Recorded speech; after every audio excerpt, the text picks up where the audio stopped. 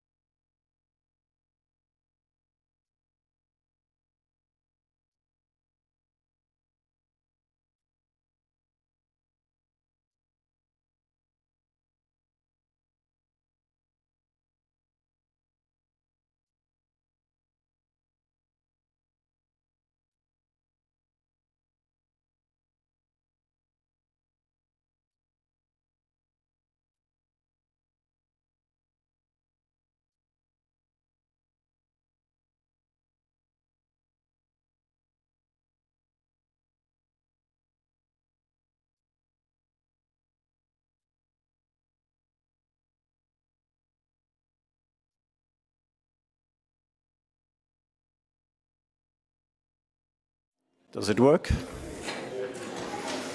Okay, very good morning.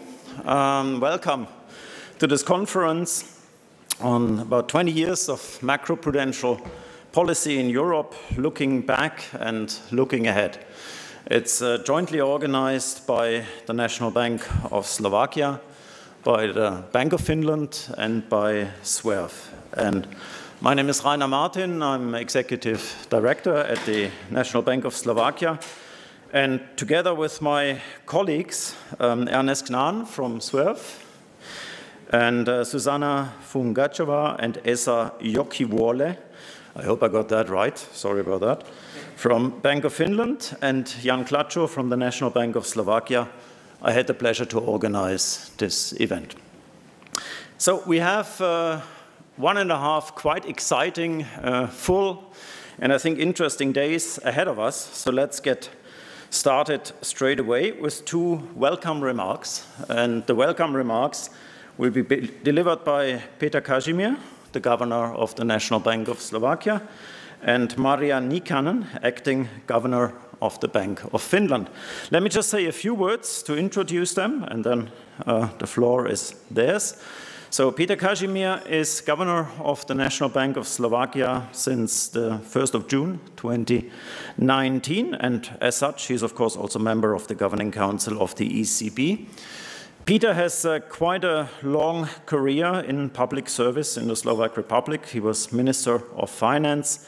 He was before that also State Secretary in the Ministry of Finance, and he acted as Deputy Prime Minister on various occasions during his career.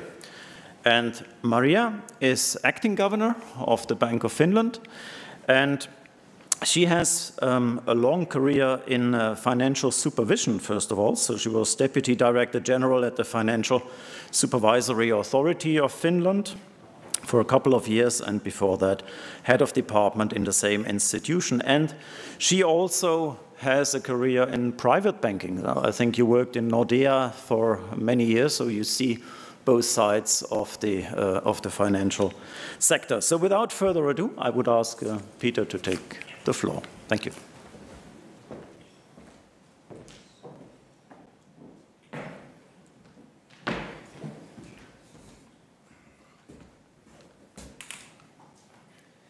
Good morning to everyone. Unfortunately, you didn't catch me at the best, So, ladies and gentlemen, distinguished guests, dear colleagues, I'm pleased to welcome you all to Bratislava here, really warmly. We have joined hands with the Bank of Finland and SWERF for this conference titled 20 Years of Macroprudential Policy in Europe. And these are extraordinary and staggering times for anyone dealing with monetary policy and financial stability. The last week, the ECB delivered the 10th consecutive hike of its key interest rates, and I sincerely hope it was the last one. As you see me walking on crutches, I think no hiking for me anytime soon is viable.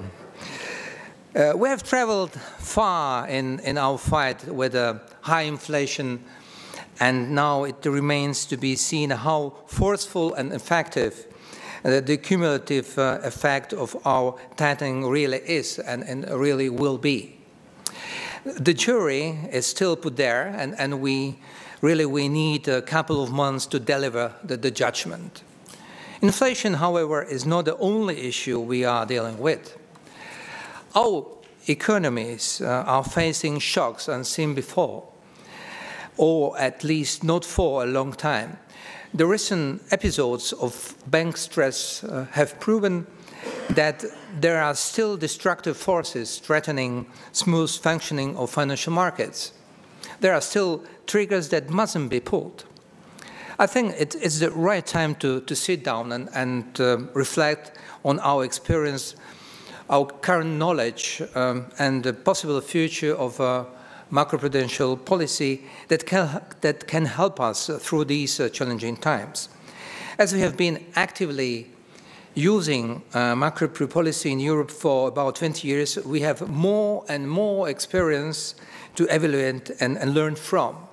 And this especially is the case of our central bank, the National Bank of Slovakia.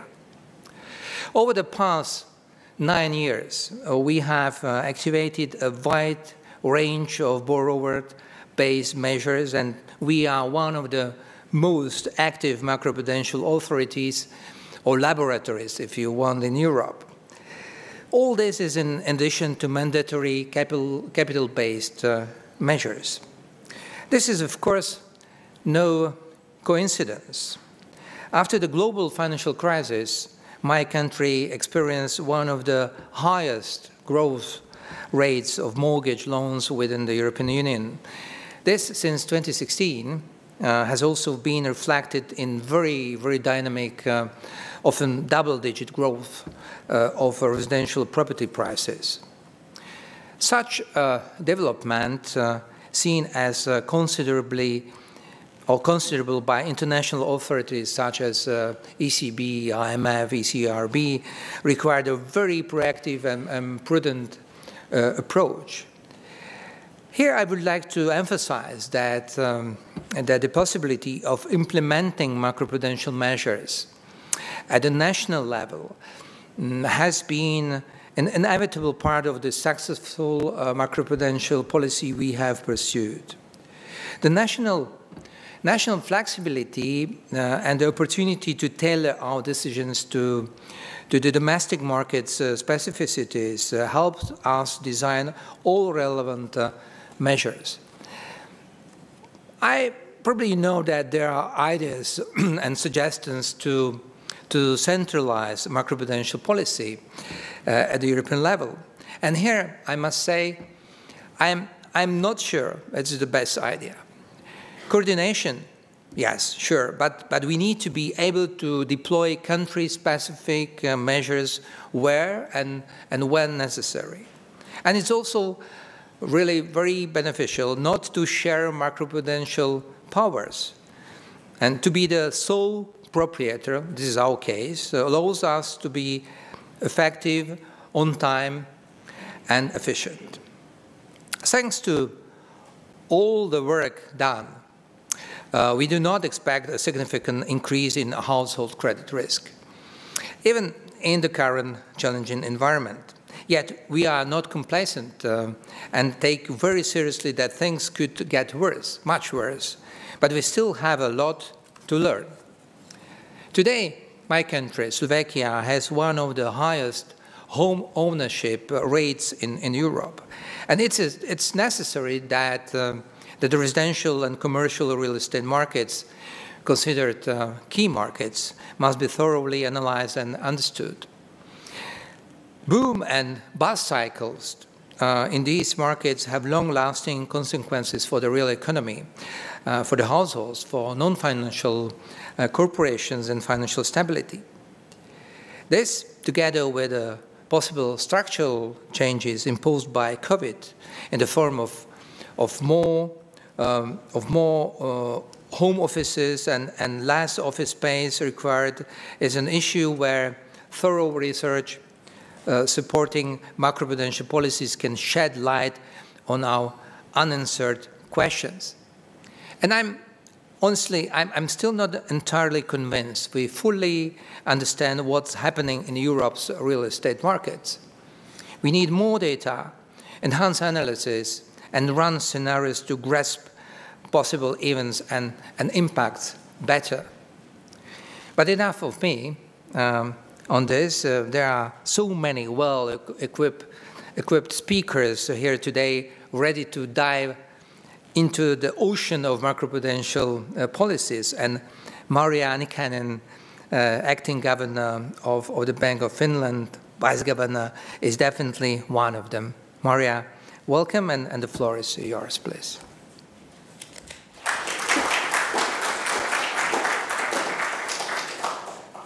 Thank you.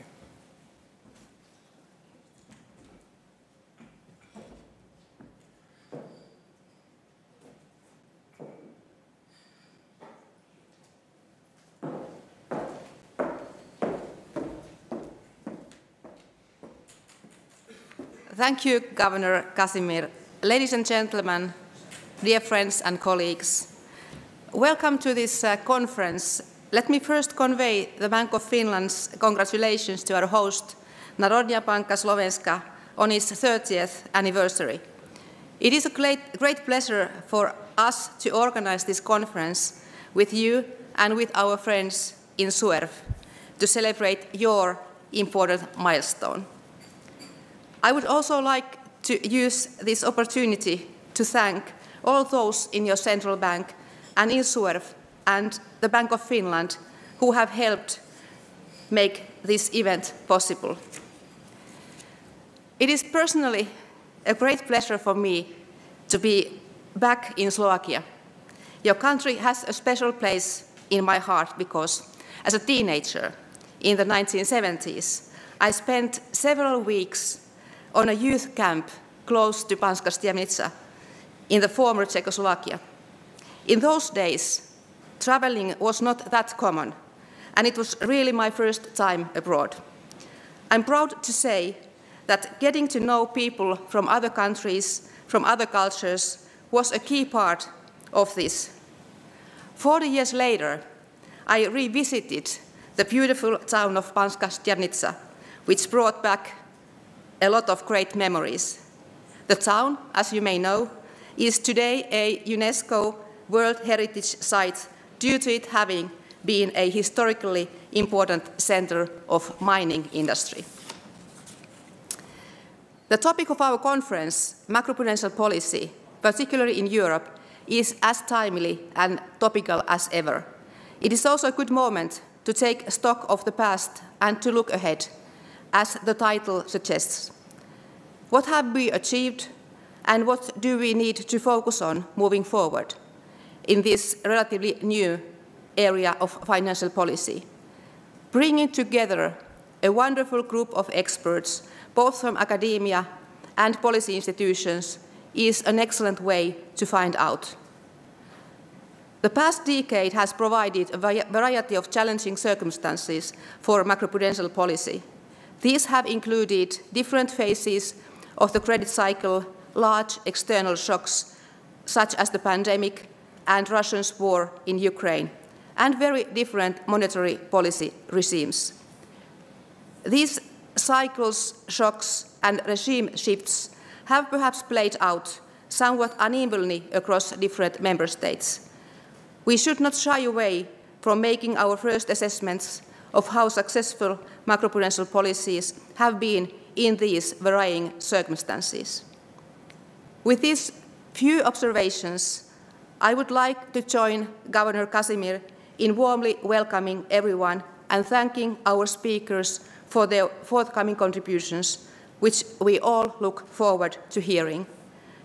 Let's be sure to have lively discussions and exchange of views so we can learn as much as possible from each other. May I wish you a very pleasant and productive event. Thank you.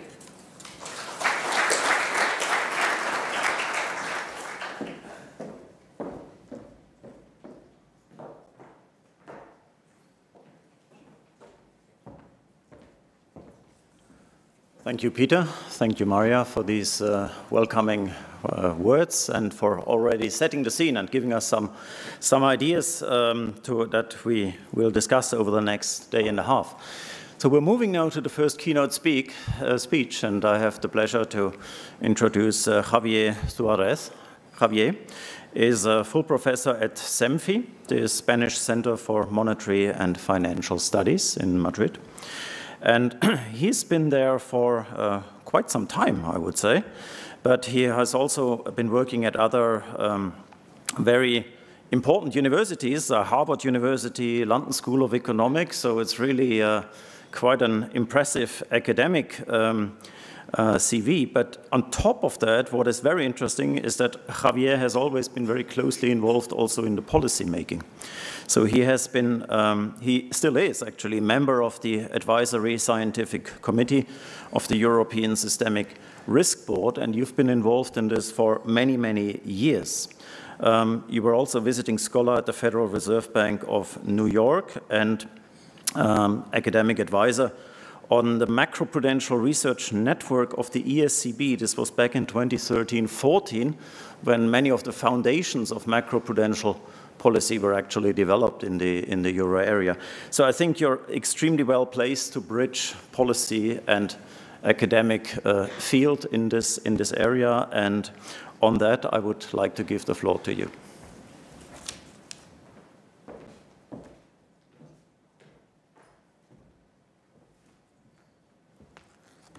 Thank you very much, Rainer, for the nice introductory words.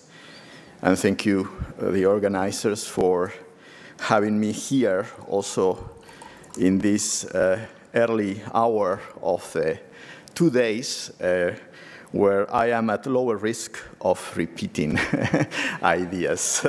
Also, when negotiating on the contents of my words, you accepted having a sort of more technical, perhaps, in contents presentation at this hour, and I think this is also convenient.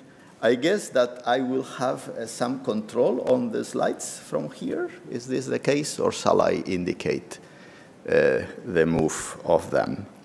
Okay, so if you have the full version of the program for the conference as it appears in the website, you will see that the organizers stated a number of questions. Let me try if this allows me to go on.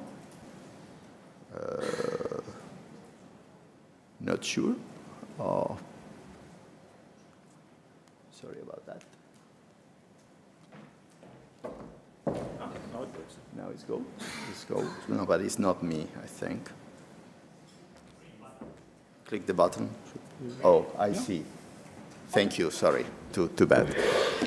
Thank you very much. So a number of questions for motivation, and in particular, in the 2 panels that are going to follow my speech, there is this question which appears at the bottom in the list, which is what do we know about macroprudential policy so far? And in the middle of these questions, talking about macroprudential policies from the perspective of dynamic macro-banking models might look like an anticlimax, unless you really believe that those models are useful guidance for actual policy. What I'm going to do in my talk is to first motivate with a few general observations, and then, maybe abusing of your patience, I will elaborate on the motivation and evolution of my own research work on dynamic macro banking models in which I've been working at least for 10 years, and largely through these connections to co-authors at the European System of Central Banks, and in particular at the ECB. So let me start saying that I'm a believer in the value of macroprudential policy action and in the effectiveness of it. Talking about efficiency, as some of the questions in the motivation refer to, is more ambitious and is a harder judgment to say whether macroprudential policy action, the way we establish it, is actually efficient. That will require, I will say, what is going to be one of my repeated comments in this talk, some sort of a structural model where you can compare one policy to another, because efficient means there is no better way of achieving the same goal.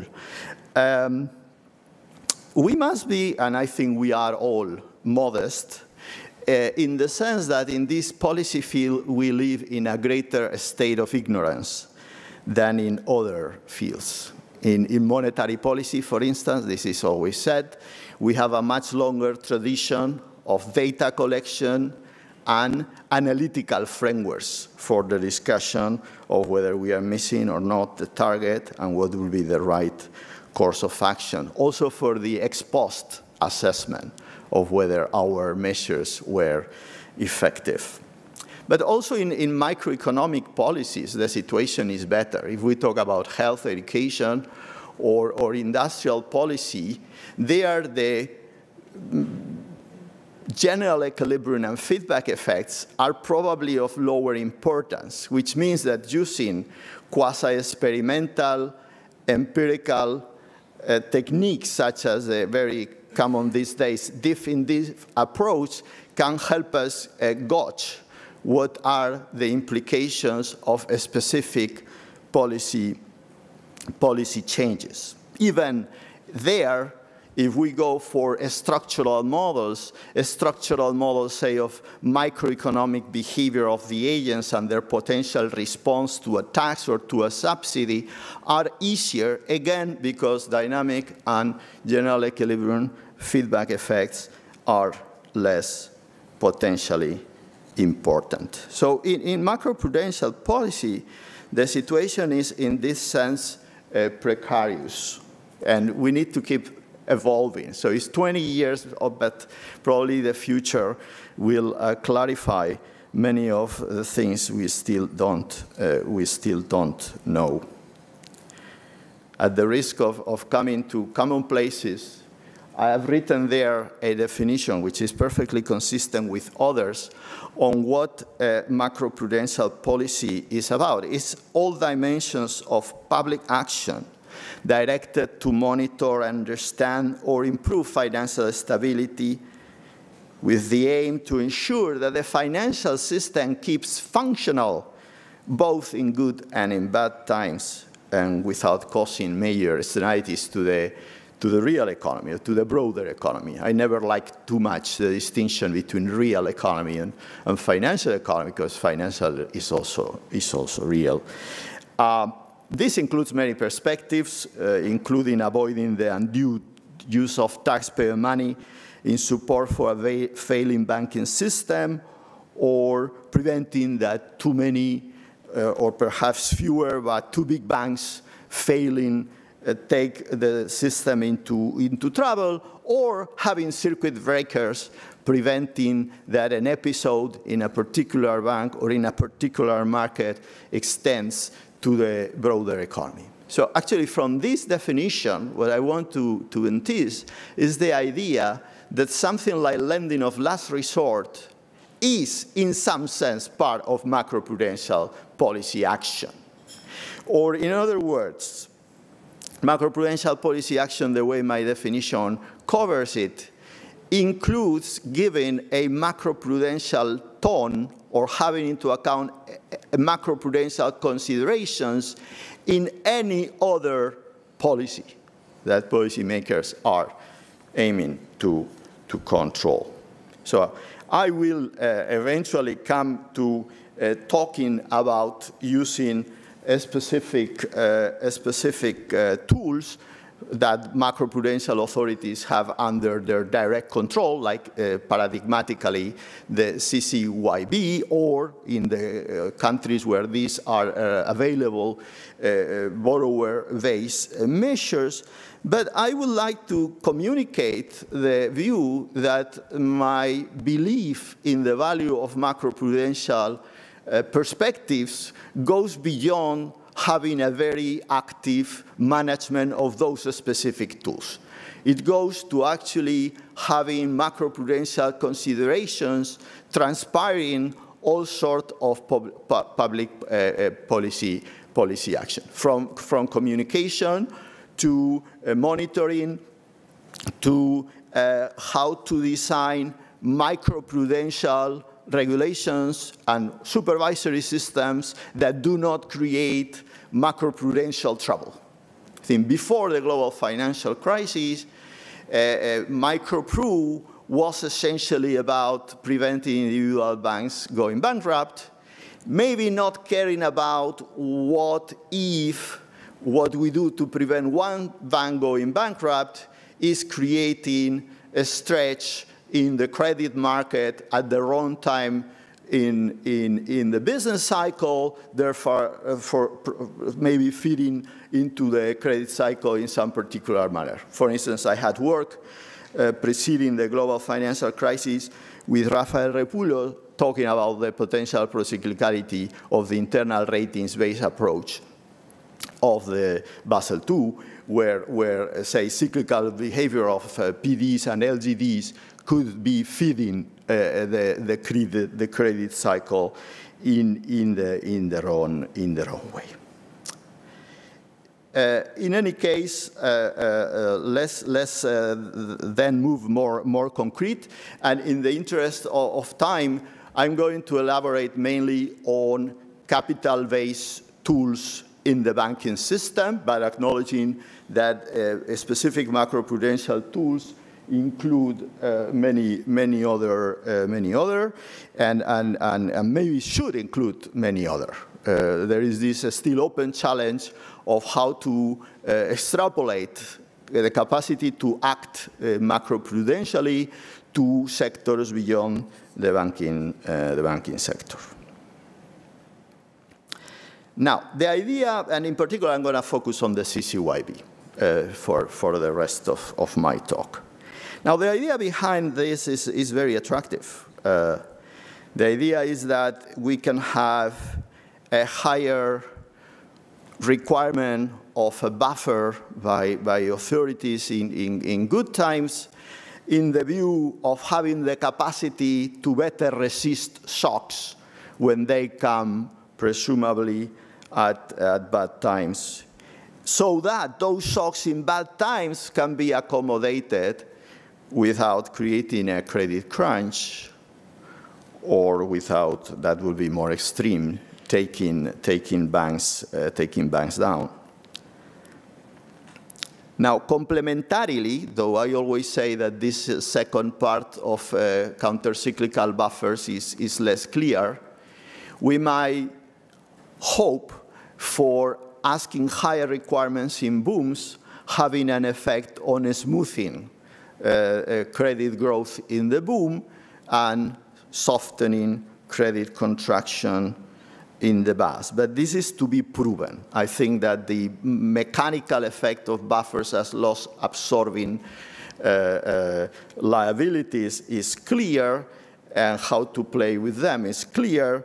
Whether they actually help you cool down a hot credit growth phase is less clear. Reality, in any case, is more complicated than the pure motivation of a counter-cyclical capital buffer. I think we have all heard, especially in the days immediately post the COVID-19 experience, frustration about the lack of use of presumably usable buffers. So authorities reacted to COVID in the case where they had activated CCYBs by releasing them. Or in the case of not having CCYBs, sometimes by declaring that they will see with no major trouble banks possibly eating on some of the other existing buffers. But this didn't happen, and there has been a discussion of why this didn't happen. What banks do is not mechanically stick to the requirements that we impose on them. They have voluntary buffers on top of minimal requirements, what is called management buffers, and they manage those presumably on the basis of sophisticated dynamic internal management considerations, which include market pressure, concerns about which signaling effects will have eating on my buffer when others are maybe not eating their buffers, or having this or that payout policy accompanying them, concerns if they are global players of how would I be competing with others that are not subject to the same releases. Fear maybe of not violating the requirements now that the buffers have been released, but then being in trouble to rebuild the buffers if the crisis is too temporary and authorities whose behavior is not driven by strict rules, leading them to push the buffers up too early or too quickly and then creating me trouble during the recovery phase. Now, this picture is further complicated if we add dynamic general equilibrium considerations. And in one paper, which I think I've cited in one of these slides, with David Martinez Miera, actually at the very beginning of this research program, we found that in a context where banks were endogenously choosing how much to gamble against systemic shocks, we discovered the importance of what we call, at least in the revised version of the paper, the scarce equity or net worth preservation effect. A bank doesn't want to gamble its capital in good times if capital is a very precious resource to have at bad times.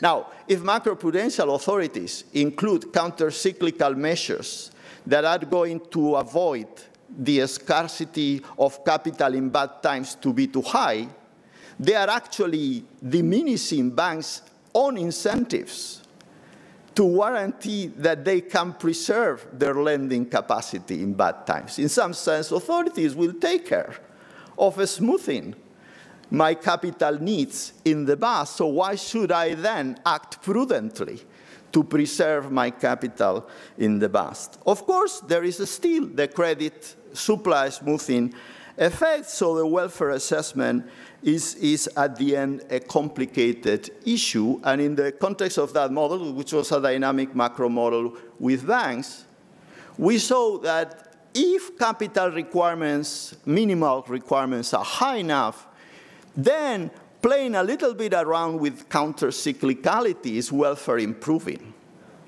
But if the benchmark capital requirements are too low, then it's counterproductive. You put the system too much at risk when you decide to release buffers on not so much abundant capital during the bust. In the last sort of calibration of that model, we find that the benchmark levels should be 15% capital to risk-weighted assets and a buffer of about 2.5 percentage points, like very much in the Basel construction, if we interpret it generously. I think I need to accelerate, but when we started basically in around 2010 to speak about adding banks in dynamic macroeconomic models with the intention to be able to talk to those in charge of reforming capital regulation, we thought it was essential to move beyond what macro was delivering at the moment. At that moment, very few models and published papers in macroeconomics had banks. You have a few there, all published in 2010. Actually, a lot of the work, and there was, of course, already work including financial frictions in macroeconomics, was adopting a combination of what I call shortcuts and tricks. But don't take it derogatively.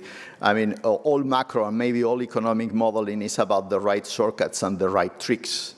But quite a common shortcut was to have models with financial frictions in which households with lending capacity were directly lending to either households or firms with borrowing needs, abstracting from intermediation, abstracting from banks. Then there were models of a second generation, I will say, that they were adding banks.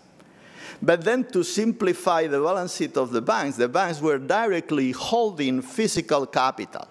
So they were directly in charge of the investment function that in a typical macro model is played by firms. So the banks were attracting funds from depositors and their owners and channeling them directly to physical capital, thus not representing the nature of bank assets, which are risky loans to a large extent, at least under the most stylized representation. Then even when considering banks making loans, sometimes the simplifying assumption is that either the borrowers or the banks never go bankrupt. At least they don't go bankrupt in equilibrium. So although there are very interesting insights from the macro literature on the type of topics that we care in macroprudential policy, with the models received as endowment when all these paradigm shifts arrive, we didn't have maybe the right tools, at least not the right tools to tell our policymakers whether a 15% is better than a 10% or whether a counter-cyclical capital buffer is going to help or not help. So with my co-authors and feeding on micro papers of reference that appear in that slide, we put the effort to develop a macroeconomic models in which banks and their borrowers could default. And this is at the origin of the first paper in a sequence that some of you may know, which is being popularly known as the 3D.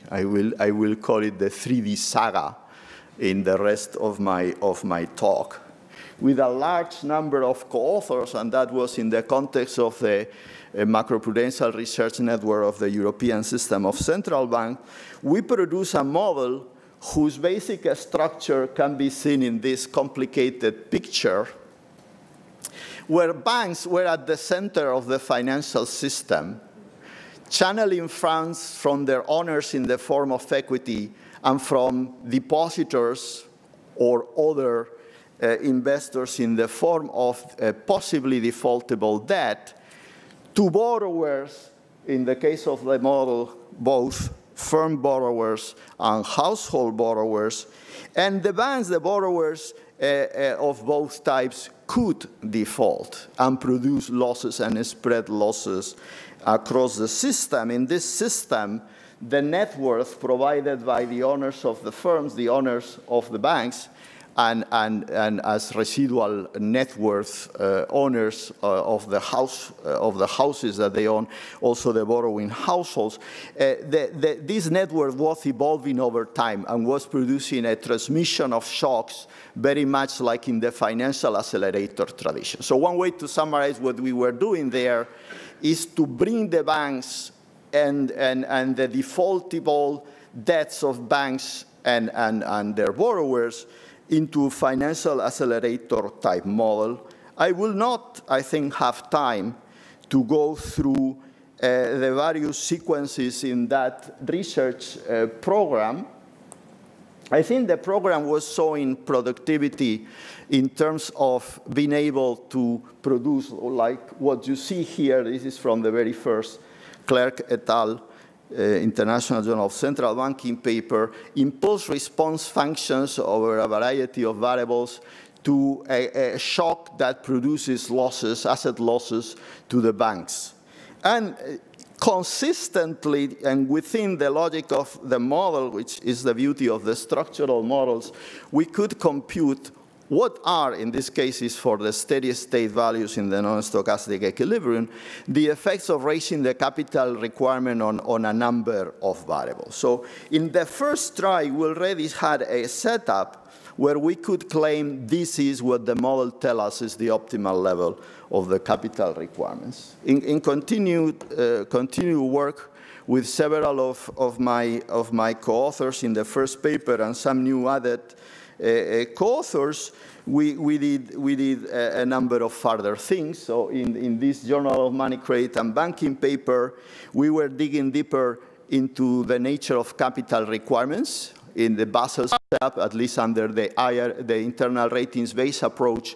The requirements are increasing in the probability of default of the borrowers. In a structural model, the probability of default of the borrowers is endogenous to your capital requirements choice, something which is very hard to gauge in, say, a stress test approach or in a pure reduced form empirical approach. Through the eyes of the model, we could simulate what were the effects of increasing capital requirements on endogenous PDs, which were feeding into the Basel-type formula for the capital requirements. So in that setup, we could discuss things like what is the optimal profile of capital requirements as a function of the PDs in the horizontal axis,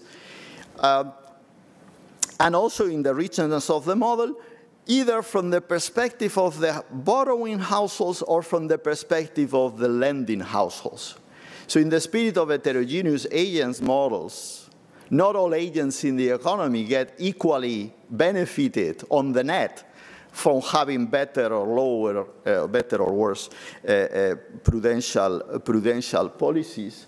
So there, I think the black curved lines are the curves of the Basel Agreement, and the other lines tell, through the eyes of the model, how the level of capital and the dependence on PDs should look like. So it happens that both borrowers and lenders, in the case of mortgage loans, will agree on having more capital charges than Basel, but less dependent on the PDs. I think this is quite informative. In the case of corporate loans, actually very much the same story, but at different levels. Well, I think I need to wrap up. This sequence had a number of extra steps to publicize. So in another one, we were adding monetary frictions. As you see, we were very, very slow. We also faced the following problem. This is almost a confession. When sending our papers to macro journals, they were saying, send it to a finance journal. And when sending our papers to a finance journal, they were saying, send them to a macro journal. So in the end, we started very modestly in terms of publication. And we were growing up. So I think this piece ended in the Journal of Monetary Economics. And the last in the sequence, it has also some interesting implications that I will have no time to discuss. But in the same spirit that structural models are valuable in assessing policies that have not yet been enacted, or comparing alternative policies to the ones that have been enacted. So the last in the sequence actually is with Juan Rubio as added co-author, and is under review in a top journal. We'll consider further sophistication in the modeling of asset returns of banks. As part of the tricks that we were using inherited from the literature, we were assuming sort of log-normal shocks to the performance of bank asset portfolios, but that will give asset returns with distributions like the green one on the right panel. Whereas if a bank holds a portfolio of defaultable loans, the returns on loans are very different because a loan can never give you more than the principal back. Whereas the low tail, in case there are like large default rate in the economy events, the low tail can be much thicker than in the green line. So when re-estimating the models or formulating the models in that direction, we were actually finding that the capital requirements that come out as optimal when you take the nature of bank returns into account are more of around 16% instead of around 12%. So I think this is just going into detail, but if we need to go into details, macrodynamic models are part of the strategy. We were very pleased to see, that now this type of papers go into Econometrica.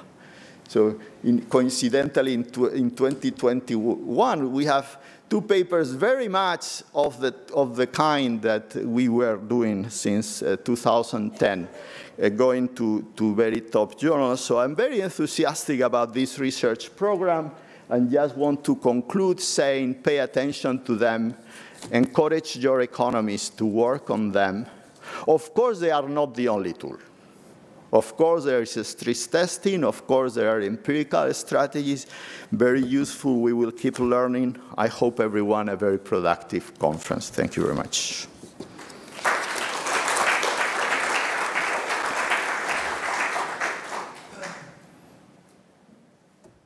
I think we are going to have some Q&A now, so I will stay in the podium. Absolutely, we have some Q&A. Thank you very much, Javier. So please stay. Just one housekeeping issue. So whoever wants to ask questions should have a microphone, because we have a group of people online, and otherwise they don't hear what's going on. So Maria,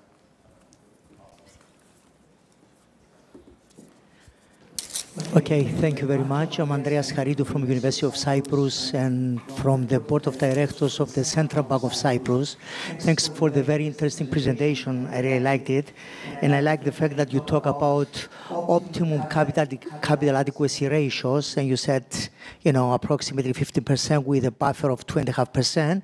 Of course, that depends on the country. I come from Cyprus. I think Cyprus is one of the riskiest type of financial, type of systems compared to other countries.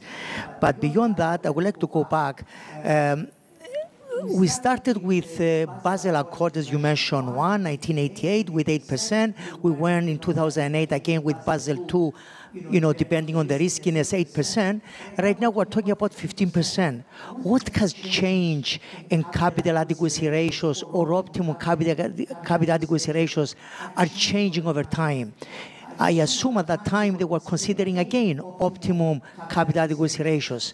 Is it because right now we became more conservative? Is it because we're taking into consideration more the riskiness? What has changed and capital adequacy ratios are changing over time, are going up? Thank you. Do you want me to take this question now? Okay.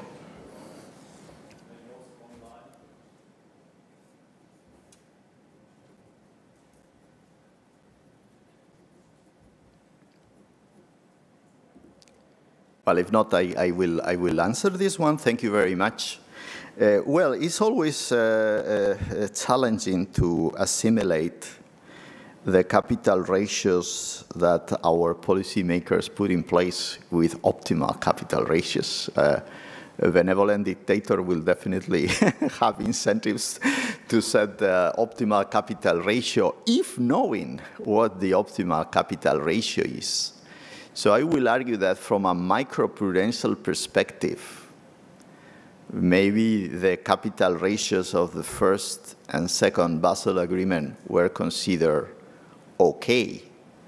But I think the diagnosis during the global financial crisis is we have missed the systemic risk implications, we have missed the procyclicality issue, we have missed the systemic banks issue, we have possibly missed issues that I have not talked about, like about the quality of capital, right? So I don't see necessarily Basel III as fundamentals of the economy have changed, but our understanding of the fundamentals of the economy, which include how systemic risk builds up and produces externalities across the system, has changed. No?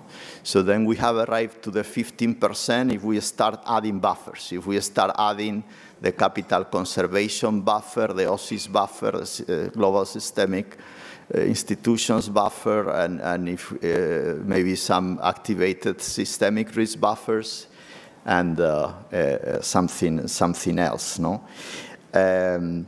Is the world nowadays riskier? Probably yes, but I will need, as a researcher in the field, I will need to go to the data and check, not to calibrate by sub-periods and see whether there are indicators telling us volatilities are higher, say, in the last 20 or 30 years than in the previous historical period. But let me maybe take the opportunity to say that in this area of macro-pru, we are playing with low frequency events, very low frequency events. So it's tempting to say, oh, the world became riskier after 2000, let's say 6 or 7. Yes, of course, because the global financial crisis is like widening the volatilities of lots of macro indicators afterwards.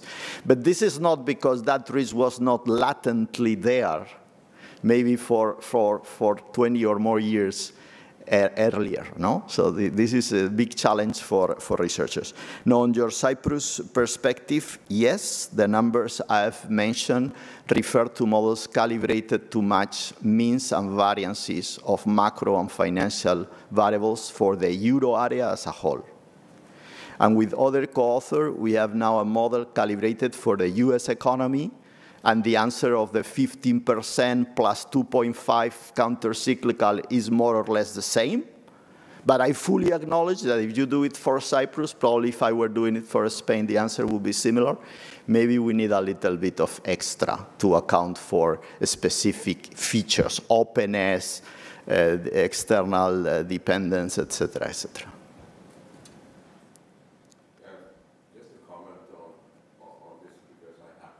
Of course. You are the authority for this, yes.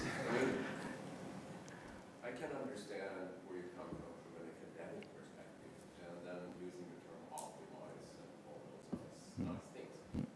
But keep in mind that in real life, the work of the Basel Committee is trying to come to a compromise such that everybody can do it, regardless of whether it's optimization or not. And the basic thing that happened during the global financial crisis is that it became obvious that risk weights were way too low, and that capital needed to go up one way or the other. Now, when it comes to Basel III, there's a sort of a myriad of technicalities, and there's no optimization in that. So basically, you say, okay, capital needs to go up. Now, can we get to a compromise? Do it whichever way you want, as long as capital goes up. And then, of course, that most academics would find extremely illogical and stressful. That's how these things happen, but that's what happens in the real world. But also, what was really, really important when this happened, and these conversations took place, was that it was pretty obvious, I would argue, that if you look at the risk weights that were in place earlier, they were just way too low because banks could calculate the risk weights themselves, which is equivalent to saying that you can correct the wrong exam. And that needed to be changed. And for that reason, it actually took several years of arguing back and forth that we ended up with the risk weight floor, so that the internal risk weights cannot be lower than 72.5% of the sort of more mechanical models that supervisors use. And what that, of course, implies, if you negotiate something which is expected to apply for the whole world, then various individual countries will clearly be off. But that's not the point. The point is that it's better to have more capital compared to having less capital. And this is where it also gets very complicated when it comes to the countercyclical capital buffer, because, I mean, your point from an academic perspective is to say, okay, let's try to calculate the optimal countercyclical capital buffer. But a completely different way of looking at it is to say the following, which sounds cynical. The only way to get to a compromise, if you want to put in place a countercyclical capital buffer, is to do it in such a way that the technicians are happy because we haven't had it before, and then the banks will be happy if they realize that it doesn't really matter. And then you end up with a fairly low countercyclical capital.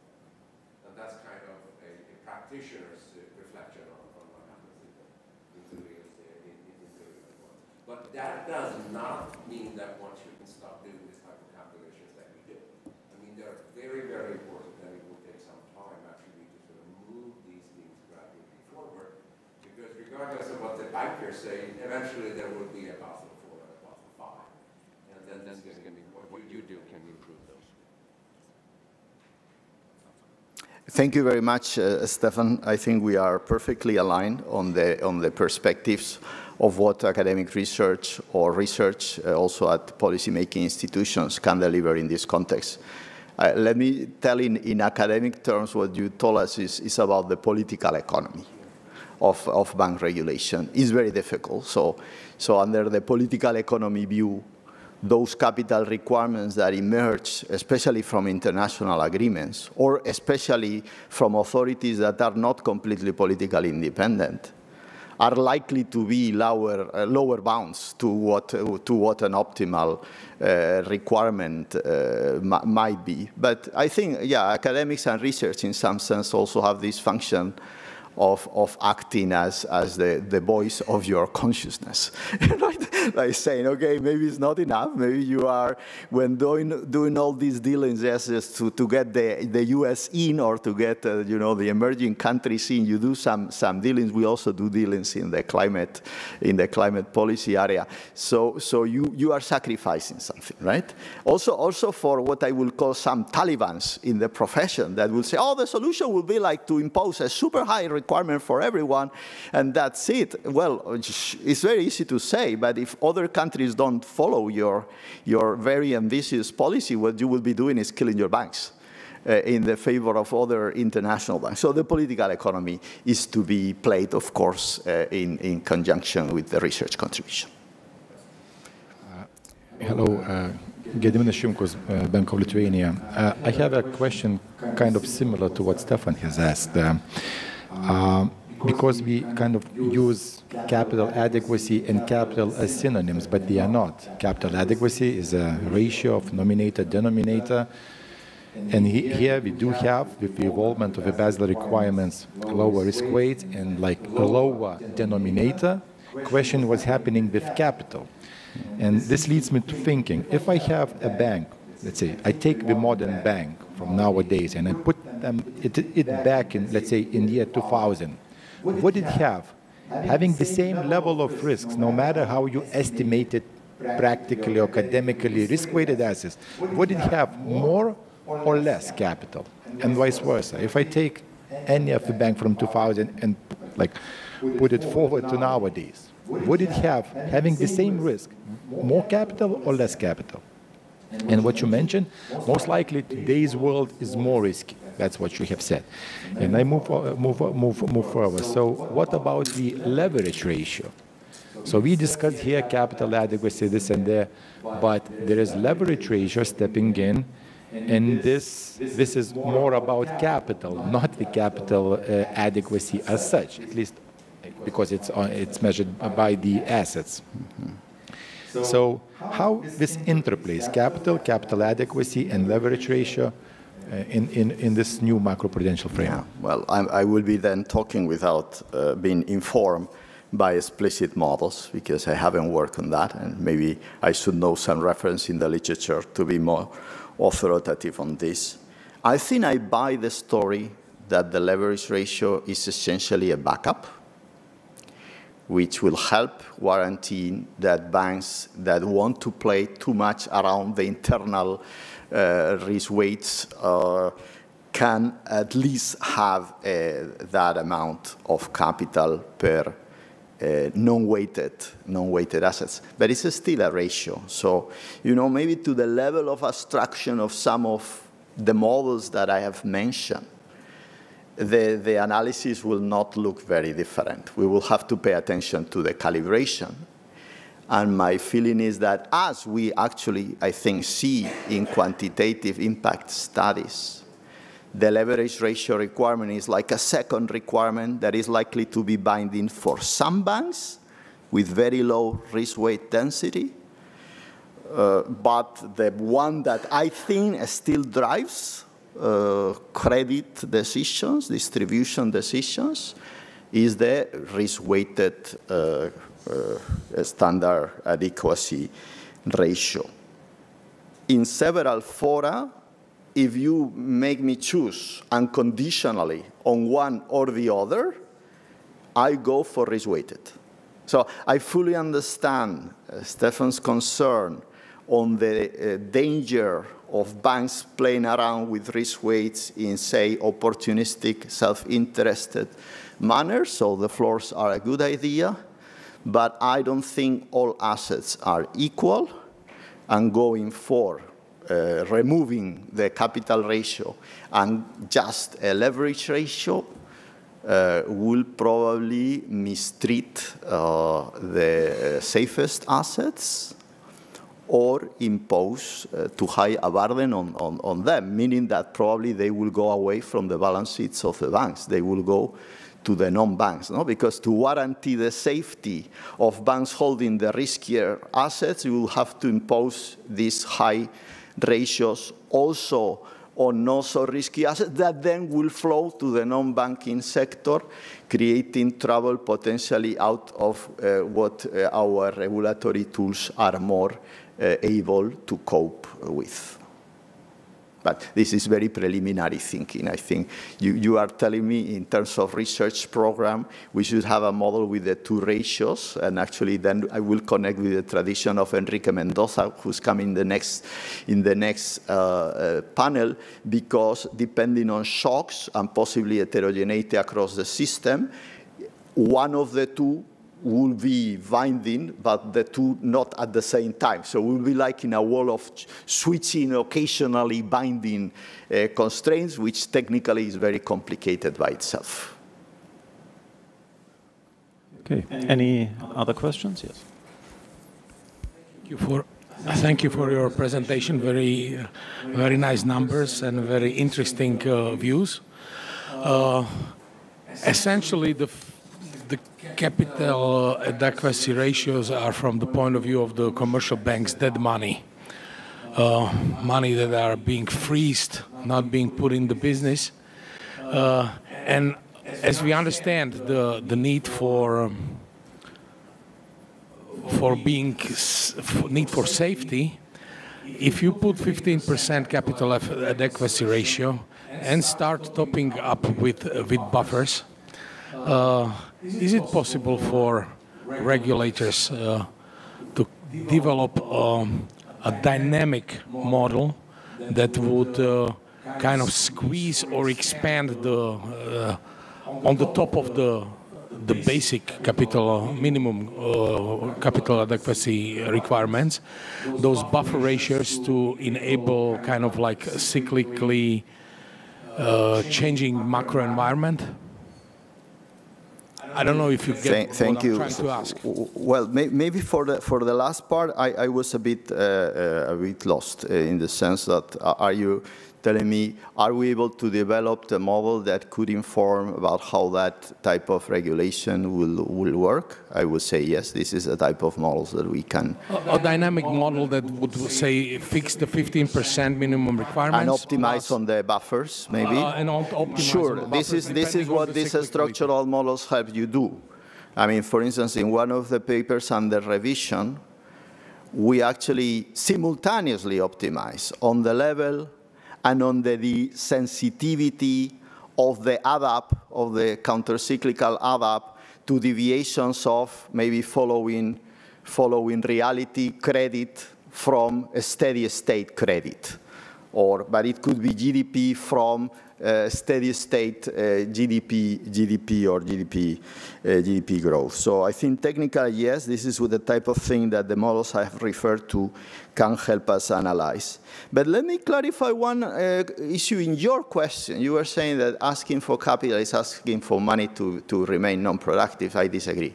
I mean, that would be more a liquidity ratio. No? In a liquidity ratio, you are telling the banks, out of your assets, keep your assets in safe and liquid form, which for a bank involved in maturity transformation is like saying, keep your assets unproductive. Keep your assets in the current account of the central bank. Now, in the case of capital, and this is actually a very long and deep debate in academia, and Martin Helwig, I don't know whether he will be hearing us, but I'm sure he will make this point in his remarks. Equity is a funding source. So what we are asking banks is to commit their owners' wealth in the funding of the bank, together with depositors' wealth. So equity required to banks is productive because it goes to support the asset activity of the bank. So actually here a very theoretical thing comes to mind is Modigliani-Miller's theorem. Will tell every academically trained economist that under ideal condition, capital structure does not matter. So if you start with that benchmark and then you add the twist that but when banks go bankrupt, they generate negative externalities, you will quickly arrive to the conclusion that, well, if in the absence of those externalities, capital structure does not matter, once you tell me banks failing is a problem, we should go for as high as possible capital requirements.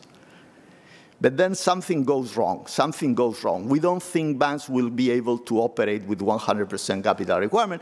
And then there is this tension between, you know, the idealistic view that very high capital requirements is the panacea, to having models with their frictions properly quantified to tell you how much is enough and convenient from a social standpoint.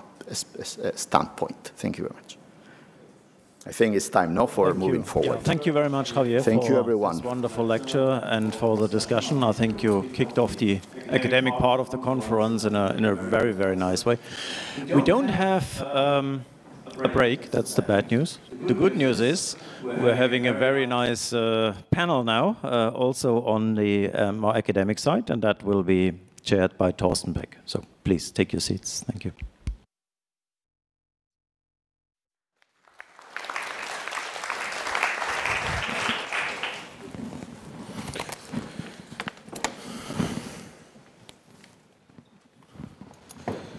Okay. Sorry. Oh, yes, it does work. Wonderful. Thank you very much. And thank you again, Javier, for kind of setting the tone for this discussion. And I think some of the topics will come up again. I think this panel, it's called, what do we know about macroprudential policy so far? In parentheses, academic. Now, I think and actually as Javier already kind of illustrates himself, the borders between, the boundaries between academia and policy are always a little bit, or policy world, if I may say so, institutional world, always a little bit fuzzy nowadays. I mean, we have Ricardo over here who works in a central bank. Javier and I, as mentioned earlier, we're both at the Advisory Scientific Committee at the ESRB. So I think it's maybe more the kind of the way we approach the problems, and we've seen already a little bit here between the dialogue between Stefan and Javier on that, which will be more the focus of, which kind of makes a difference between when it says academic or policy in the parentheses after the respective session. So I'm not here to talk, I'm here to chair. So we have three excellent panelists. Two are sitting next to me. The third one is online. Can I just check? Martin, can you hear us? Okay, that's not starting well. Yes. Well, and see everything. Oh, wonderful. Thank you very much. So, and Martin, of course, has been already mentioned, but just to kind of do the formalities here, right next to me, Enrico Mendoza, who will start University of Pennsylvania. To my very right, Ricardo Correa, already mentioned Federal Reserve Board. And then remote, as already alluded to, Martin Hellwig from Bonn, MPI, Bonn, Professor Emeritus. So we're going according to the order of the program, just to make things easy. We're going to start with Enrique. I ask every panelist to kind of try to keep it to 15 minutes so we have enough time for discussion and also for Q&A. Enrique, please, over to you. Yes. Need my slides. I'm going to stand here for a second. Thank you very much.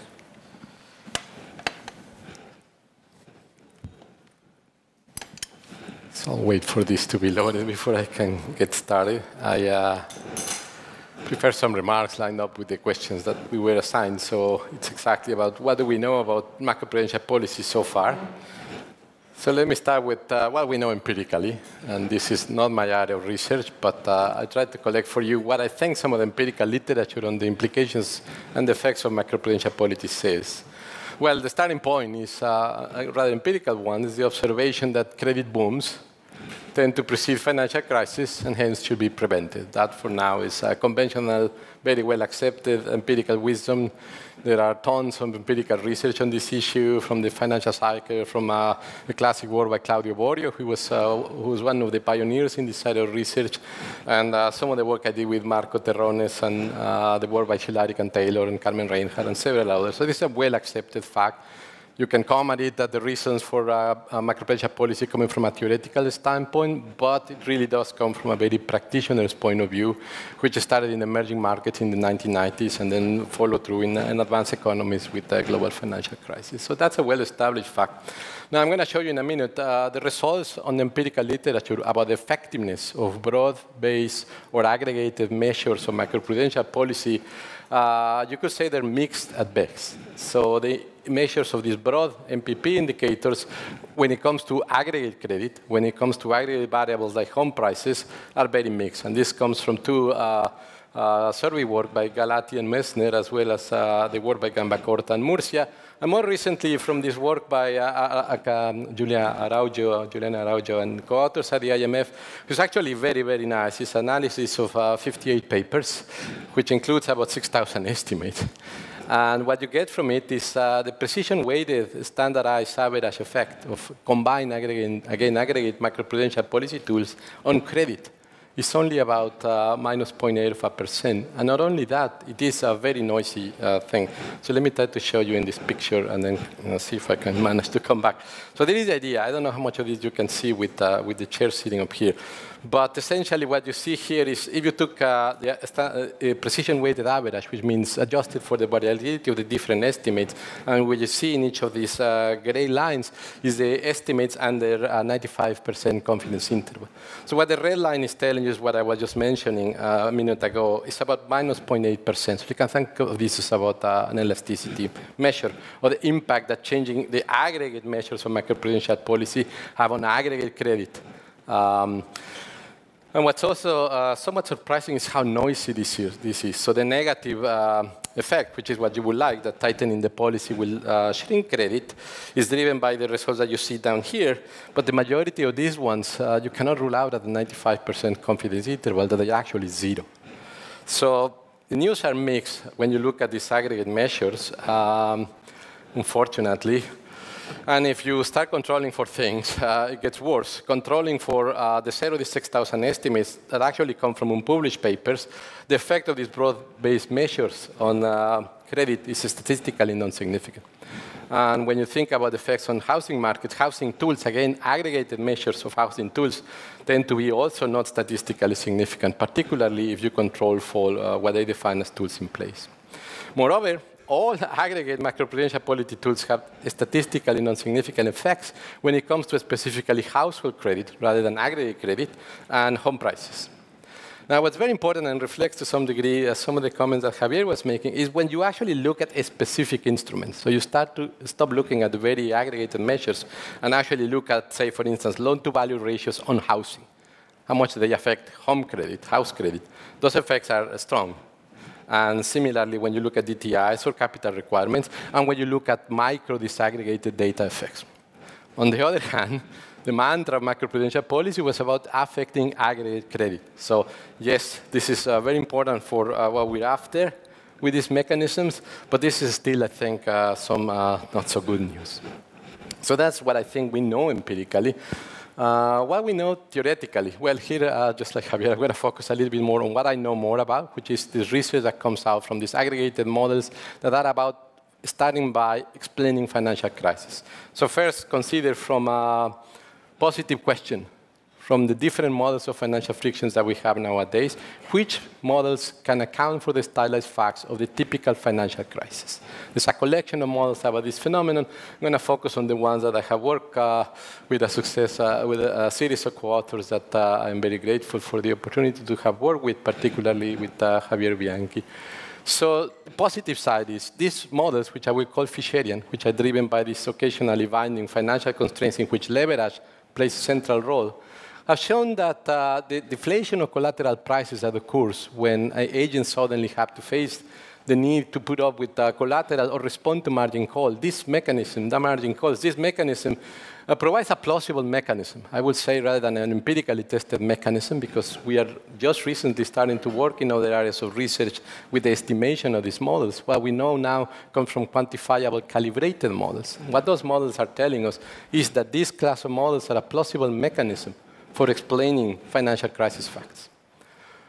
The same models, if you then turn them to the normative analysis and ask the question, what's the optimal policy? And the same models, and you ask the question, is there a case for policy intervention to begin with? What turns out to be the case is that indeed in these models there is an inefficiency. There is what we call a pecuniary externality because individual borrowers do not take into account the aggregate effects of the individual borrowing decisions when they're borrowing. In particularly, for a hypothetical case, you could say a borrower buying a house in the United States in 2004 does not take into account the aggregate effect for the collapse of housing prices of 2008 of their individual borrowing decisions.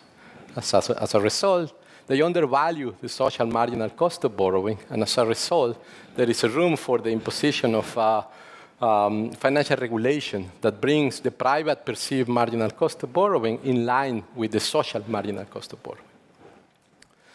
Quantifiably, again, these models show that the optimal policy, if you actually ask the question, what will be the socially optimal policy that brings in line that social marginal cost with the private marginal cost, it's a very powerful policy.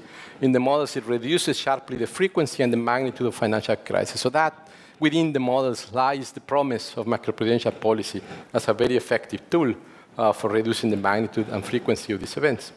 But the same models, if you look at them more carefully, is actually quite challenging. And this also reflects a very important comment that Javier brought for you, is that you look at this policy, it's actually quite complex. It's actually quite nonlinear. It lacks credibility in the sense that the optimal policy is time inconsistent. And this is a comment that Javier was also making. It's a very different world from the world of macroprudential, of monetary policy. When you look at monetary policy models, not only is that we have a much older, much more well-established tradition, is that in those models, the Taylor rule, whilst it's not the optimal policy in the theoretical sense, it's a very effective policy. It does away with most of the time inconsistency problem. And when you put it into quantifiable models, it turns out to be not that far from what the optimal policy delivers. Not that far from what the optimal policy delivers. It turns out in the world of macroprudential policy, none of this is the case. And actually, there is the risk of doing much worse than doing nothing. So here is just some quickly results from a work that Javier Bianchi and I did in the JPE a few years back. This is what, what happens if you don't do anything. So the world without policy regulation is a world where financial crises occur with 4% probability. When that happens, asset prices fall 44%, and the equity premium widens. There are substantial drop in output, substantial drop in investment, and so on. This is the world of the optimal policy. So this is what I was telling you. The optimal macroprudential policy essentially reduces the probability of crisis to 0. And when crisis events do occur, they're much more tepid events than the typical financial crisis that these models produce, which actually don't look that different from what you see in the data. And this is an exercise calibrated to advanced economies. Now, here we say, suppose that you cannot implement the optimal policy. What is an optimal policy that looks a lot like a financial Taylor rule, in which what you're doing is targeting credit. So it also looks a lot like the CCIB, by the way. You have an elasticity, which will be the equivalent of the Taylor elasticity in the context of this setup. You're targeting credit, and you also have an intercept here. So you look for the best combination of those three parameters that brings the largest social welfare gain in this environment. And what you get is this environment, in which, as you can see, relative to the optimal policy, the effects are much more tepid.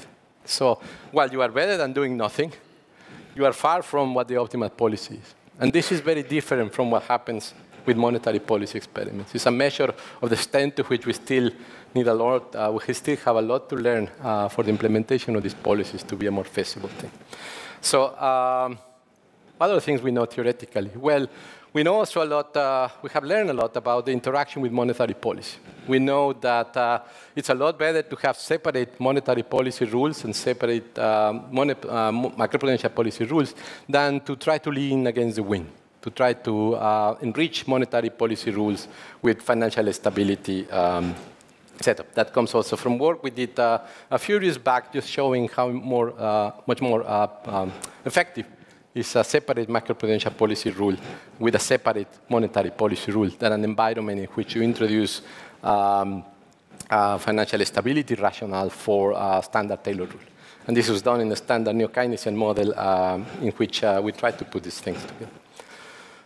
So let me say a few things in the 3 minutes that I have left. One thing that we really don't know a whole lot about is the efficiency trade-offs. most of the studies that we have done so far in this line of research, the trade-off of euro regulated too much has to do with consumption smoothing, which is not a very relevant margin for credit. What we understand little about is the trade-off in terms of capital accumulation. So the other side of every macroprudential policy tool is that it's actually like a tax on capital. So it causes inefficiency in investment. And in particularly when you look in heterogeneous agents environments, and this is again a point Javier was making, and I want to reaffirm, is that we know little, and what we know is that they cause very severe inefficiency. They cause significant misallocation across firms. And as a result of the misallocation of factors of production, they can produce significant welfare losses. So in some way we have done recently, we look at the case of capital controls management, macroprudential capital controls. And they actually work like size-dependent policies. As a result, there is a segment of firms which are in the middle of their growth, which are the more productive, which are the exporting firms, which are the ones you want to prop up. And those are the firms that are more severely affected. Their capital is too small, and the misallocation of capital relative to other firms is very substantial. If you look at alternative measures relative to capital controls that address the size dependency more carefully, again, loan-to-value regulation dominates. It can achieve the same aggregate credit reduction at a much less harmful effects in misallocation of capital and social welfare.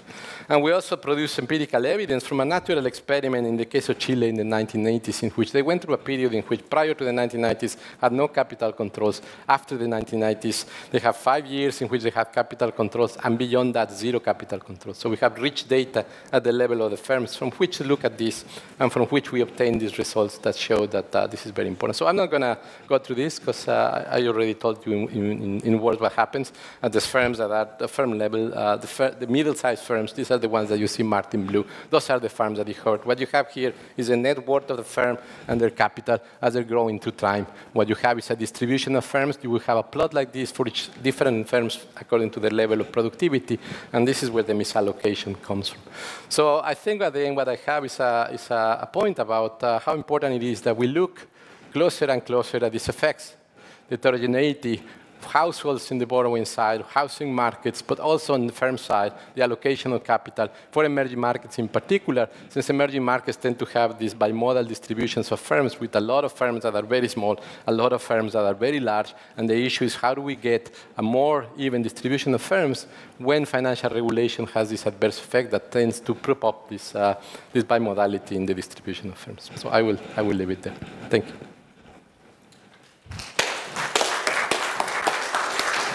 Well, thank you very much, Enrique. This was very insightful. I think you showed us, it's kind of actually following up on what we discussed earlier.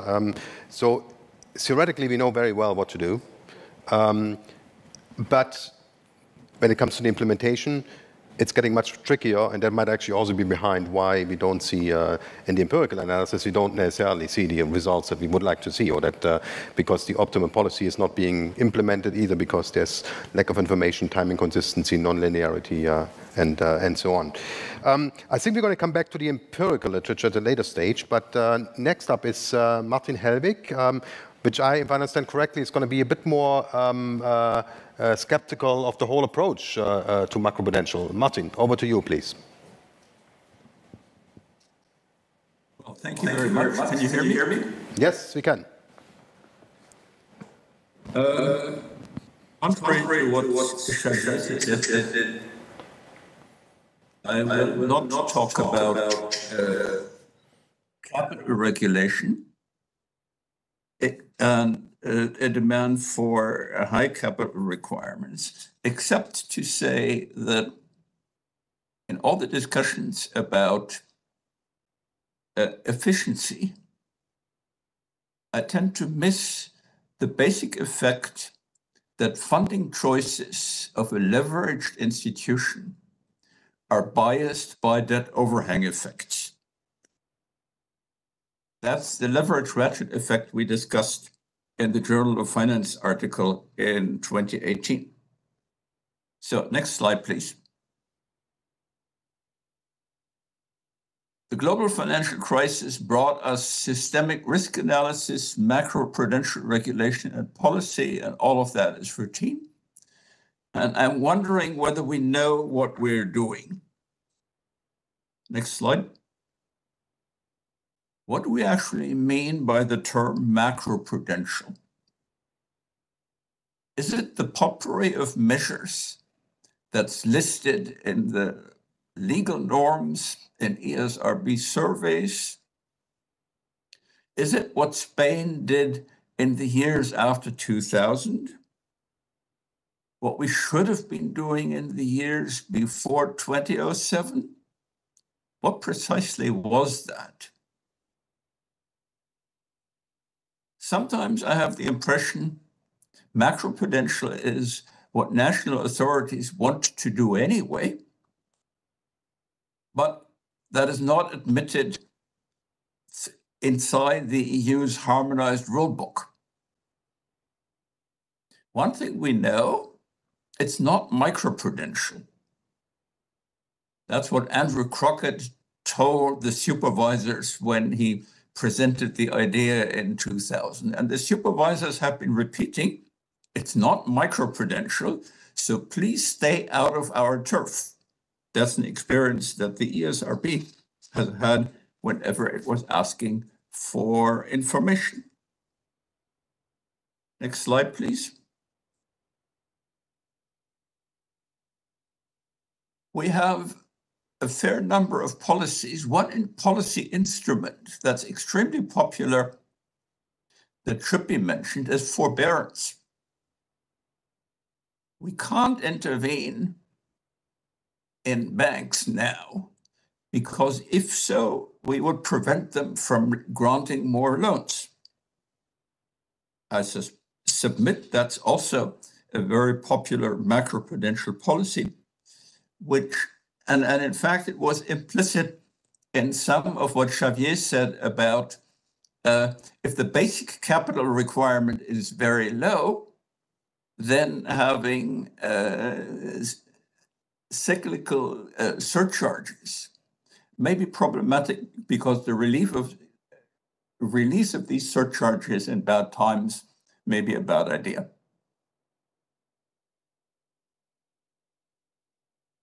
Is it macro or is it micro? All of those measures are really micro and a part of the standard tools of micro supervision, regulation and supervision. Why are monetary and fiscal policy measures not considered under the macro-pru label? How does macro-pru relate to those two? This theme of relation to monetary policy came up in the two talks we've already heard, but it's something to think about, especially because it conflicts with a sort of one policy, one objective principle.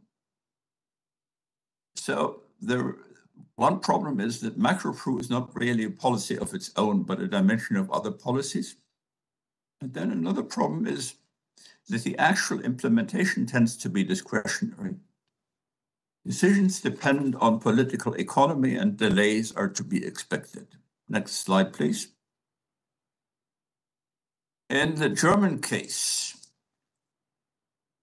with worries about a real estate bubble, a countercyclical capital add-on was announced after very lengthy discussions in late 2019 to take effect in mid-2020. Given that a recession was already threatening, it seemed clear that the effect would come at the worst possible time.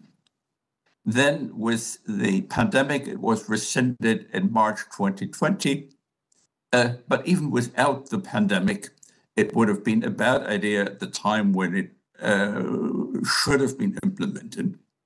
There is a lack of political will of taking away the punch bowl while the party is going. A more positive example, the ESRB's report on foreign currency lending to individuals gave Eastern European authorities support for restricting such lending. And at least in the Polish case, I've been told that that helped to very much soften the impact of the 2015 Swiss franc revaluation. I want to go, next slide, please. I want to go to a more recent experience.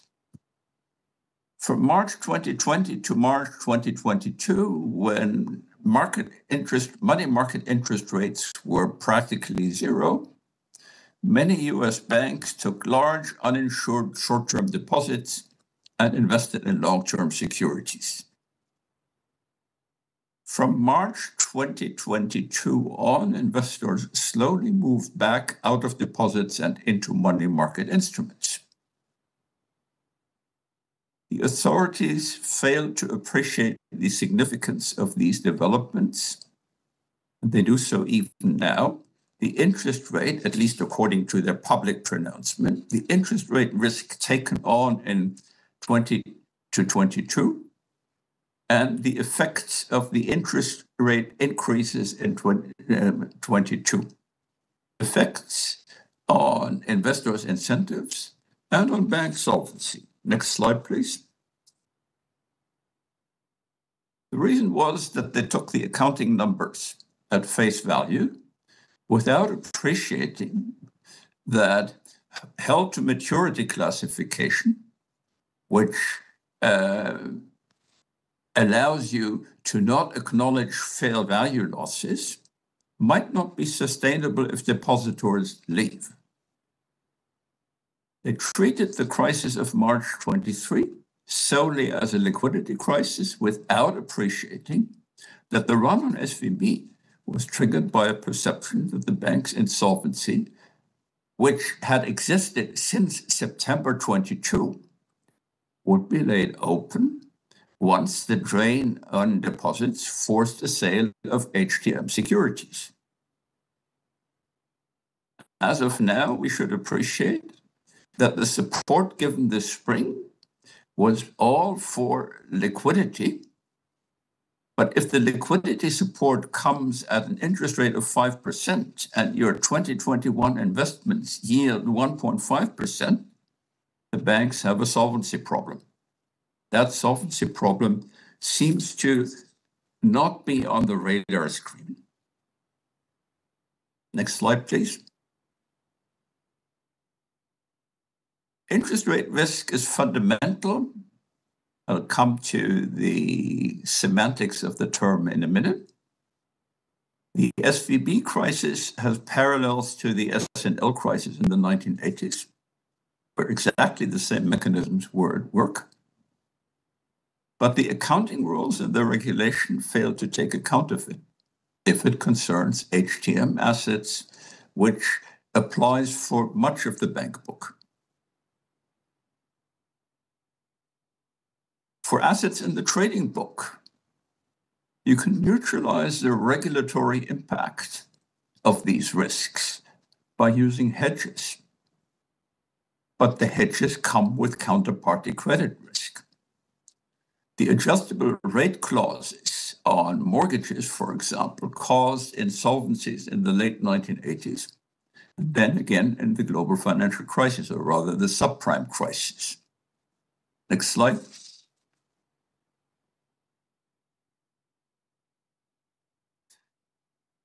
There are two interpretations of the term interest rate risk. One is as a market risk for tradable securities. The other is as a macro factor that affects many risks at the same time. Risks on the availability and the costs of funding, the market value of securities, fair value of non-tradable assets, counterparty credit risk in derivatives.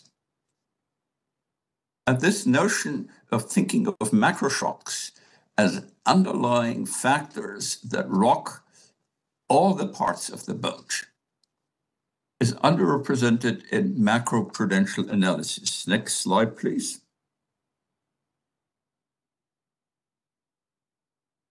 In my view, we should think of system risk as resulting from macro shocks. And there are two ways in which this can happen, and we should not exaggerate the differences between them. One is from parallel exposures to the macro shocks, the S&Ls, Sweden, Japan, Thailand, the US in 2023.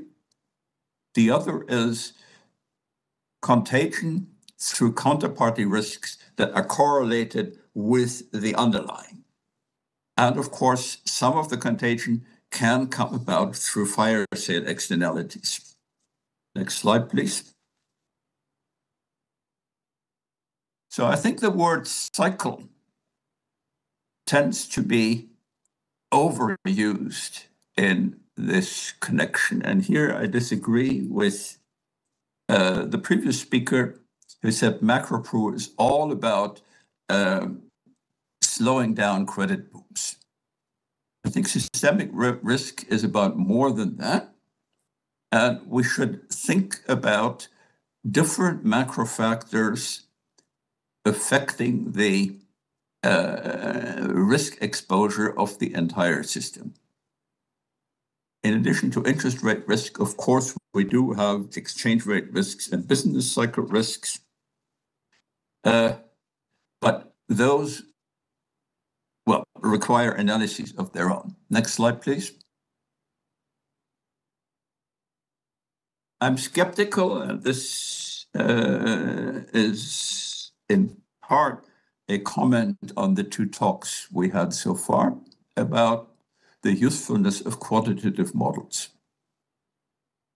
We should think in terms of narratives. And the reason why I'm skeptical is because if you look at developments from cycle to cycle, you end up seeing similar risk exposures in different guises.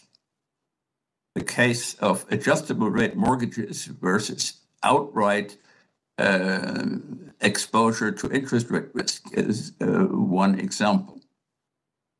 So in my view, the underlying point is these guys take risks, and they take the risk where the risk premia are, and the risk premia come from macro risks. This is why they're exposed to macro risks. They must be somewhere either open or hidden.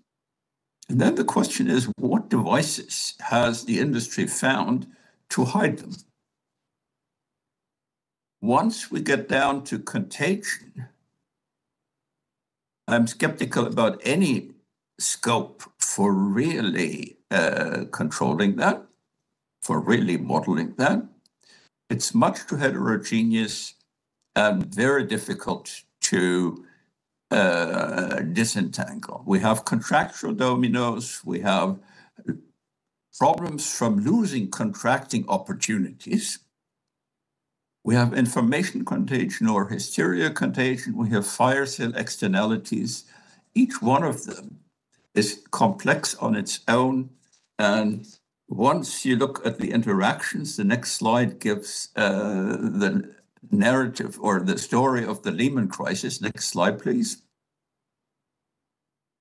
I will not go through that, but if you just think about the complexity of events in the month of September 2008,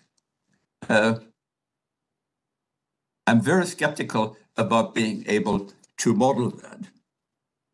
Next slide, please. In terms of assessing system risk exposure, we're talking about, and this repeats things which have been said in the previous presentations, we're talking about the multiplicity of effects in a highly nonlinear system, which probably has multiple equilibria, in which there is no transparency about the participants' positions, and the participants' positions are changing all the time, and the credit risks are endogenous. Next slide. The data series are short. The set of phenomena is non-stationary, and hidden correlations play a central role, changing all the time endogenously. Next slide. The complexity is increased if we think about the role of asset markets. How do we think about deleveraging? Something that comes about through adjusting flows, or something that comes about through selling assets? The stock flow distinction can be crucial, and different timescales may apply to different processes. This raises issues for the standard discrete time macro model, which has homogeneous periods. Corrective measures at the level of stock variables. Who's the counterparty to the deleveraging? And doesn't the deleveraging further contribute to the problem by lowering prices and lowering collateral values? I want to conclude, next slide, final slide, with the observation that even for the objectives, we don't really have a clear view. Financial stability or macro stability, they coincide on the upswing and they may be in conflict in a crisis. If the banks are weak and the economy is weak, what should be done? Prioritize financial stability and get the banks in shape again, as Greenspan did in 1990. Use forbearance to reduce the procyclicality of current regulation in a depression, or beware of excessive forbearance, which may cause undue delay in cleaning the mess up. I think all of this trade-off involves dynamics. How do we weight today's problems as opposed to next year's problems? But we have little understanding of how to deal with that conflict. And on that destructive note, I want to end.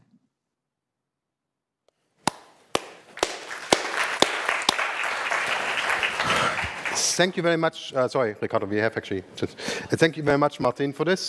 This was quite a forceful tour d'horizon from different crises all the way to crisis management over micro and macro pro. The 2 points I take away is number one, what is macro pro, as you said? I mean, one could argue maybe accounting standards should be considered a macroprudential policy. But then, of course, if everything is macro-pro, then I guess, as you would probably argue, nothing is macro-pro, and it's not really a policy in itself. And the other point that you made is about the usefulness of the quantitative models that Enrique actually was talking about earlier. So I want to give him just a few moments maybe to react to this point that he made on that. Yeah, very quickly, just to say, not that I disagree a lot with what he said. I actually agree with most of what he said. I think it is part of it is a mandate. I'll try to draw this parallel with what monetary policy has been about. It is true in most central banks, monetary policy models are not how monetary policy is decided, but monetary policy models inform the decision of monetary policy in most central banks. And it's a very well-accepted framework, and it's very much in line with many countries do with the inflation targeting framework. What I try to draw is the similarity with what we're doing with financial regulation and the work towards building integrated models in which macro and finance have met. I think that has been very important in order to inform this decision-making process. The narratives are fundamental. What happens in each country and understanding the workings of financial conditions in each country, and particularly at the junctures, for instance, what Martin described with the duration risk and the hold to maturity. So all these narratives are crucial, but at the end of the day, there is part of it, for instance, take the countercyclical capital buffer, which is a mandate, which is to say, what are the thresholds at which the buffer will be activated, by how much will this buffer be increased? All of these are quantitative questions which require a quantitative answer. And what I've been trying to claim is not that we have the answer. It's not that it's the opposite, that we don't have the answer. Or we need to study more carefully the risks and the trade-offs that are embedded into getting an accurate answer for that question. Not with the hope that we will have perfect control of what the economy will do, but that economists need to stop working in silos, where we used to think that in finance, that macro was an aggregate risk, so it was an aggregate shock in a disaggregated finance model, and in macro we used to work the same thing, as Javier was saying, where the banking sector will be some assumption, but the macro side of the model is what we will work on. And we ended up converging in these models, for instance, monetary policy models in which money does not exist, which is the framework that we have today. we need to stop working in silos and look at what others are doing. The leveraging, and this is the last thing I would say, the leveraging is fundamental, and it is something that we have been working in these macro models for many years now. And now, on that particular aspect, we have made, indeed, a lot of progress. Thank you very much, Enrique, for that. So we've been talking a lot about empirical results, about data, and we finally get to it because we have an expert on this. Ricardo, over to you, please. Thank you, Thorsten. So I'm going to unpack a little bit the empirical evidence that we have so far on macroprudential policy.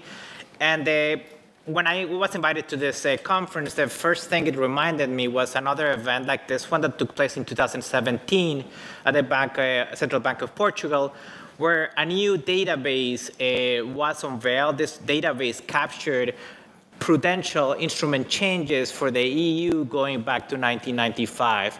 So I went back to my remarks and I checked what we were talking back then. And one of the things that we were talking back then is that we needed better data and better empirical evidence to assess the effectiveness of these macroprudential policies. And just on the way here, I was reviewing a few papers for a conference, and I read 4 new papers on macroprudential policies, which give me hope that we can perhaps understand a bit better what the impact and effectiveness of these macroprudential policies are on different aspects of the economy. So before I start, of course, I work for a central bank, so I have to give you the standard remarks. These are my views, and they don't represent the views of my colleagues or the institution I represent. So first, let me give you an overview or a framework or a narrow framework that people have used to think about macroprudential policy in some of the empirical studies. First, there's an objective. A policymaker sets an objective, which is to either enhance the resilience of the financial system or try to prevent crises, so limit financial stability events that may have material consequences for the macroeconomy. And then there are some intermediate objectives. So the intermediate objectives are, as were discussed earlier, is to curtail the rapid increase of financial vulnerabilities, such as credit growth or valuation pressures, and as Martin was mentioning, try to limit systemic risk. And this systemic risk could be this interconnections between entities that participate in the financial system that could prevent some type of contagion in a stress event. Now, there are many instruments out there. A lot of the instruments have been borrowed from the macroprudential set of instruments that we've had for many years. There are some instruments that I consider that are used on a cyclical matter, and some of them, or the new ones, are, for example, the countercyclical capital buffer. LTV caps are older, but now they're being used for macroprudential purposes.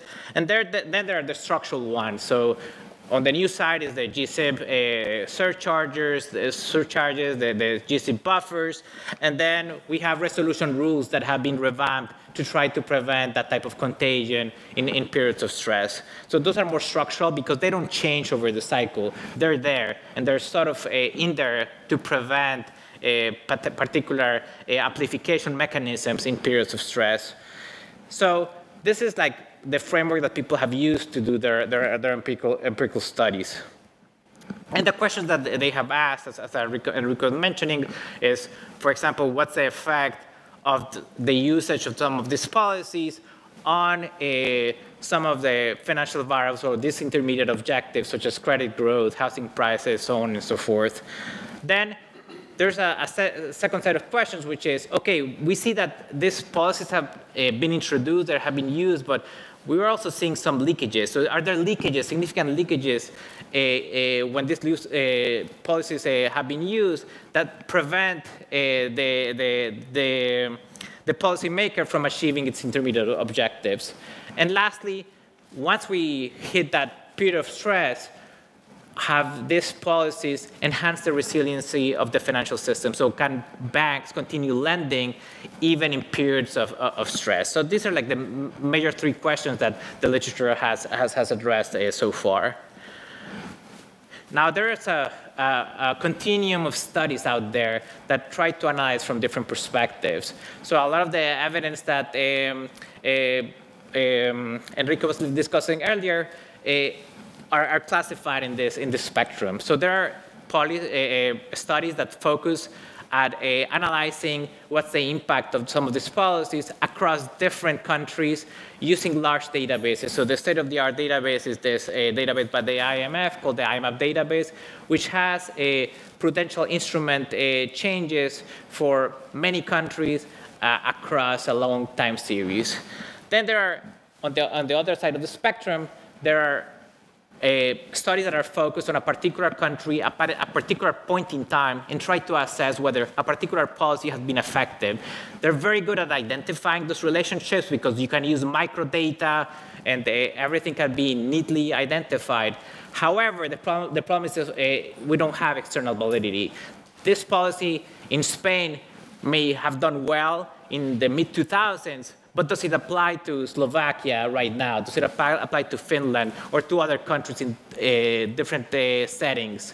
So what we tried to do in the International Banking Research Network, which is a collection of researchers from central banks across different countries, is to try to do replication studies.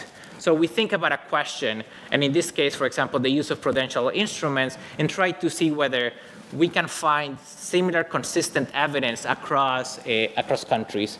And so this is a study that we did in 2017. So we tried to assess whether those prudential policies had an effect on particular macro financial aggregates and whether there were leakages. This type of methodology has been replicated in other settings. Here in Europe, for example, there are some studies on replicating the use of policies across different countries and what are the impacts. In Latin America, as Enrique mentioned, Leonardo Gamma-Corten and Andres Murcia conducted a study across different Latin American countries using credit registry data, well-identified studies, and tried to see whether the evidence was consistent across the different jurisdictions. However, as I share Javier's struggle with the publication process, a lot of journals don't like replication studies, so it's very difficult to put that evidence out, although Thorsten here has been a great supporter of this type of work, so we're grateful to him. So let me dig a little bit further into why we have this, perhaps why we have all of this inconsistent evidence, as Enrique was mentioning earlier. And part of it is coming because it's very difficult to measure what we call macroprudential instruments in their changes. And it's difficult for many reasons, and I'm going to pose three issues here that are relevant. So first, what's a macroprudential instrument? I mean, we've talked a lot about the CCYB, but in some of the databases and in some of the academic studies that we cite, a lot of the instruments that are being used are microprudential in nature, and when they were used, say, early in the sample periods in the mid-1990s, they were not used for macroprudential purposes because macroprudential objectives were not set strictly back then. So a lot of these studies are trying to look back at evidence using some of the instruments we had, but it's unclear whether they were used for these macroprudential purposes. So that's one problem. The second problem is consistency across countries. So if a country sets up an LTV cap for particular apartments of a given price, how do you compare that to another country that sets up an LTV cap for houses of a certain price? How do you compare these two policies at a given point in time and across time? So that's another peril that these databases face when they try to collect this information. What we have tried to do in this space is to try to just map this into indicator variables. One is if it's a tightening of the policy, -1 if it's a loosening, and 0 if there's no change. But this is not a science. This is just a subjective coding of some of these measures. So this may be influencing the results that we get. And then when should these policies affect prices and quantities? Is it at the announcement date or when they are implemented? Bear in mind that some of these policies, it takes a lot of time to phase them in. So, for example, the CCYB takes a year. You have to announce them a year in advance, and then it's implemented a year after. For the other policies like LTV caps, you announce them at a particular point in time, and then you say, over the next 3 years, we're going to increase them in this way. So when do you measure this? Is it right now? Is it in next year, in 2 years? So that's another problem that we have when we're measuring the impact of macroprudential or the effectiveness of macroprudential policies. So this is like a taxonomy of the databases that are out there. I classified them in this way. So you have the IMF branch. In the IMF branch, you start with this LIM database in the early 2000s, in the early 2010s. Then the IMF has improved these databases over time, and we end up with that IMAP database that I referenced earlier. This is the database that the EU introduced in 2017, the MAPED database, which is a fantastic database, and it captured the change in different instruments between 1995 and 2014. And this has been updated on a yearly basis by the ESRB's macroprudential database. And then you have the BIS branch, which has been focused mostly on housing measures, but they have also covered other measures. Here, this is our database, where we focused on a narrower set of instruments to try to conduct replication studies on an international banking setting. But this is probably the best data that we have out there, and this is where most of the evidence is coming from when we look at the empirical studies that are that analyze cross-country effectiveness of macroprudential policies. So this is just putting something in a picture that uses our IBRM prudential database. So these are two pictures. On the left-hand side, you have advanced economies. On the right-hand side, you have emerging markets. The black line is real price changes, residential property price changes. Green bars means that the counts of countries that are tightening LTV caps. Yellow bars, the count of countries that are loosening LTV caps at a given point in time. And the gray shaded area is COVID. So what you can see is several things that probably explain what Enrico was mentioning earlier, that there's a lot of noise out there.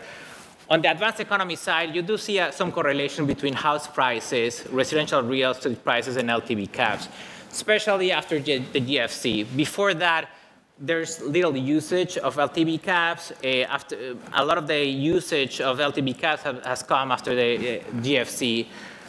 There's very little correlation for emerging markets. So you have evidence for some countries, not for others. And for different periods of time, you can find different things. Now, in general, I mean, there's some, at least in the best studies, there's some correlation between the usage of these policies and prices and some quantities, especially if you look at borrower-based measures. But there's a lot of heterogeneity. There's a lot of noise, as Enrico was mentioning. And on the international front, which is also something that interests me, there's some evidence that some of these measures have helped some countries to reduce vulnerabilities related to foreign exchange borrowing for some countries. And here, I'm giving you a couple of extra charts. One that shows, for example, the broad dollar in black, so higher levels mean appreciation of the dollars, which is typically associated with tightening of financial conditions. And here, this is just the count on net of a tightening of prudential policies across countries. So you see that when the dollar appreciates, there's a loosening of these prudential measures. When the dollar depreciates, there's a tightening. So countries are trying to use policies to try to prevent the effect of this global financial cycle on their economy. Here, I have a graph for EMEs where we have capital inflows and tightening and loosening of reserve requirements in foreign currency, and you do see a loose association between the two. Which leads me to my second point, which is there are leakages, and there are leakages in two ways. One, leakages between banks and non-banks, so activities move from the banking sector to the non-bank sector. And second, there are leakages depending on your jurisdiction. So if you have control over your domestic banks but not over your foreign banks, there could be leakages from activities conducted by the domestic banks to the foreign banks in your jurisdiction. So that's why there are reciprocity agreements. So I'm going to move a bit quicker. So the third set of evidence is on resilience. So there's some evidence from the pandemic that shows that banks with buffers, especially CCYB buffers, were able to that were loosened, were able to lend more in the pandemic. However, other types of buffers, like capital conservation buffers, were not as effective. Which leads me to the next last slide, which is we've been focusing on this part of the framework, but we have talked very little about macroprudential governance and financial stability communications. So these are areas that in the monetary policy literature have evolved quite a bit, but are quite relevant for analyzing the effectiveness of macroprudential policies as well. So I'm just going to leave some questions out there. For example, on the governance framework, we have different governance frameworks, including committees. So are those committees effective? Should they have power to manage macroprudential policies or not? What power should they have? How do macroprudential instruments interact with other policies, monetary policy, fiscal policy, other policies that are relevant? What do we do about leakages? Leakages to the non-bank financial sector, for example. Should we have new instruments? Leakages between the institutions you supervise and the institutions that are supervised by others. What type of arrangements do we need in that front? And lastly, cost-benefit analysis of macroprudential policies. What are the real consequences, the real set consequences of the macroprudential policies? What are the distributional consequences as well? They may impact different segments of the population. And political economy considerations, as Martin was mentioning earlier. So I'm going to leave it there. Thank you. Thank you. Thank you very much, Ricardo, for this overview of what has been done.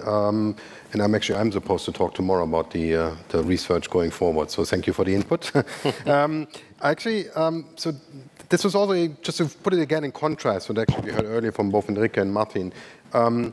So you pointed to the problem that we have in considering the impact of macro-pru, and there are many of them. I mean, but for example, you pointed to the anticipation effects, announcement versus implementation, for example. How do we actually measure?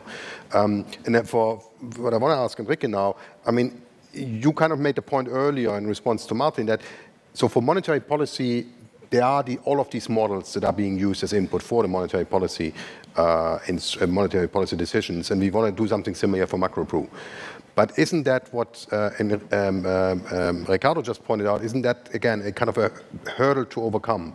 That we just don't have the same, empirically speaking, we don't have the same kind of immediate link between macro-pru and then the impact that we can observe. So all of these different hurdles that Ricardo mentioned, including also, of course, the leakages. So that's kind of on the negative side. Does it actually prevent you, Javier, and so on, from using, putting this into the quantitative models, on the one hand. On the other hand, on a positive note, can the quantitative methods, in your spirit of bridging the gap between macro and finance, can these empirical results from the finance actually inform also your quantitative models? Yeah. So very quickly, the answer to the two questions in one group is yes. The idea is precisely that. What works in one country and what works in another country sometimes is permeated by the structure of their own financial systems. On the other hand, there are results that are generic, and there are intersections that seem to be growing. So what Ricardo was saying, what I was showing you in terms of, for instance, the coincidence that instruments that are closer to the ground in the sense of avoiding the arbitrage of regulation that occurs as you go upstream in the financial intermediation system as opposed to downstream, specifically when it comes to loan-to-value ratios in housing. The evidence from almost everywhere that is collected shows that those are very effective. Similarly, the effectiveness of instruments that go upstream in the financial intermediation system tends to be generically that is mixed. So the suggestion from that is that we do want to use instruments. That if we want effectiveness, we should worry about the kind of instruments that we use. In terms of how we incorporate them into the models, that still remains why the last bullet that I had in what I was talking about is about incorporating the work in additional quantitative models. We know about the leveraging models. They're very stylized yet, so that's the other thing is we need to build richness into the heterogeneity to address questions like the one about the distributional impact, which I think is fundamental, and this was what I was trying to hint at the end. In many of the countries where the practice is now that we have these countercyclical instruments, that we use these countercyclical instruments, the issue is many of them are emerging markets, and the impact across the distribution of firms, the impact across the distribution of households is very heterogeneous, and it's something that we're just beginning to touch the tip of the iceberg. Thank you, Enrique. Martin, I also want to give you the chance to react a little bit, and maybe my question would be, has Ricardo's presentation actually kind of alleviated a little bit your concern on Macropru? I mean, there are some instances where this can actually be useful. Of course, the question again being, how do we classify these different policies? Let me be very clear. I don't think that the research that has been presented or sketched is useless. We learned something from this. And Xavier's lecture this morning made this very clear. However, we need to be more careful about taking this kind of work to policy. I have some experience in competition policy. And in competition policy, there is a huge empirical literature and theoretical literature on different effects that one may want to take into account. The first thing the policymaker or his advisors need to do in facing a particular case, the question of what to do in some concrete situation, is to figure out which of the many animals in the zoo of models and in the zoo of structural econometric estimations are relevant for this particular case. And that's an activity of which I've seen too little, partly because it's dominated by, in practice, it's dominated by political economy. This was the German example I gave. And partly because both the practitioners and the academics have too little routine in them. Now, on the example of monetary policy, I was a bit shocked that this was taken, that the usefulness of the simple rules and models was taken for granted, given that for the past 15 years, policy has been groping in the fog. We had enormous monetary expansion, at least according to some measures, in the decade after the global financial crisis, without any of the inflation that was predicted. We had knee-jerk reactions to the inflation that came in 21, 22, maybe going away or not, without much appreciation of the fact that at least some of this inflation had to do with micro effects of macro dimensions. Supply chain dysfunctionality in the relation to China, oil prices, food prices. All of these have nothing to do with the things we see in standard monetary models. I would submit that monetary policy has had too much automatic reaction to what was going on. without considering whether the special circumstances of the processes that were observed might not merit a different analysis.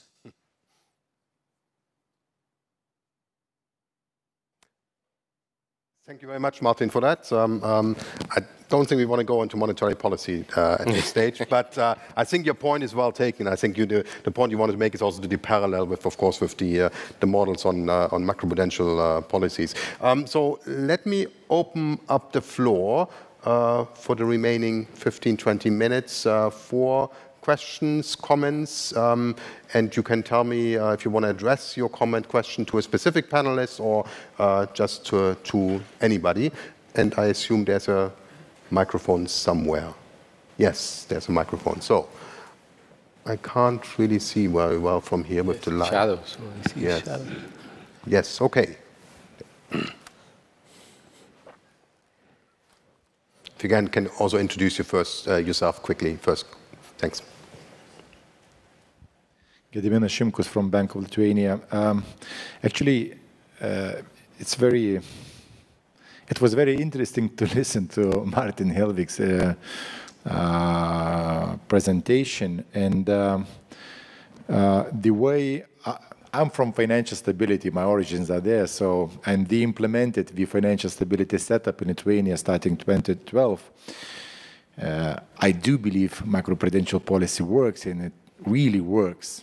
And they see it, and I will have a chance to present the results in an hour or so. But the question to Mr. Helvig would be that I heard it in a way that everything is impossible or useless. But there's saying that everything is possible, even what's impossible. So in a way, question is, how do you see what's possible or what needs to be done, to fix the effects of macroprudential instability? So, or is it just hopeless, in your view? Okay, thanks. Let's maybe collect some more questions before I give back to the panelists. So, yes. Ernest Knan from Swerve. Thank you for this interesting panel and the really illuminating presentations. I want to link up on Professor Helvig's point that contagion risk is very difficult to predict. And Professor Helvig gave a number of reasons, which all sound pretty psychological and like behavioral economics. And my question both to the panelists and also to Javier is, is there any work that tries to incorporate such psychological behavioral economics aspects into the modeling? Thank you. Okay, thank you very much. Yes, yeah.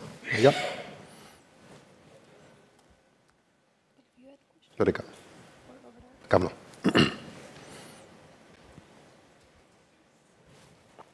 Yes, thank you. Marja Nykänen from the Bank of Finland. One question regarding buffers, because sometimes, as when chairing the board of a FinFSA, which is making the macroprudential decisions for Finland, is that there's this kind of not maybe disagreement, but this kind of interaction between micro and macro supervisors. And when thinking about this idea that could be cover everything by putting adequate capital buffers by the micro supervisors and leave this quite cumbersome discussion and theories on macro buffers just to in a way, not to put that into practice, but to cover everything and handle everything with micro buffers. I'm not in that opinion, but I just would like to hear whether there are arguments for having these macroprudential policies and buffers in place. Thank you. Thank you very much. So let's maybe go back to the panelists, and let me again start with Martin. Is all we have left hope?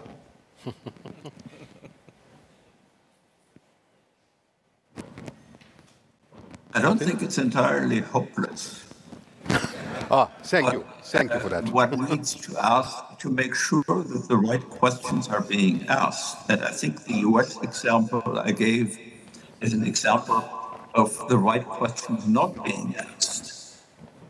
So my suggestion would be to actually have some independent institution, something like the ESRB comes to mind, although the ESRB is more something like the Diet of the Holy Roman Empire, that actually studies the question, where could the systemic risks be coming from this time around?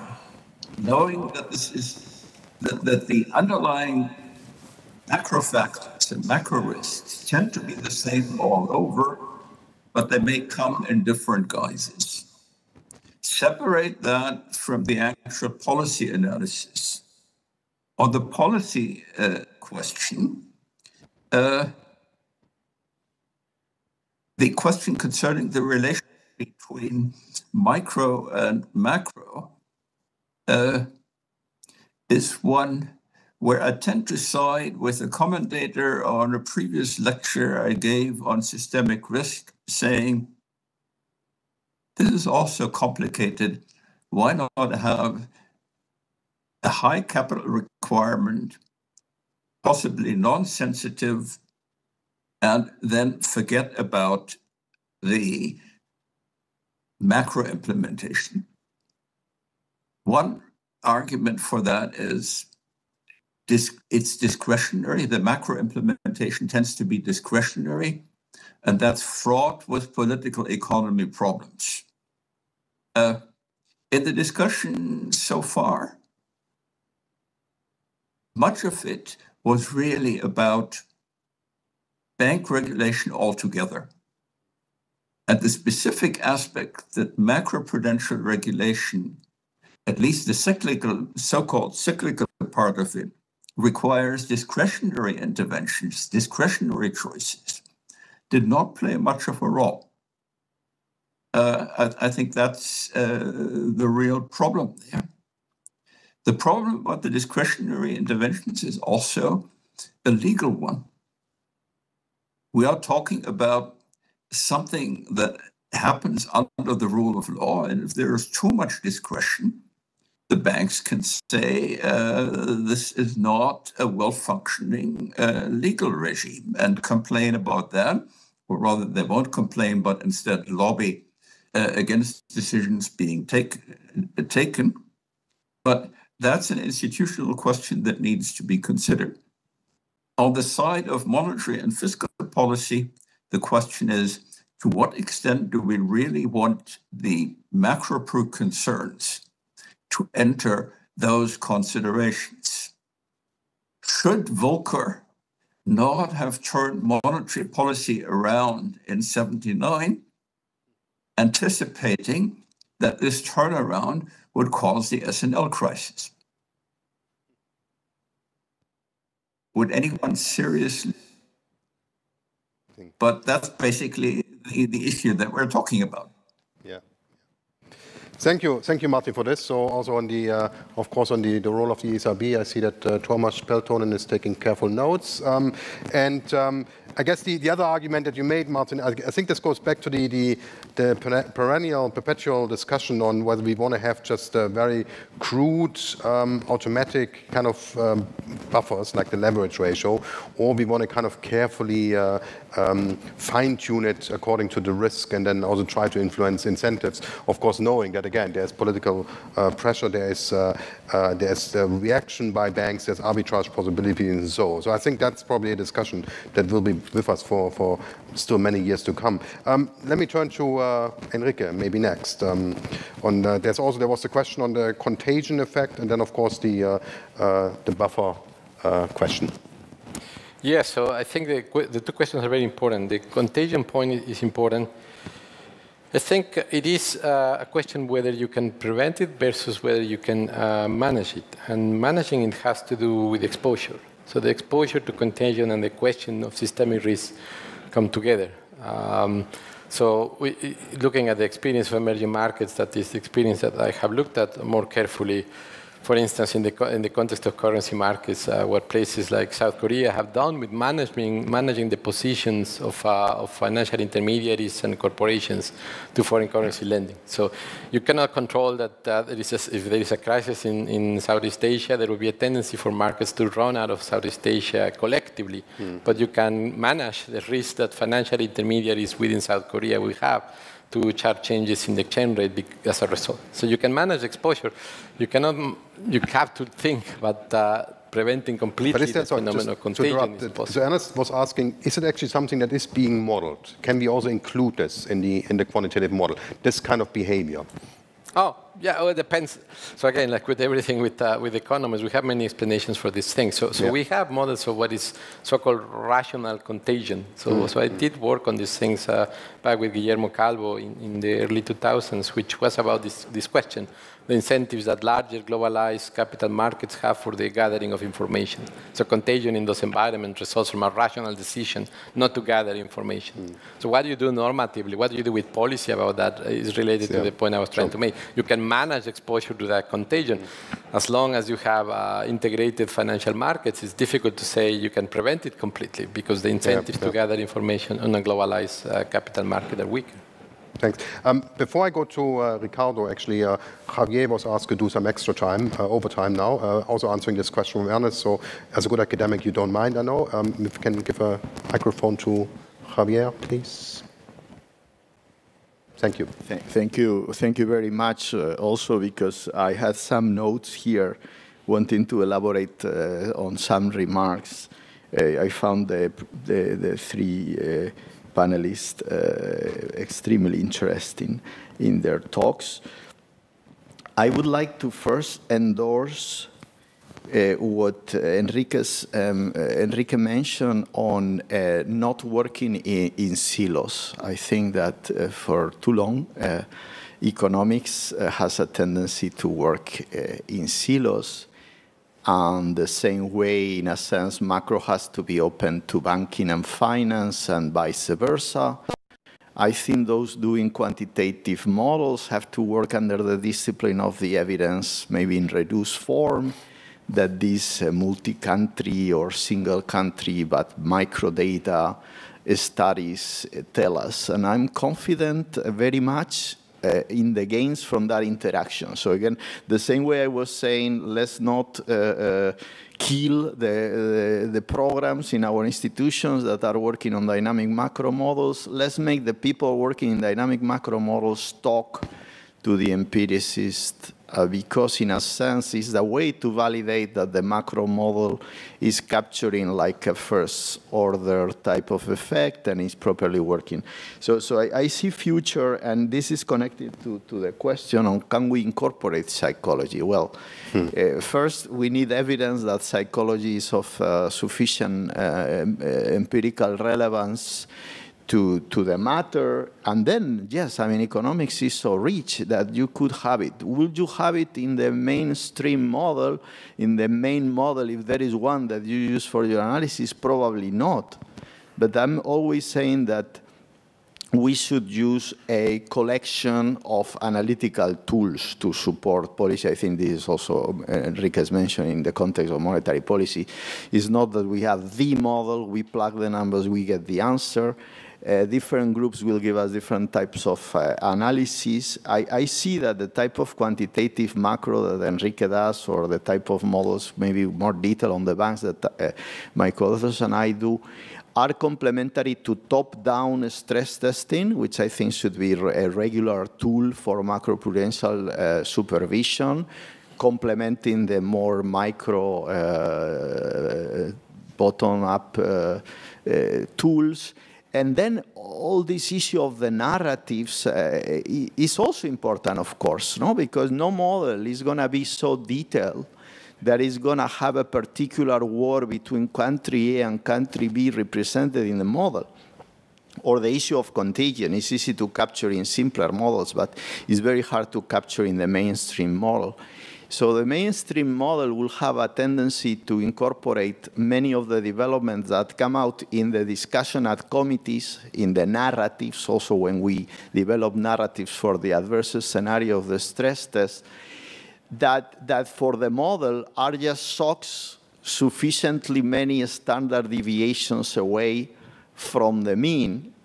And I think I will call for models with a rich stochastic structure that then brought to the data would allow us to calibrate the variances that matter the most, and in a sense maybe can reconstruct which sequence of shocks in the historical experience through the eyes of the model have taken us to a crisis. So I think that this model I dream with will be one that when judging the events in the US around February, March, will say interest rate risk matters. In the 2008 episode, it will be housing-related triggers, etc., etc. Maybe I'm taking too long. The second point to say, maybe to rubber stamp, also some remarks by Martin. I think, and it was in my words this morning in the written version, but I couldn't pronounce them. I very much believe that under this view that macroprudential is, I think Enrique said, a dimension of our way of seeing things. Institutions such as the ESRB, even if not exercising hard powers, by putting together authorities from so different backgrounds, both in terms of nationality and area of competence, and regularly talking about this, can help coordinate not just the management of the tools, but also the diagnosis of the situation and the other very complicated dimensions, political economy, etc., that need to be taken into account. So I think, for instance, the ESRB was very important for European response to the COVID crisis to be expeditious, and thanks God we don't have now a COVID crisis with a financial dimension in our history. Thank you, Javier. Let me turn to Ricardo. Maybe also, remember you had in your presentation actually the slide on the kind of macro policies, but then also the communication and the implementation and so on. What, coming to Maya's question on the, is it all we need capital buffers and the rest is just nice icing on the cake? So I think that was a great question, and it goes back to the objective of macroprudential versus macroprudential. From a macroprudential perspective, you're focused on safety and soundness, right? And I mean, to put it like in a narrow sense, you don't want the bank to fail. From a macroprudential perspective, you don't want that bank to fail, but you want that bank to be a source of resilience in a period of stress. You want that bank to continue lending. So it adds another dimension to this question. So in terms of buffers, I mean, going back to the empirical evidence, during COVID, I mean, banks didn't fail, but did they continue lending? And that's where the question is still out there. Did the buffers help the banks to ensure that they would continue lending in this period of stress? And that's what's key from a macroprudential perspective. So as I showed in the empirical evidence, I mean, there's mixed evidence on that. It may be that some buffers did help. In some countries, the CCYB, when it was relaxed, helped those banks to continue lending. In other places, even though the supervisors told the banks, you can use the buffers to lend, that didn't work as well. So some segments of borrowers were not getting credit from the bank. So I think that's what distinguishes the two a little bit, and that's why calibrating and thinking about the buffers according to what's the objective, it's key, and that's where macroprudential and microprudential supervisors have to talk to each other to assess what's the right level of calibration, maybe using the models that are out there, depending on the objective that they want to satisfy. And very quickly on the contagion question, as Enrico was mentioning, I mean, there are models out there that have modeled fire sale risk externalities and things like that, and there are clear mappings between that and data. And for some markets, I mean, there are monitoring tools that can be used to monitor whether there are vulnerabilities in sector markets, that if the psychology is there and there's a trigger, you could assess whether there are sufficient vulnerabilities that could lead to something bad. The problem is that we don't have data for a lot of markets. So for the corporate bond market, we have detailed data where we can implement some of these measures and capture the vulnerabilities. For other markets, there's no data. So the models are great, but if you don't have data, you cannot monitor those markets in a consistent way. Thank you, Ricardo. As you can see, he's a very good empirical researcher. He ends his intervention on asking for more data, so obviously. Well, I think this brings us to the end of this session, because I'm standing between you and lunch, and that's a very uncomfortable position to be in. So I'd like to thank my two panelists here in person, Enrico and Ricardo, and of course, especially also Martin, who has come in remotely, and would like again to join me in thanking the panelists.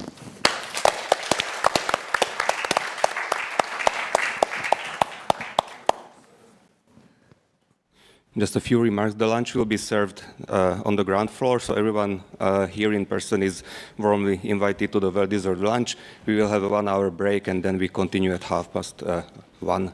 And we also expect all online guests to be here as well. So thank you very much, and enjoy the lunch.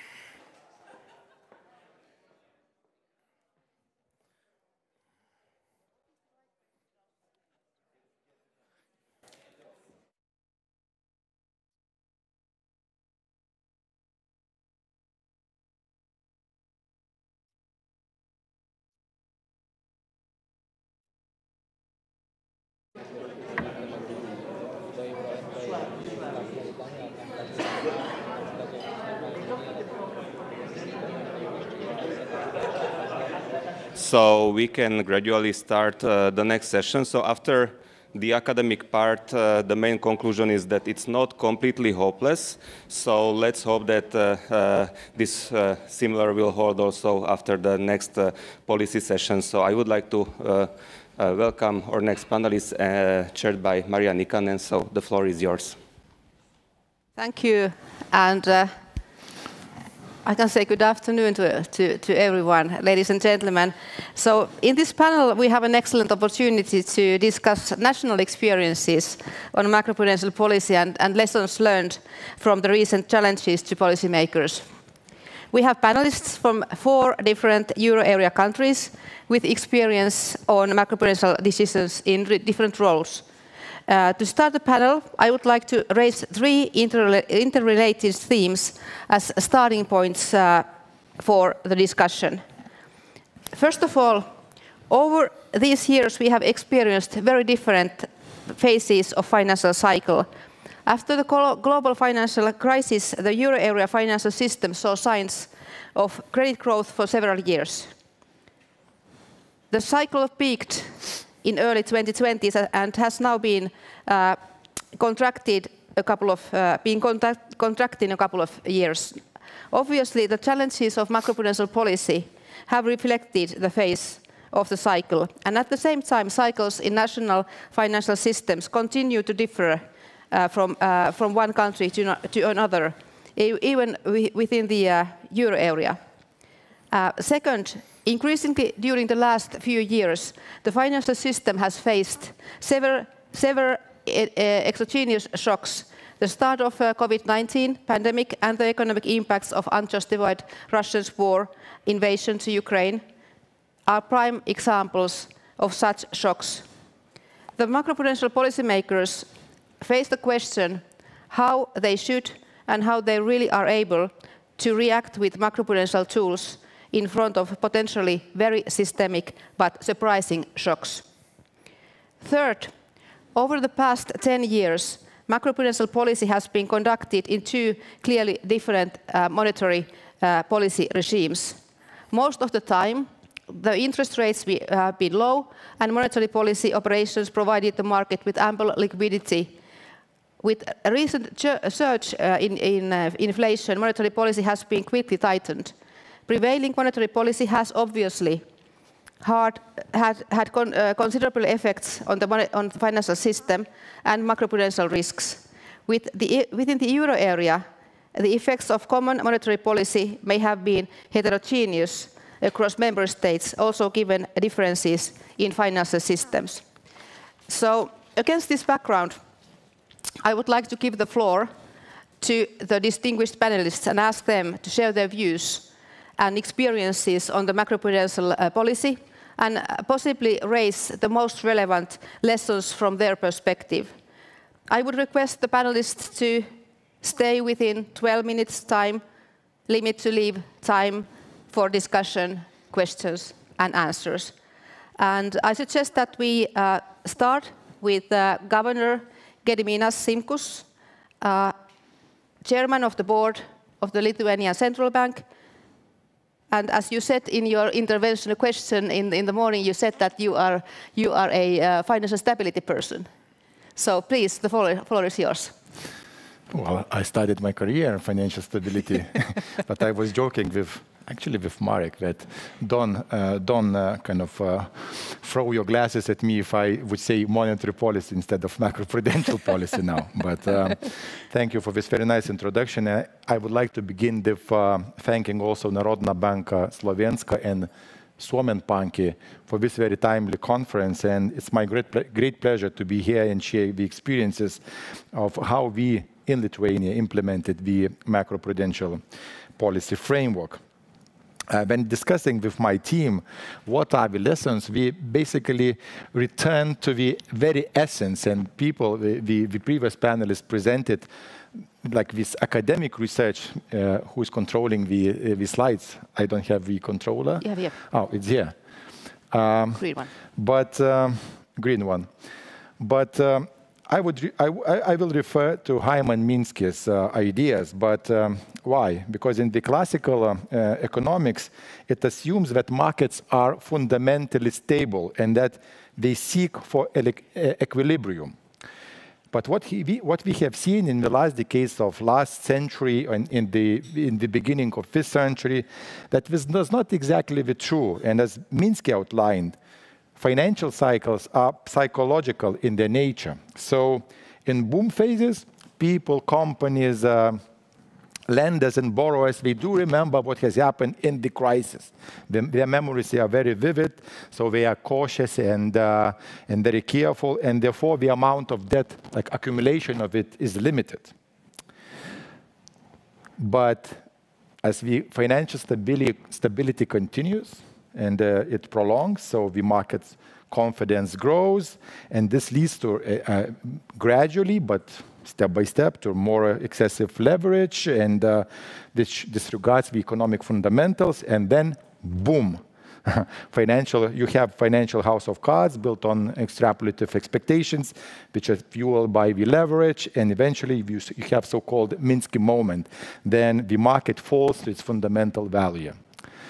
So first lessons, and here where I agree with Minsky and disagree with what with some discussion in the previous panel, that what we could learn from this, what's the major insight, is that financial market by itself lacks self-stabilizing properties. And this is where, the first lesson, this is where why we need macroprudential policy, and that macroprudential policy works. Okay. Now I go to the Bank of Lithuania, and actually in the EU we do have macroprudential authorities by law. Having said this, the frameworks, the setups, the measures, and the policies are very different. So, for instance, in my country, in Lithuania, we do have single macroprudential authority. This is Bank of Lithuania, which means that the macroprudential powers are within institutions. So there is the distance between identification of the problems and finding the solutions and the implementation is lower, it's speedier. And it's also reflected in our real actions. So we were one of those first countries which introduced borrower-based measures, not like as recommendations, but as requirements for banking system. We also were one of those first countries which introduced the positive neutral countercyclical capital buffer. And if we will have a possibility, we can discuss this further. And we also are micro supervisors, so we can align our macroprudential and microprudential policies, and I clearly see the benefits of it. So what are the lessons? So I will not dive into our measures, but I will concentrate on the measures, on the lessons. And then we discussed, actually we found many lessons that we would like to share, but it will take more than 12 minutes. And given this, so we distilled the essence and get rid of some, so I will focus on 5 lessons. So first, 10 minutes left. Macroprudential policy is not about what you will see now, the results now. It's about policies which lean against the cycle, or the policy which needs to be implemented early in the cycle.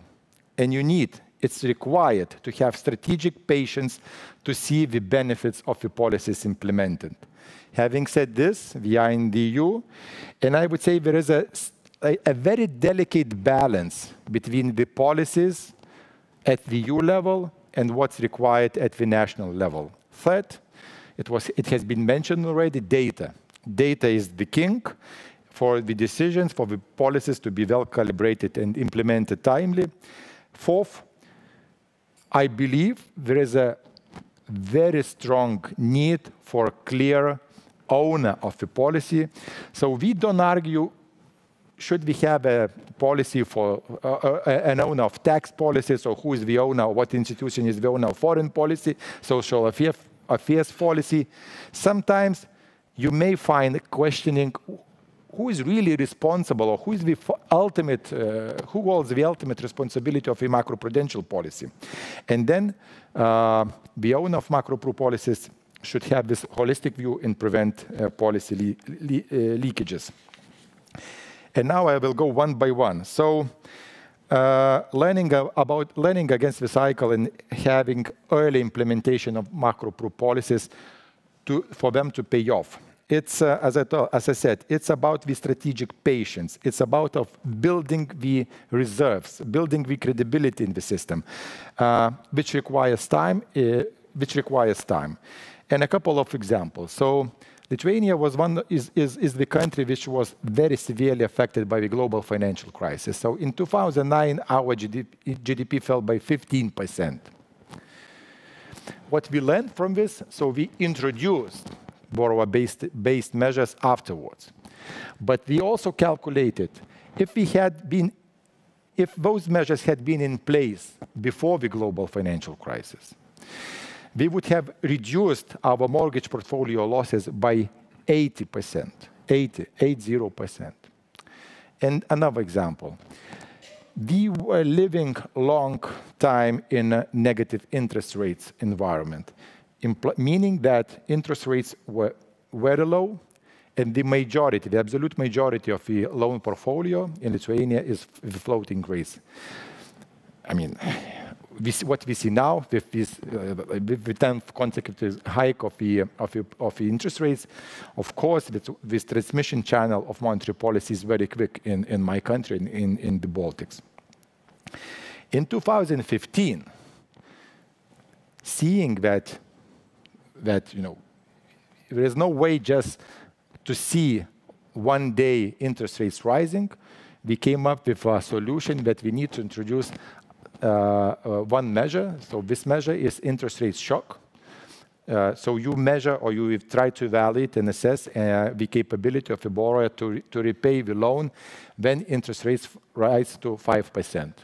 We introduce it, and luckily we have this measure, and this is the time it pays off, because with this sharp rise of interest rates, we see that at least so far, non-performing loans portfolio of the banking system is low, also implying that it's not that NPLs are low, but the borrowers are capable to repay their debt. So my task here is not overwhelming you with numbers, but just to underline that this policy requires strategic patience, because it needs to be implemented early in the cycle. At that particular point in time, you may look like you are spoiling the party. You're introducing something that doesn't have clear, visible effects right at the moment of implementation, but eventually it pays off. Second thing is that we do have a mixture of EU policies, or what's regulated at the EU level and what's done at the national level. And here, we do have capital-based measures, and we do have borrower-based measures, like two lines of measures. What regards the capital adequacy measures, or the capital measures, so it's like the system is at the EU level, and we do have like this dual implementation. We do have European Central Bank, and we do have national macroprudential authorities. And I think this interplay works pretty well. We need to ensure the single market. So this policy works, or this dual implementation works pretty effectively and efficiently. But here as well, Some agility is very much needed. And for instance, we made use of this agility implementing or having increased the systemic risk buffer applied only for the mortgages to 2% to solve these the weaknesses in this particular market. A bit different story is about borrower-based measures. We do have single market, but we don't have single borrower-based measures regulation, and we do have very different borrowers' rights, or so to say, or requirements on when they come to loan, when they want to get a loan. Is it a big problem? That's what I'm not sure, because in Lithuania we have implemented borrower-based measures, But given this is a single market, I believe that there is certain need for uniform definition, at least definition in the level of definition. How we continue with borrower-based measures. Having said this, implementation is again in the hands of national authorities, and should be there because of the needs of, so to say, of taking into account national specificities. Data is the king. It was already mentioned. It was already mentioned. Data issues. Of course, we use various data from various sources, but for the effective and efficient macroprudential policy is not enough to deal with these statistical aggregates. Credit registry, we do have it in-house. It has very granular data on loans from credit institutions. But having said this, data is a big issue for macroprudential policy, especially data about the developments in the real estate market. Yes, we do have statistical indicators of changes in prices of housing, but devil is in the details, and because of the specificity of the real estate market, you can't buy, just the number that you have for the growth of houses, for the price. You can't take just the number which is house price index, because there are many specificities you need to take into account. So it's very much needed. The other thing is the responsibility of macroprudential authority. I mentioned that we, Central Bank of Lithuania, have a clear mandate for macroprudential policy. But I need to admit that this is not exactly the case in other jurisdictions. And very important, so the lesson we have, so it's very important to have, so to say, this very clear understanding which institution is responsible and accountable for the policy, and not mixing up with various objectives and functions of some other policies. So there is an upside of the approach when you have like a bunch of people deciding together what's needed for Macropru. So you take a broader scope, you take into account various aspects, let's say housing affordability, when you consider the, let's say, prudent lending requirements, and et cetera, But there are many downsides of this too. Because if you miss the objective, you dilute the policies with many other objectives, or you delay the decision. Eventually, you have just risk growing and finally coming up. And then finally is the prevention of the leakages. It's a serious business. At a broader level, macroprudential policy is more or less focused on the credit institutions. And it's very clear. It's very evident that you see some activities leaving the credit institutions and going to other parts of the financial system. For instance, mortgage lending. So insurers became more important mortgage lenders. But coming back to the country level, to our national experiences, that we consider as an achievement. The achievement that we follow the activity-based approach. What it means that it doesn't matter which legal form they grants the loans, but if it is a mortgage loan, so we apply our macroprudential requirement on that specific activity. Well, I will jump my next slide, and we'll take you to the last one. So, to summarize, macroprudential policy continues or is facing the trade-off between the short-term visible costs and invisible positive long-term effects that are spread across time. And to minimize the short-run cost and increase long-term benefits, the lessons I outline, I believe they are important, and I would like to stop with the quote by Milton Friedman. It's a bit, I rephrase it, but still, the widespread invisible effects are often much more important, and these effects, long-term effects, are positive in the implementation of macroprudential policy. You almost did it. Thank you, Governor. I think that you very well set the scene for these experiences, and thank you for sharing your thoughts.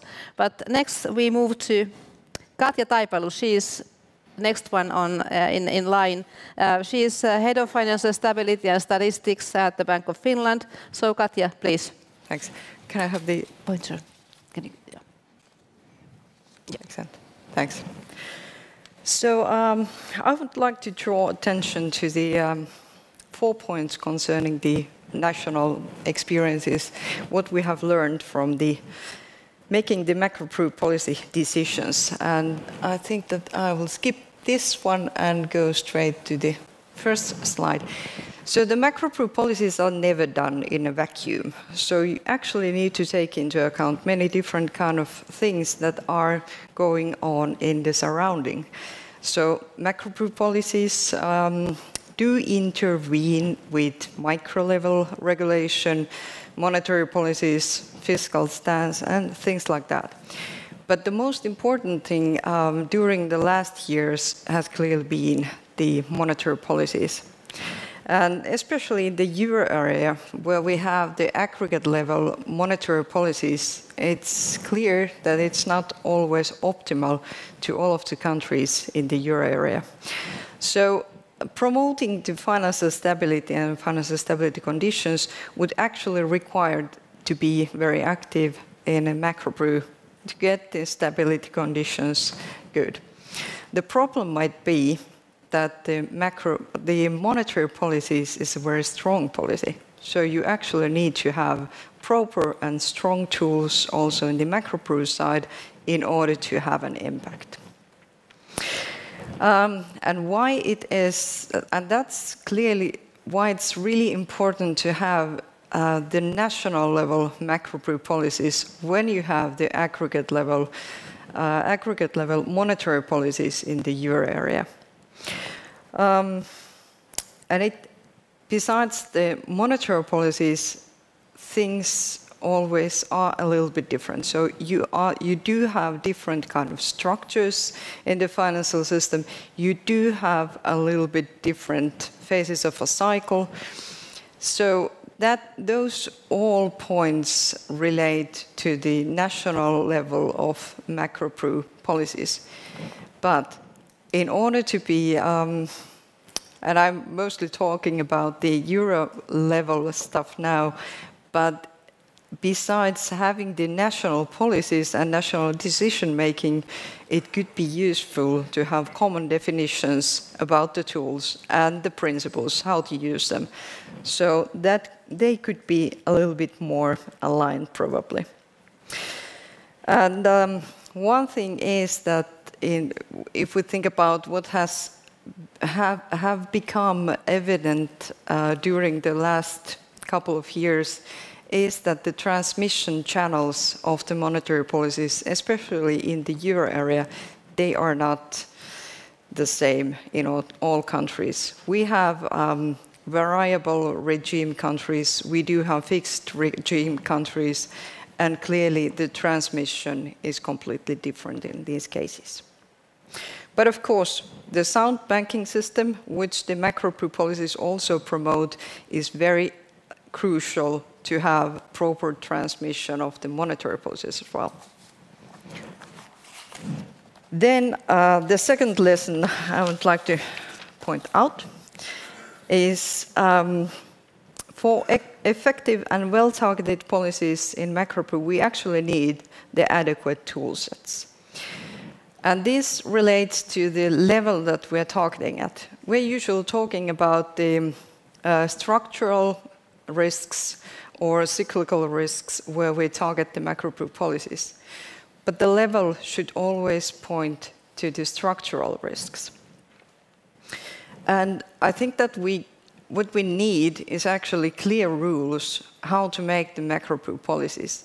And this goes to the build-up phase of the buffers and Macropru policies, but also when we want to release the buffers. And I think that this has very important point also related to the communication and giving basics and fundamentals to making the policies, because if you can give good understanding about the grounds why you make the decisions, it's very crucial for the acceptance of the policies. So what we learned from COVID was that not all the systemic risks are such that we can point out from time series, for example. They can come from the outside external shocks, and then we should have space to react on. And the current tools are a bit troublesome in the sense that they are usually linked to different kind of risks. And what we would need is actually something like the positive neutral buffer. One thing related to making the efficient policies always relates to the implementation lag. So in order to make timely policy decisions, timely actions, you actually would need very timely analysis. And that's the great challenge to making the Macropru analysis. One thing that we have tried out lately has been the scenario analysis. So especially in the cases where the future is very, very uncertain, you actually need to build up different kind of scenarios where you're heading up. And then you can try out different kind of use of different kind of tools, different kind of combinations, and try to find out the right combination of different kind of tools in order to have the optimal impact. And in case of the impact studies, I think that what we still lack a lot is the impact of the true macro side of the macroprudential policy tools. Because many of the tools in macropru policies do have an impact to the sectors and operators which are very, very important for the overall economic developments. So banks, real estate sectors, households, and that's something that we still need to cover a bit deeper. So impact to the real economy needs to be well understood. And then related to the preconditions for successful policies. Like I mentioned, one of them, and that's very in the core, is good analysis. Timely analysis, but also good analysis. And by good analysis, I mean the analysis that actually can pin out the true structural or cyclical risks, but the systemic risks. And it's not always very easy, especially to spot out the systemic dimension of the risks. And that's where we need data. So we need to understand the interconnections, correlations, and interdependencies in order to understand truly the systemic dimension of the risks. And for that, we need data which is wide, deep, and combinable. And of course, use of that kind of data means that we should have a lot of micro-level data. But the micro-level data should be brought up to the macro-level messages. And that's not the easy part, because in that, we do currently need a completely different kind of skill set in order to build up the messages from the micro-level data and bring them to the macro level. And concerning the importance of the interconnections, one thing in case of Finland has been that we do have very integrated financial system with the Nordic-Baltic area, and understanding truly the interconnections and contagion channels, it's been really utmost important for our assessment of the risks. Okay, and then finally the communication. So I think that what we have learned is that it's really important to make the macro-proof policies to be better understood by the industry, but also by the public.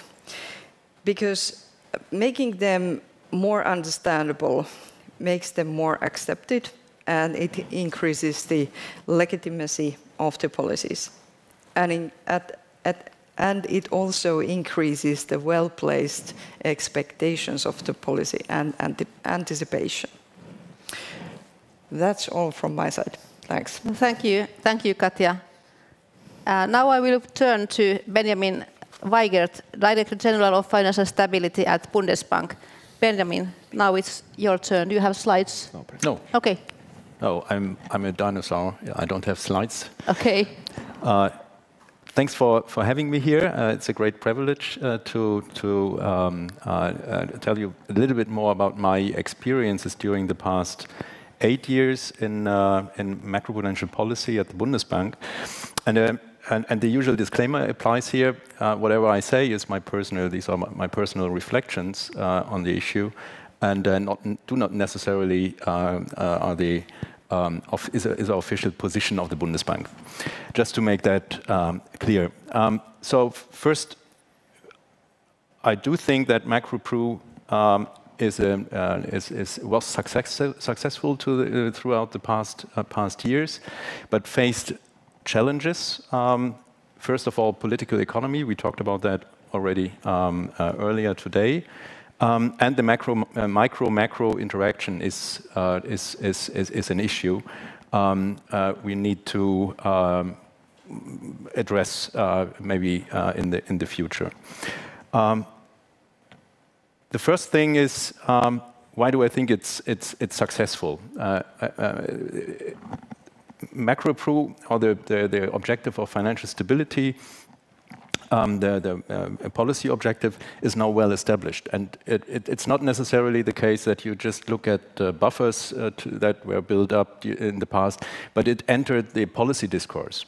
So whenever we have discussions at the national level on certain initiatives, they ask, what does it do to financial stability? So we are now also in the national policy discourse, not necessarily changing many things in the course of policy making, but it's in there, and we provide our perspective. So I think this is already a success, that financial stability as a policy objective is something that is already part of the thinking of politicians as well as policymakers. Second, what we did during the past years after establishing macroprudential policy was a build-up of analytical capacities. And the build-up of analytical capacities served us quite well during the pandemic. During the pandemic, we were able to use our analytical capacities to support other policy areas in guiding them where frictions might arise due to the completely unknown nature of the shock, and how successful this was in the EU was also established by the working group of the ESRB, where they looked at the fiscal policy or the financial stability implications of fiscal policy. And this close interaction wouldn't have been possible without establishing financial stability, at least to that degree. And also in a monetary union, I think this is also something that is a main learning from the pre-crisis or pre-financial crisis is that the real interest rate as a main factor of the, or one of the main factors of the financial cycle differs in a monetary union of otherwise sovereign states. So macroprudential policy really serves a purpose here in identifying and addressing the buildup of vulnerabilities and imbalances, financial imbalances in the monetary union. So from that perspective, it's also good that we have, after the strategy review, now the formal interaction between monetary policy and macroprudential policy in informing monetary policy about the possible implications of monetary policy on financial stability.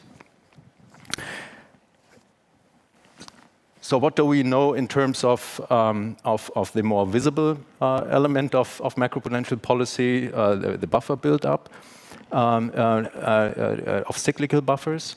And there, and I agree with previous speakers, we need to be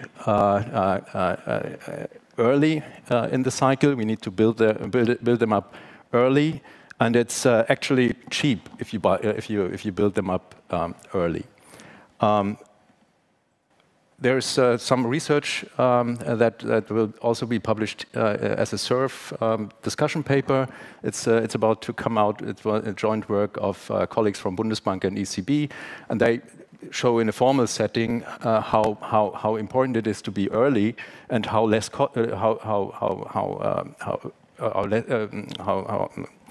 low the costs are of increasing buffers and how big the impact is by preventing deleveraging later on once a large shock hits the economy. One thing that was not so much discussed this morning in terms of the impact of buffers is the implications for risk reallocation in the system.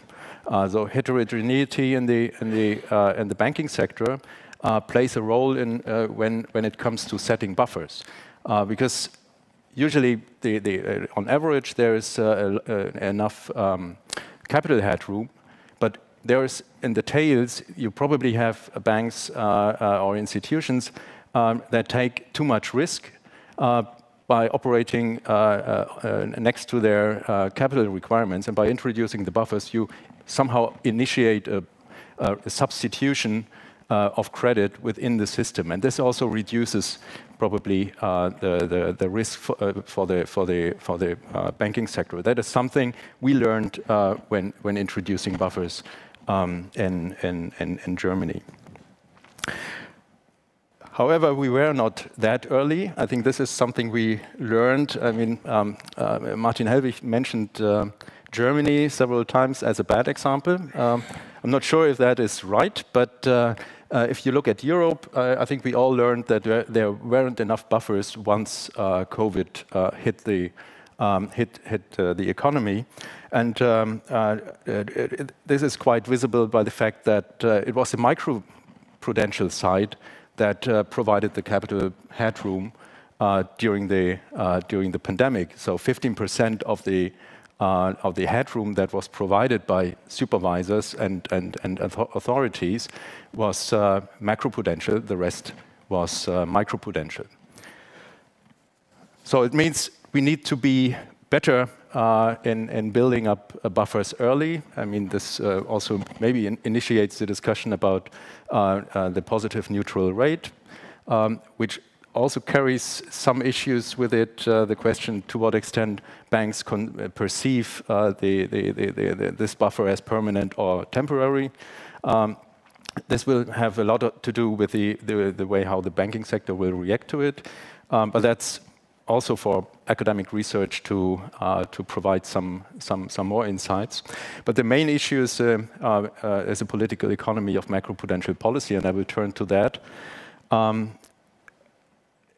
Raising buffers in good times is usually opposed by the banking sector, and Stefan also already alluded to that. It's never the best time, or it's never a good time to increase buffers. And while I agree that we need good data, that's usually what the banking sector says. the data is not showing that you should increase buffers. And then they ask for more data, more analysis, and I think that's one of the things that we need: good frameworks, good policy frameworks, good communication to be early in the cycle. But it's a really an uphill battle to convince a well-connected sector, politically well-connected sector, that it's important to increase resilience. Even more challenging is the area of borrower-based instruments. I had the privilege of asking the Parliament together with BaFin to introduce a legal basis, and even that was already an uphill battle. Out of 4 instruments, we got 2. And the reason why we got only 2 was because we don't have the data to set the others. The other 2 was the income-based measures. At least the data, the data was also, or the legal basis for data collection was also established. So at least we have the data now, and maybe in the future we also get the borrower-based instruments, the missing 2. But it's obvious why it's such an issue. It's because you tap into highly political water, and it doesn't matter which part of the political spectrum. Housing affordability, all this is really a hot topic. It's an important topic on the policy agenda. So as I said, it's important to have good data, but it shouldn't be just be related to data. We need good analysis, and we need good policy frameworks that are communicatable. And in this regard, I'm pretty happy to have the ESRB and also the ECB as the platform to share best practice, to share experiences. And this is also one lesson. We should empower these institutions to make national macroprudential policy more powerful, more and better. Last point, micro-macro interaction, which is also a challenge. And it is a challenge on 2 grounds. The first is on the policy objective, and we already had the discussion in the earlier session. From a micro perspective, it's all about solvency. But if you talk about financial stability, financial stability is already threatened long before solvency is an issue, simply because you have these negative feedback effects for the real economy due to deleveraging if a sector is entering survival mode and trying to prevent breach of capital requirements. So in terms of the policy objective, this is really challenging because during the past years, we've learned that in interacting with our supervisory colleagues, which is always very helpful, that was the center of the debate. How much capital is needed for the system? Is the main objective solvency, or is the main objective financial stability, in the sense that the system is not having negative externalities to the real economy? The second thing is in terms of communication. We use instruments that are micro instruments. We ask for more capital surcharges, and this usually is perceived by banks as something that is related to their individual either deficiencies or a certain exposure they have, or a certain risk. Certain risks they have on their balance sheet. So it's something they can change by changing individual behavior. So they can reduce their risks, and then capital surcharges will be reduced. This is not the case for macroprudential tools. Macroprudential tools depend on the system, so it's not that an institution, that a bank can change behavior and thereby reducing capital requirements. And this is a challenge also when we talk to to the sector. And I think it's important that we have good macro exchange with supervisors to explain to each other what's the rationale behind a certain policy action, and also inform micro supervisors about the macro environment and how this relates to the risks on banks' balance sheets, and vice versa. So it's not the one-way road in this case, but it's really an exchange which helps to make macroprudential policy and microprudential supervision maybe a little bit better and easy and better communicatable.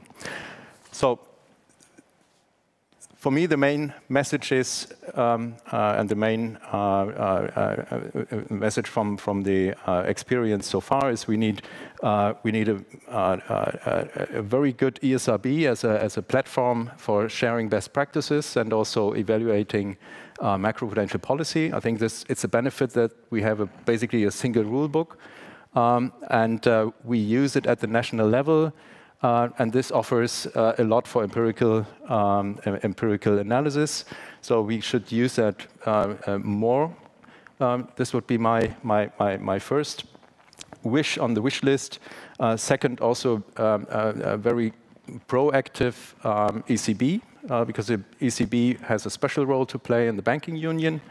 They have the top-up power, and should be more proactive in communicating their concerns when it comes to national vulnerabilities, and at the same time also be proactive in communicating potential spillovers within the banking union, which could also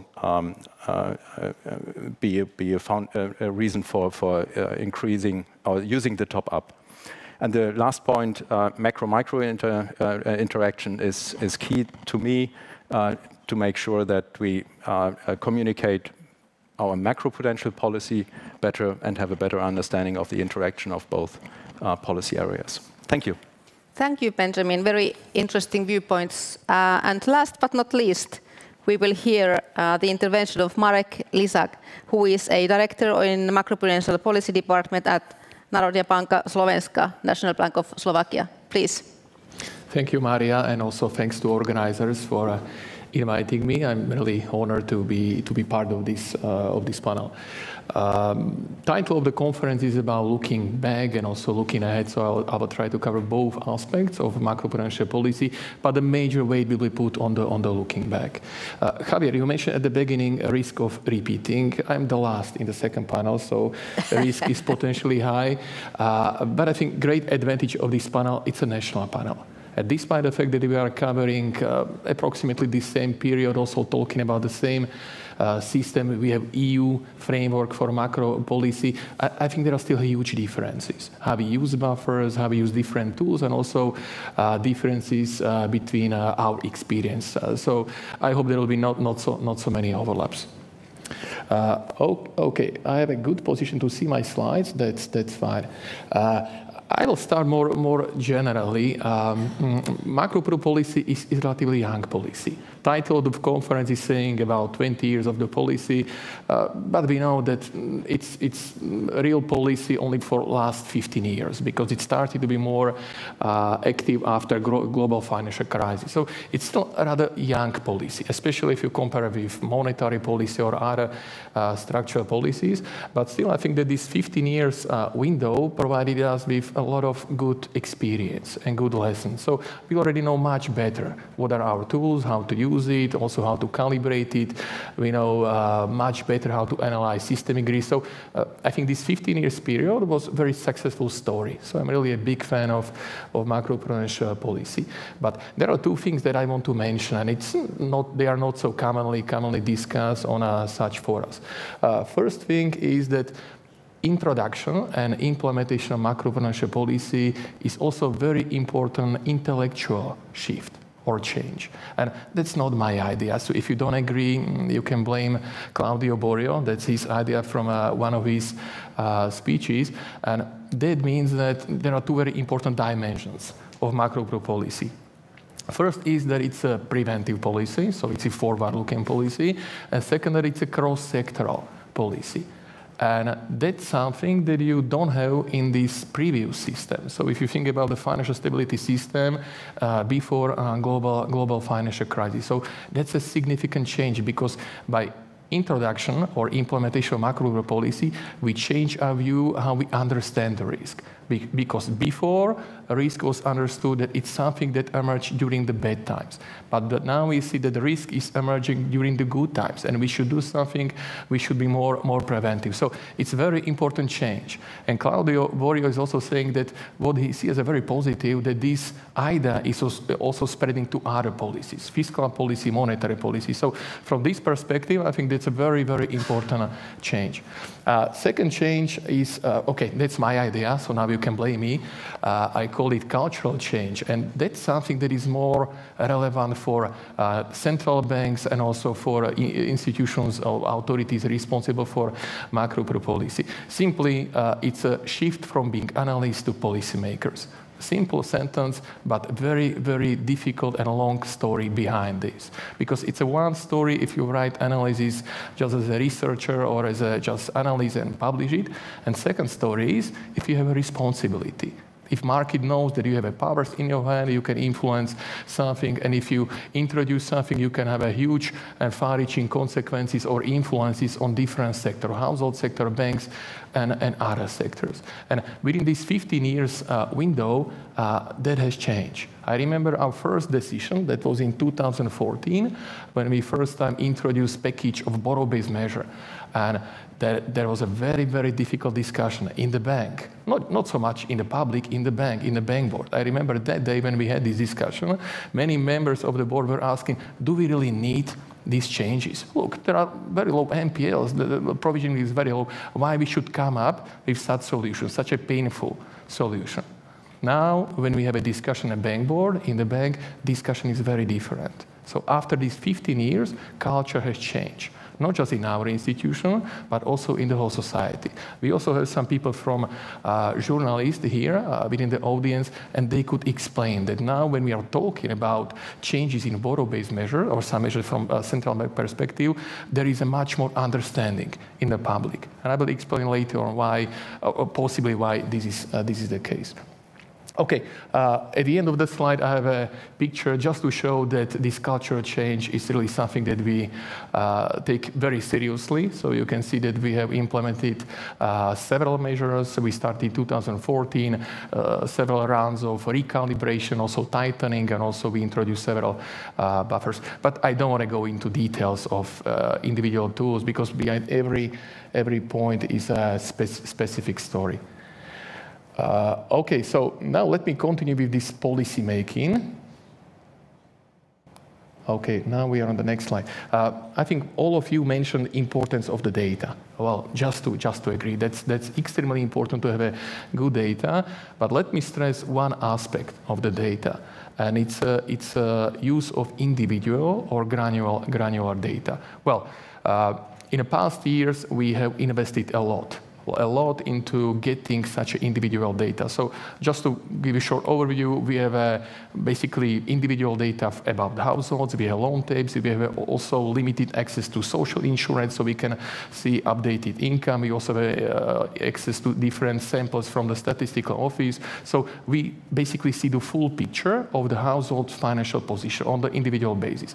Almost the same picture we have for corporate sector. We also have data for real estate sector, so not just averages, but every individual advertisement, also a relatively long historical time series. So, Gediminas, as you mentioned, data is king. I think if you have this data and you know how to use it, you are a king. And I'm very glad in the past we invested a lot into individual data. And that's a game changer, because once you have individual data, you see the whole story. It's not just about averages, about general trends, about sectoral trends. This could be a good indicator. But to see or to understand where the risk is, you need this individual data. And I'm very glad that we have it, and that has really far-reaching consequences. That has an impact on the way how we do monitoring, because basically the whole monitoring is based on individual data. For example, now we have an issue with commercial real estate. We can go directly on the level of individual projects. We see the balance sheet, the income statement, we see exposure of the bank, we see parameters of individual loans. So you see the story. So it's not just story from newspapers that I have a feeling that there is a risk, but you can confirm it. Just to give one example, I hope still have a time. Next week we have elections. You probably saw nice billboards with smiling faces. And one of the topic of pre-election discussion, a major topic, was rising interest rates and the impact on household borrowers. Some parties came with the idea that because of rising interest rates, tens of thousands of people will lose their houses. So we should do something.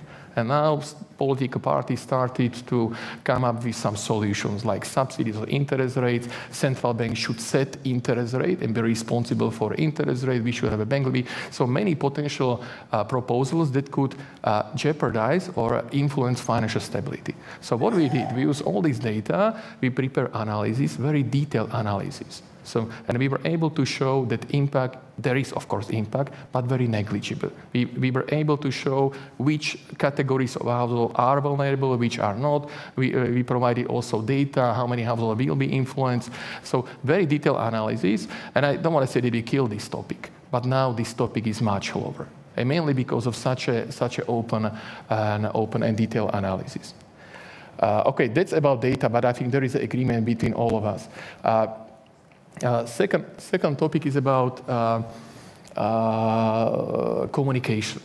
If you want to be good policymaker, that's one thing to have a good idea, good understanding, also to have a tool in your hand.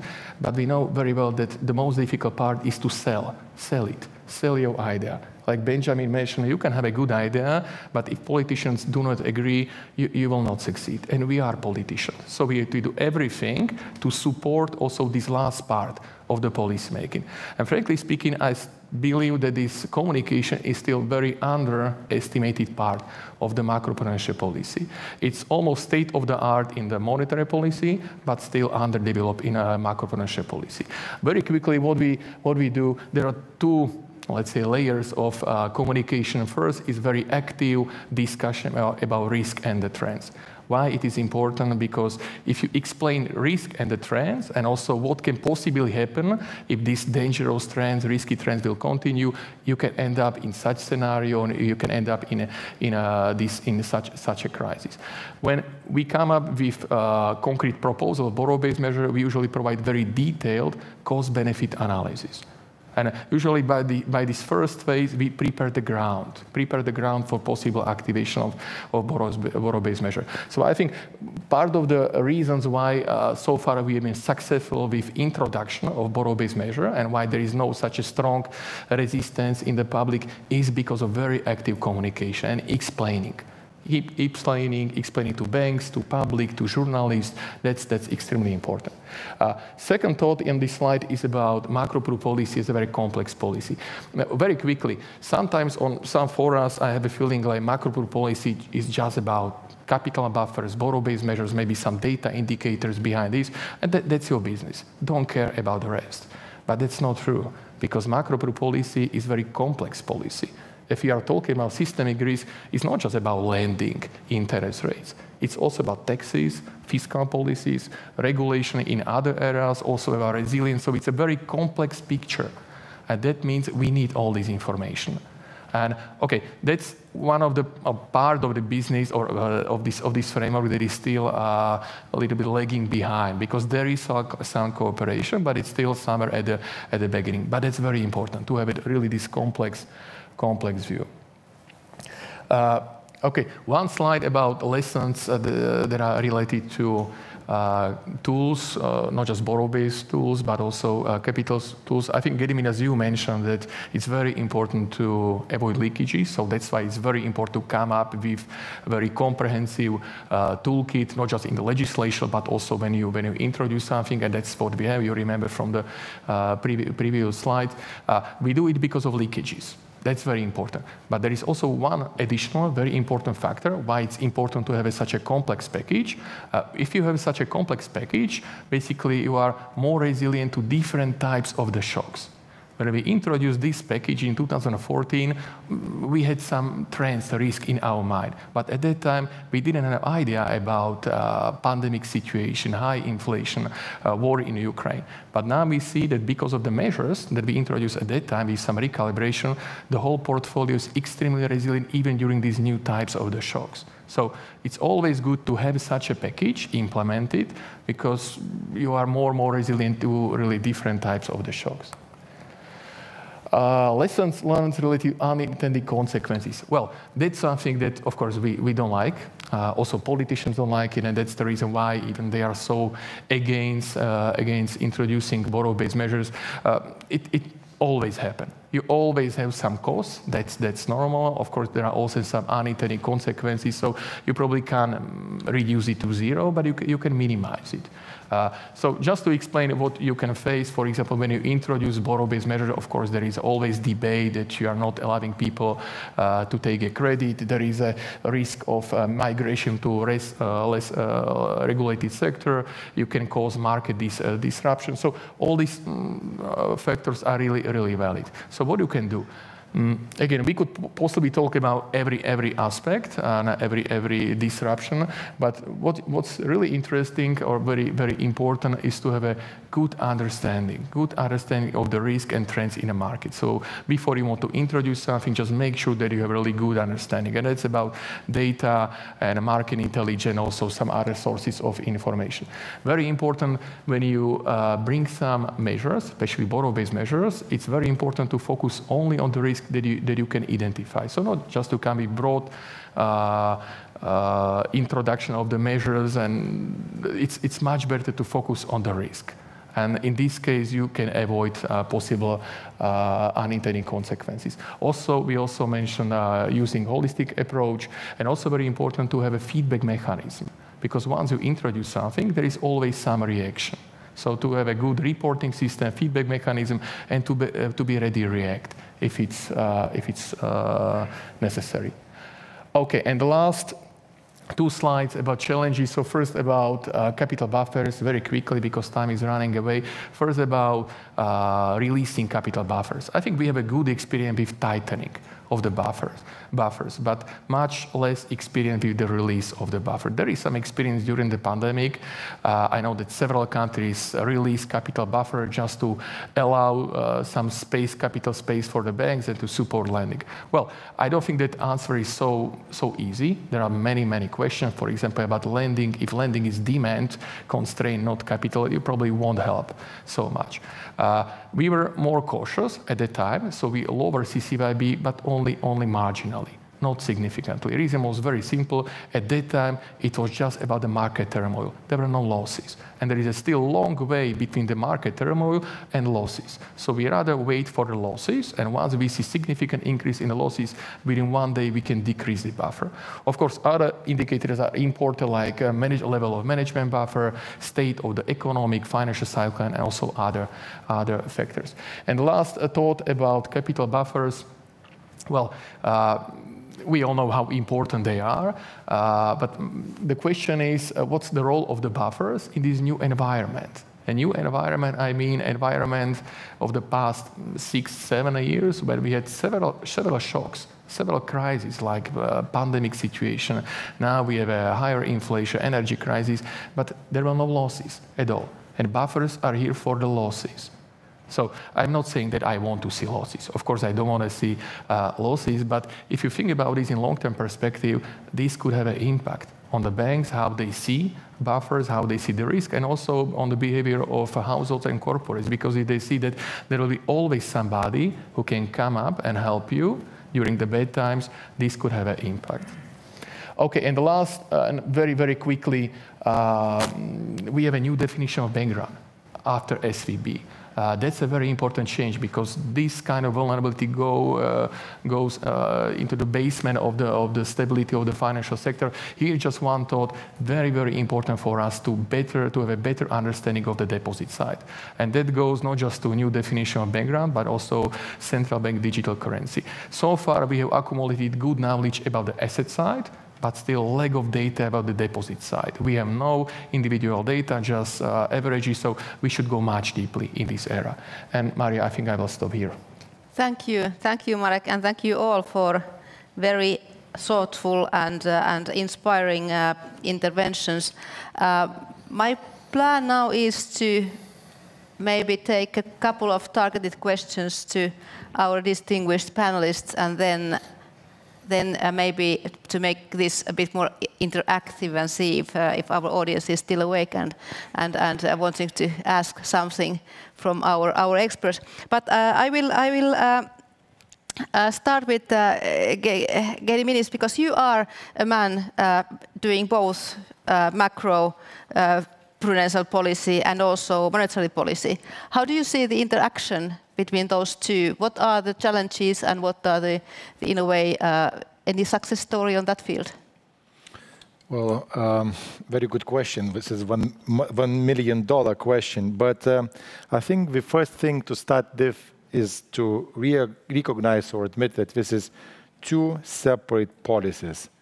And each of them is driven by its respective goals. So this is the financial stability and price stability for monetary policy. And of course, the interplay of these policies is observable, is evident, because these two policies work via the financial market and financial market conditions. As like this channel is common, so you definitely will find the interplay of these policies. So first, financial stability is precondition for effective and efficient transmission of the monetary policy signals into the market. And secondly, you can take vice versa view, and it was mentioned, for instance, today it was already mentioned, is the lender of last resort, is this a monetary policy instrument, or is it partly the macroprudential policy instrument, or any liquidity injection into the financial institution that helps with the liquidity enhancement in that particular institution, but it also builds or helps with the financial stability issues in general. But having said this, I think that even if interaction is evident, each of those policies should be conditioned on their own thinking about their respective objectives over short, medium, and long term. Of course, you're not naive. You take into account that you will have the effects on our policies, not only, let's say, financial stability on monetary policy, but also on social policies as house affordability in many ways around. But I mean, if you try to mix it many objectives at once, I mean, you won't do any of the policies in the right way. And having said this, the third point is that then, if you admit it, you should not put normative labels on the interaction and mixes of these two policies, namely monetary and macroprudential. It's neither good nor bad to have this interplay, and you might have situations that they work hand in hand, and you might have situations when they work in the opposite direction, because the success of each of those policies should be judged from the perspective of their respective mandates and goals. So that would be my answer. Yeah. Okay. Thank you. And Benjamin, you mentioned in your intervention that you praised ECB and ESRB. This is a bit provocative question to you, and maybe if Katja wants to also give her views on this. But because what we hear often is the banking industry, they say that they don't have a level playing field because nasty macroprudential authorities in the Nordic countries are putting capital requirements on banks which don't exist in other Euro area countries. So should ECB have some kind of say, for example, not only topping up but giving instructions or orders? Short answer, no. Long answer is that I think, given the institutional setup in the Euro area, where you have single monetary policy, but otherwise sovereignty at the national level, and with most of the costs of any financial turmoil in the country is more or less borne by the country. I think it should be at the national level to ensure resilience in the face of diverging cycles and so on and so on. So, and for the financial stability, from the financial stability point of view, the level playing field is a constraint and not so much an objective. And I think the institutional setup in the European Union is quite useful, that once you go beyond certain levels of resilience at the national level, then you have to consult the European Commission. So overall, I think the setup is pretty much suited to the institutional framework we have, and I wouldn't recommend something more than a top-up at the ECB level. The question is, what is the objective of the ECB in this regard? Is it about spillovers, something that originates at the national level but is not taken into account by the national level? But this is up to the ECB to set the strategic objectives in this regard. Yeah. Okay, thank you, Benjamin. Katja, do you want to add, or do you agree with Benjamin?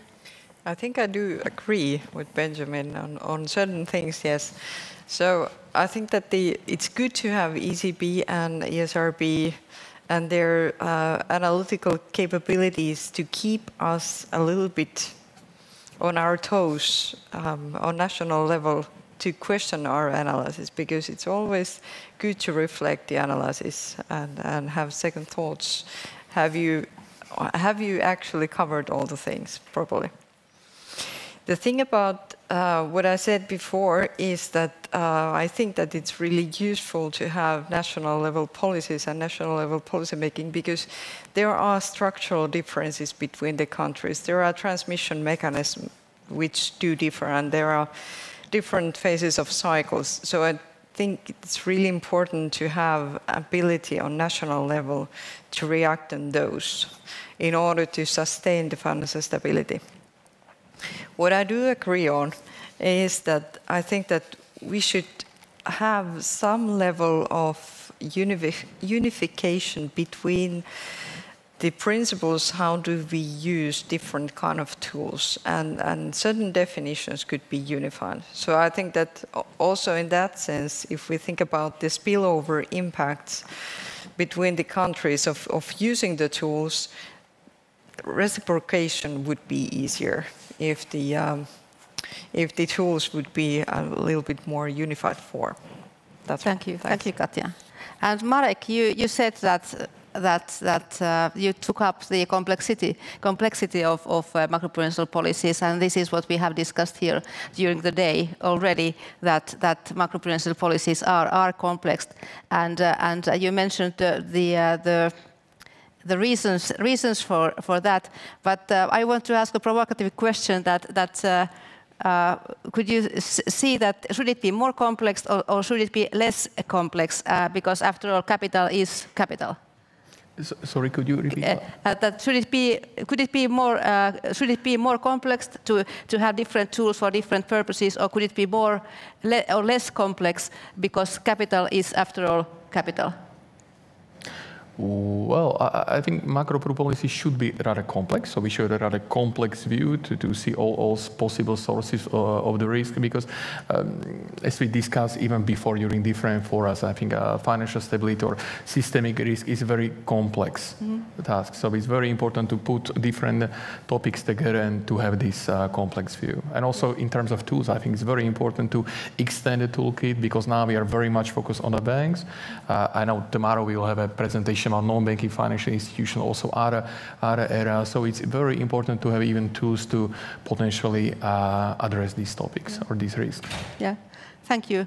And now I think that we still have a couple of minutes time. So if there are questions in the audience to our distinguished panelists, then please find the mic.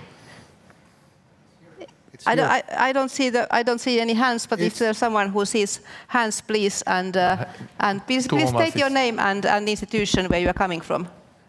Tuomas Peltonen, ESRP. You're welcome. Many thanks for the very interesting panel.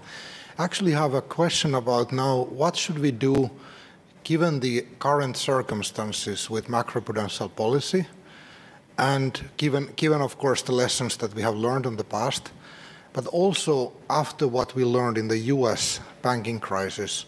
So what are the lessons that you take from there for the macro-pru policy making? And do you see, for instance, any need for liquidity tools? Thank you. Thank you, Thomas. And could you specify which banking crisis of US do you refer to? The last, the March. Oh, the latest. The latest. Okay, latest. Okay. Who wants to answer? I can maybe start. Okay.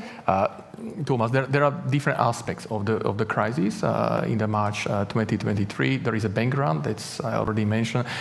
For me, as I already mentioned, better understanding of the deposit side, but also corporate governance. That's a crucial topic because one of the lessons from this period is that even, not really sound bank, but bank that fulfill all regulatory requirements can fail within few days because of the social media, because of other aspects. And here, this corporate governance is really a crucial topic. So take care of this, very important to have it in the mind. Second lesson is related to interest rate risk and also revaluation of the bond portfolio. I think there is a difference between the US and the EU. At the beginning, maybe market were punishing also EU banks, but now it's more clear that the system that we have here is very different. I know also in the first panel there was a discussion about HTM and potential issues with this portfolio. Well, from my perspective, I don't see it as a big risk. At least not just in Slovak banks, but also in general in the EU. I know that there are losses. Of course, there are losses, but keep in mind that in the previous period, when interest rates were going down, there were huge profits. And nobody cared about this before. And this could be, of course, potentially source of the risk, only in the scenario when there is an outflow of the deposits. But we have a LCR, and for the LCR purpose, HTM is in the fair value. So if you believe in the LCR, we should be in a relatively good position. Still, we should think that if banks are under pressure, they still have a central bank where can take some liquidity out of this. So maybe for the beginning. Okay, Gediminas, would you like to continue? Yeah, just a couple of thoughts on the question and on this US example and its effects on macro-pru. So let me begin like this. I'm not sure if that was really a macroprudential measure or was it like microprudential measure, which was not solved because of the, so to say, regulatory differences in the US and et cetera, and maybe like prudent micro supervision would have solved the issue before you jump into the conclusions on the from the macroprudential perspective. But having said this, I think what was standing behind that we are living in a changed world. So the slide I missed, I wanted to talk about the footprint of climate change, the digitalization, and some other things we should take into account with change macroeconomic environment and change technological environment into our perspective in implementation of the macroprudential policies. So I'm not sure if it is about liquidity, and most likely we need to think also on the liquidity from the macroprudential point of view, but there are like new things which should be taken into account then considering macroprudential measures too. Okay, thank you. Any other questions? I see two hands there. Could you please pass the mic? Ricardo Correa, Federal Reserve. I think a few of you touched a little bit on the issue of communicating well. And so my question was whether financial stability communication has evolved to the point that it could match monetary policy communication. So for example, on the issue of forward guidance or the other type of monetary policy communication where you can influence markets just by communicating where you will be at some point in time.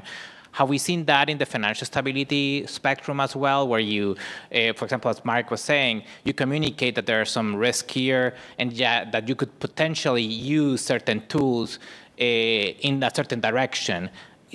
would that influence the behavior of agents, or we're not there, where communications are credible such that agents are going to react to whatever the macroprudential supervisors are communicating in that fashion? Okay, thank you. And I think that, Javier, was it your hand? Okay, please.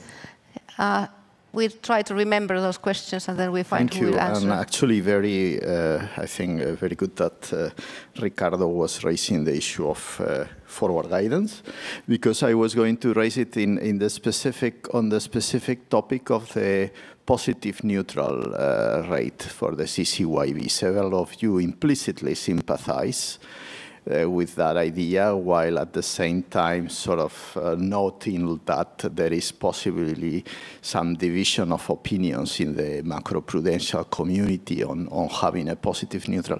So my impression in terms of the cons of the positive neutral, though I think on the net I like the positive neutral, is that it will make this release crucial. So in a sense, it puts the discretion on the release and the timing some of you discuss, but then also on the when you will declare we are back to normal times and the buffer has to be rebuilt. In the current regime, the industry, the other players, could think of credit developments, informing them of when you will raise the rates. But if there is a positive neutral, one potential limitation to usability is that the banks are afraid of too quickly coming back to normal and then having to have the neutral rate. So forward guidance in the form of when we release the positive neutral, we will not raise it again for at least 3 years, could very much increase the effectiveness of the release, but at the same time might be tying your hands too much, right? So maybe a sort of in between forward guidance, but not full commitment because everything is database and so on is important. The second is recommending maybe a little bit on the complex, whether we want complex tools. I think, the task is very complicated, and the tax might require as complicated as needed, but no more.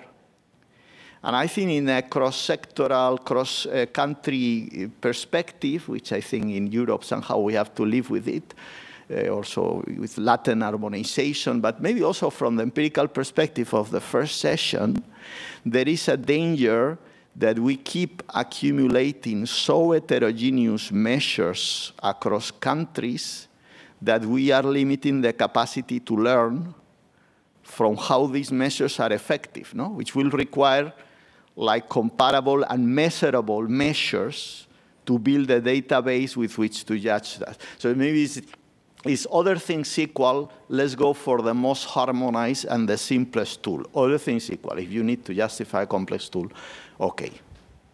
Thank you. So we have issues, communication and positive countercyclical buffer and the complexity. Who wants to start? Katja and I, we don't have this positive neutral countercyclical buffer in Finland, so this is just wishful thinking for us, so we are just talking in theory. But Benjamin and then Gediminas.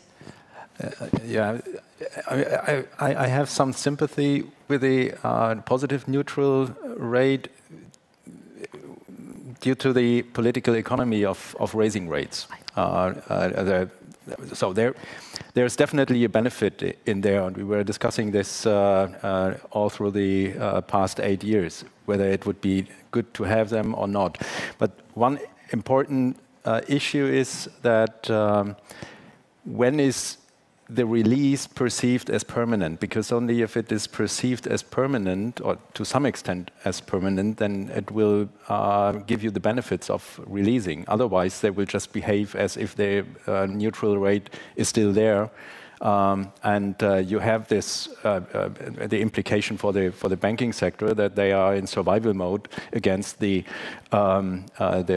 capital requirements. So that is one thing we are discussing internally, whether or not this is perceived and under which circumstances it is perceived as permanent enough that it will change behavior. And to your second question with complexity, I'm personally not in favor of adding more and more instruments to the toolkit.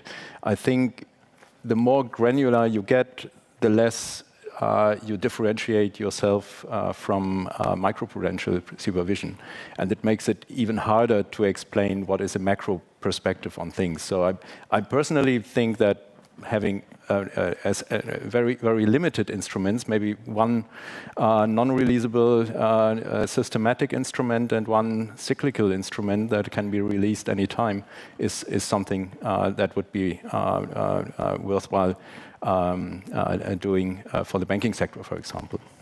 Thank you. And Gediminas, please. Okay, I think you asked very good questions, and but let me begin with a bit more, so to say, distance or like introduction.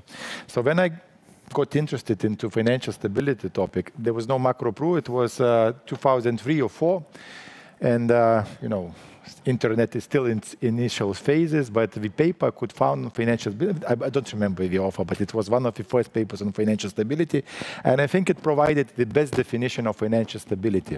So what is financial stability? This is the situation which you know about when you have financial instability. After that, there were like many other definitions defined, evolved, but this one I found most so to say, clear for me. In 2018, we had a conference in Lithuania, international conference in Lithuania. Do we have any measurable target for macroprudential policies? And like asking, could it be real estate prices and their growth?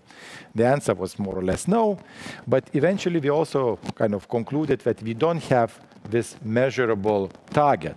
As for instance, monetary policy has. This is what is price stability is defined like 2% inflation in the medium term. So in a way, then the question is about, and now I get back to the question, the communication or what about the positive neutral countercyclical capital buffer and how the markets could expect and when to expect when it's to be implemented. I would in a way ask in a similar fashion on how the monetary policy is. Policy is not automatic, it's not algorithm. So in a way that if you have projections, macroeconomic projections, whatever we are, so does the ECB should react according to the macroeconomic projections as such, or are macroeconomic projections a source of information for the decision, which is discretionary because it takes into account many more information? Very similarly, for me, is or kind of similarly is the neutral positive countercyclical capital buffer and its framework. What's very much needed, and I believe it's done, so that you have this all setup disclosed, how you come up to the decision, and how you take into account the growth of the economy, and is it close or not to the output gap, how do you take into account credit development, how to take into account bank profitability, etc., etc. But then this decision is not automatic, but the markets could expect if these conditions in a way are started being evident in the market, so the institutions may come up with a decision on let's say this capital buffer increase. But having said all this, here I agree, and it's also about the complexity of macroprudential policy, that we don't have this one single target or measure by which we could define we are successful in our policy implementation. So I think that's how it is. The other thing, the thing I would like to note, we talk about Macropru is that complex and complicated. There are so many aspects, many other policies. I believe we should reduce a little bit the complexity in our approach to it. Because if we think it's all that so difficult and impossible, I mean, they would end up doing nothing. But the worst thing is to do nothing. I think, yeah. Okay, thank you. And very briefly, Katja, on communication. Oh, well, yeah, concerning the are we as far as the monetary policy, I think no. There are still things to do, and I think that we are in the phase of getting better understanding of the fundamentals in Macropru. The other thing related to the other question concerning the release of the buffer and especially the positive neutral, I think that one thing that we need to think still a bit more in balancing, creating space to the granting more loans and operability of the banks and then the resilience of the banks. So I think that there is releasing the buffers is never an easy question and when to do it. Thanks. Okay, Marek. Ricardo, can you hear me? Yeah. Ricardo, you asked a question about forward guidance, whether it's a part of our communication. Yes, it is. It is. It's very explicit when we are talking about CCYB. So every quarter when we decide on CCYB, we also publish forward guidance, what the market can expect next quarter. I'm very explicitly saying how high is the probability that we will change it. It's less explicit, it's more implicit for a borrow-based measure, because it's not a decision for every quarter. But if there are trends in the market and we see a rising risk, we simply indicate, okay, if you don't change this behavior, if you see these trends to continue, we can change something. We can come up with some solutions. So it's more implicit. And maybe one comment to positive, neutral CCYB. Well, we are, let's say, we are rather neutral to positive neutral. Neutral means that we like the concept as it is now. And it's also driven by the fact, because the idea of the positive neutral is to create some macroprudential space buffers and then to release it. Well, in the past, we have been able to do it. So to raise buffers and even potentially release if necessary. By making this buffer positive neutral, you are basically shifting from cyclical tool to more structural tool. Slovakia is still, let's call it, emerging country. So there was a cycle, a strong cycle, and we expect that it will continue even in the future. I can imagine in some countries where indebtedness is already high, you do not expect the cycle will be strong. In these countries, it can be. There can be a reason to have it, but not really for us, because, again, we expect cycle can be strong, and I expect they will react again. Yeah. So we'll raise CCYB and in such way to create space for us. Okay. Thank you, and thank you everyone, and thanks for our audience, thanks for our panelists. I don't even try to wrap up or list the main takeaways. I hope that you have been listening carefully. But I would like to take up one issue which Marek mentioned, and this goes for quite many things, is that in bad times we have to live with the decisions that we have been making when the times were good. So I think this goes with the macroprudential policies, that we have to make the decisions in advance when we are hated and when everyone is asking that where do you guys live because you are making this kind of decisions. And it also goes also for credit granting, that the credits that are granted in the good times, then actually they are the ones where the credit risk is. So in that sense, I think that we have to take that into consideration. But with these words, I thank my panelists. Thank you so much. Thank you for your contributions. And I thank the audience. And this panel is now closed. And I think that there will be a coffee break next, so someone knows better than. But at least we are off. Thank you. Thank you. Yes. Thank you very much. So again, just a few boring informations. Really, there is a coffee break. You can grab some coffee, tea outside, and we will try to continue at 3:30, so to be on time. Thank you very much.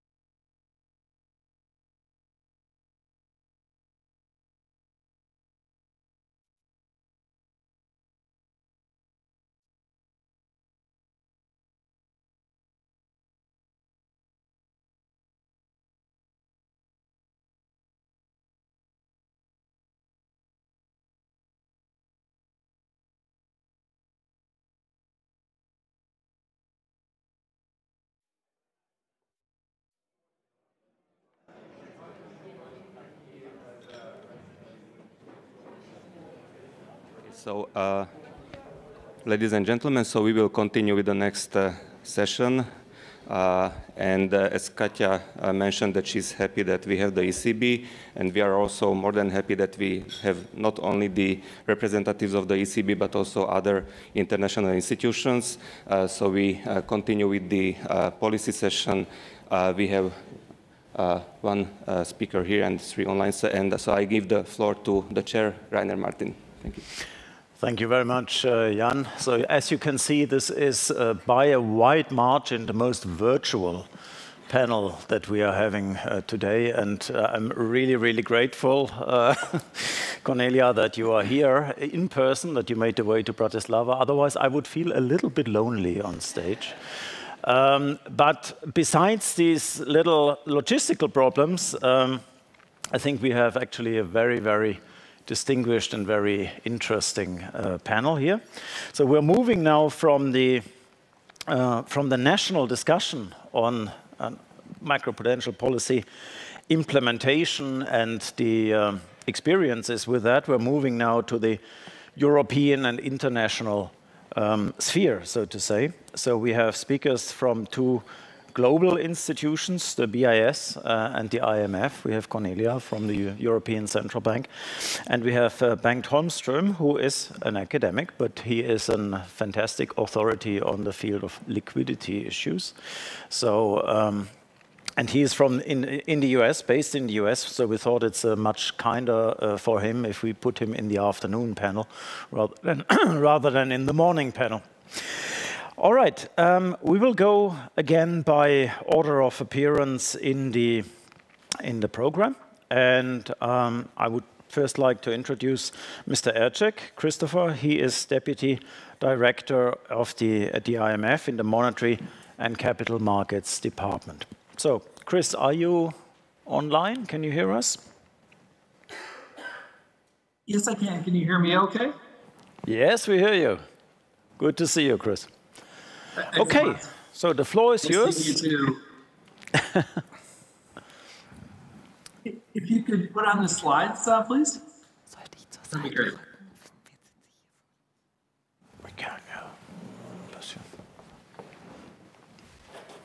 I don't hear anything. Well, thank you.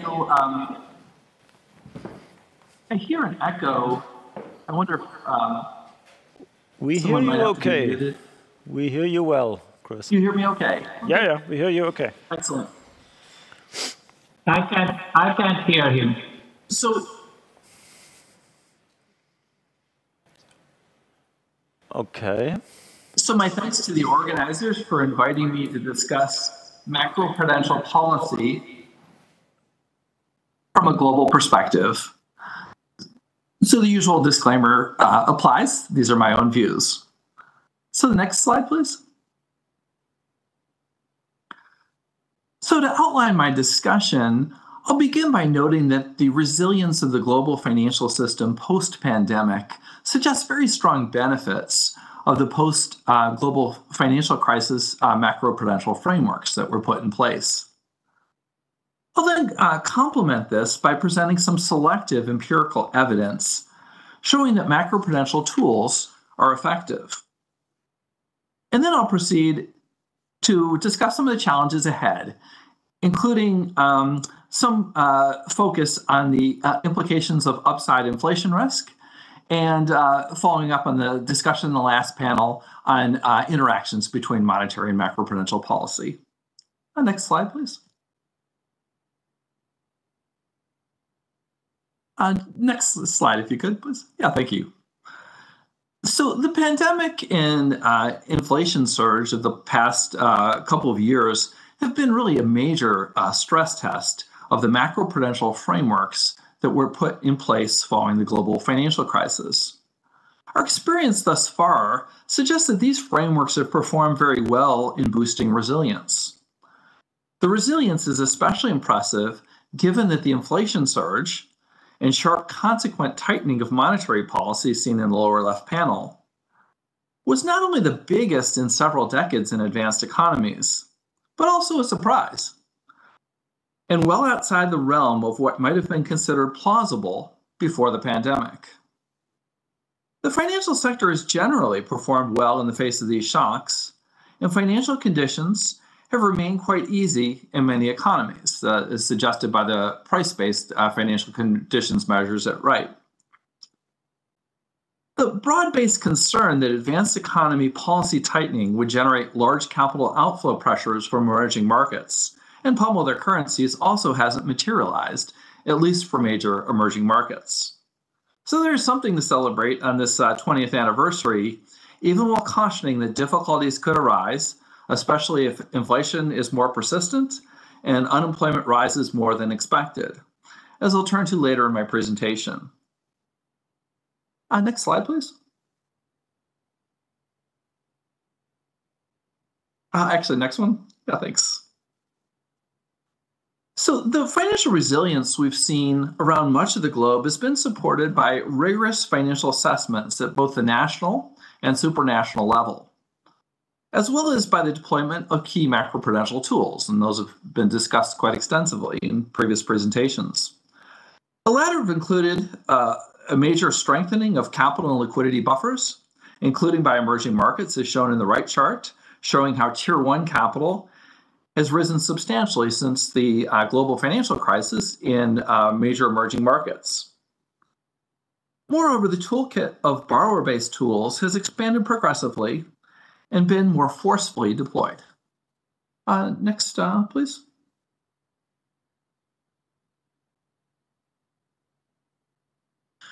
So there's substantial evidence that these tools have been effective.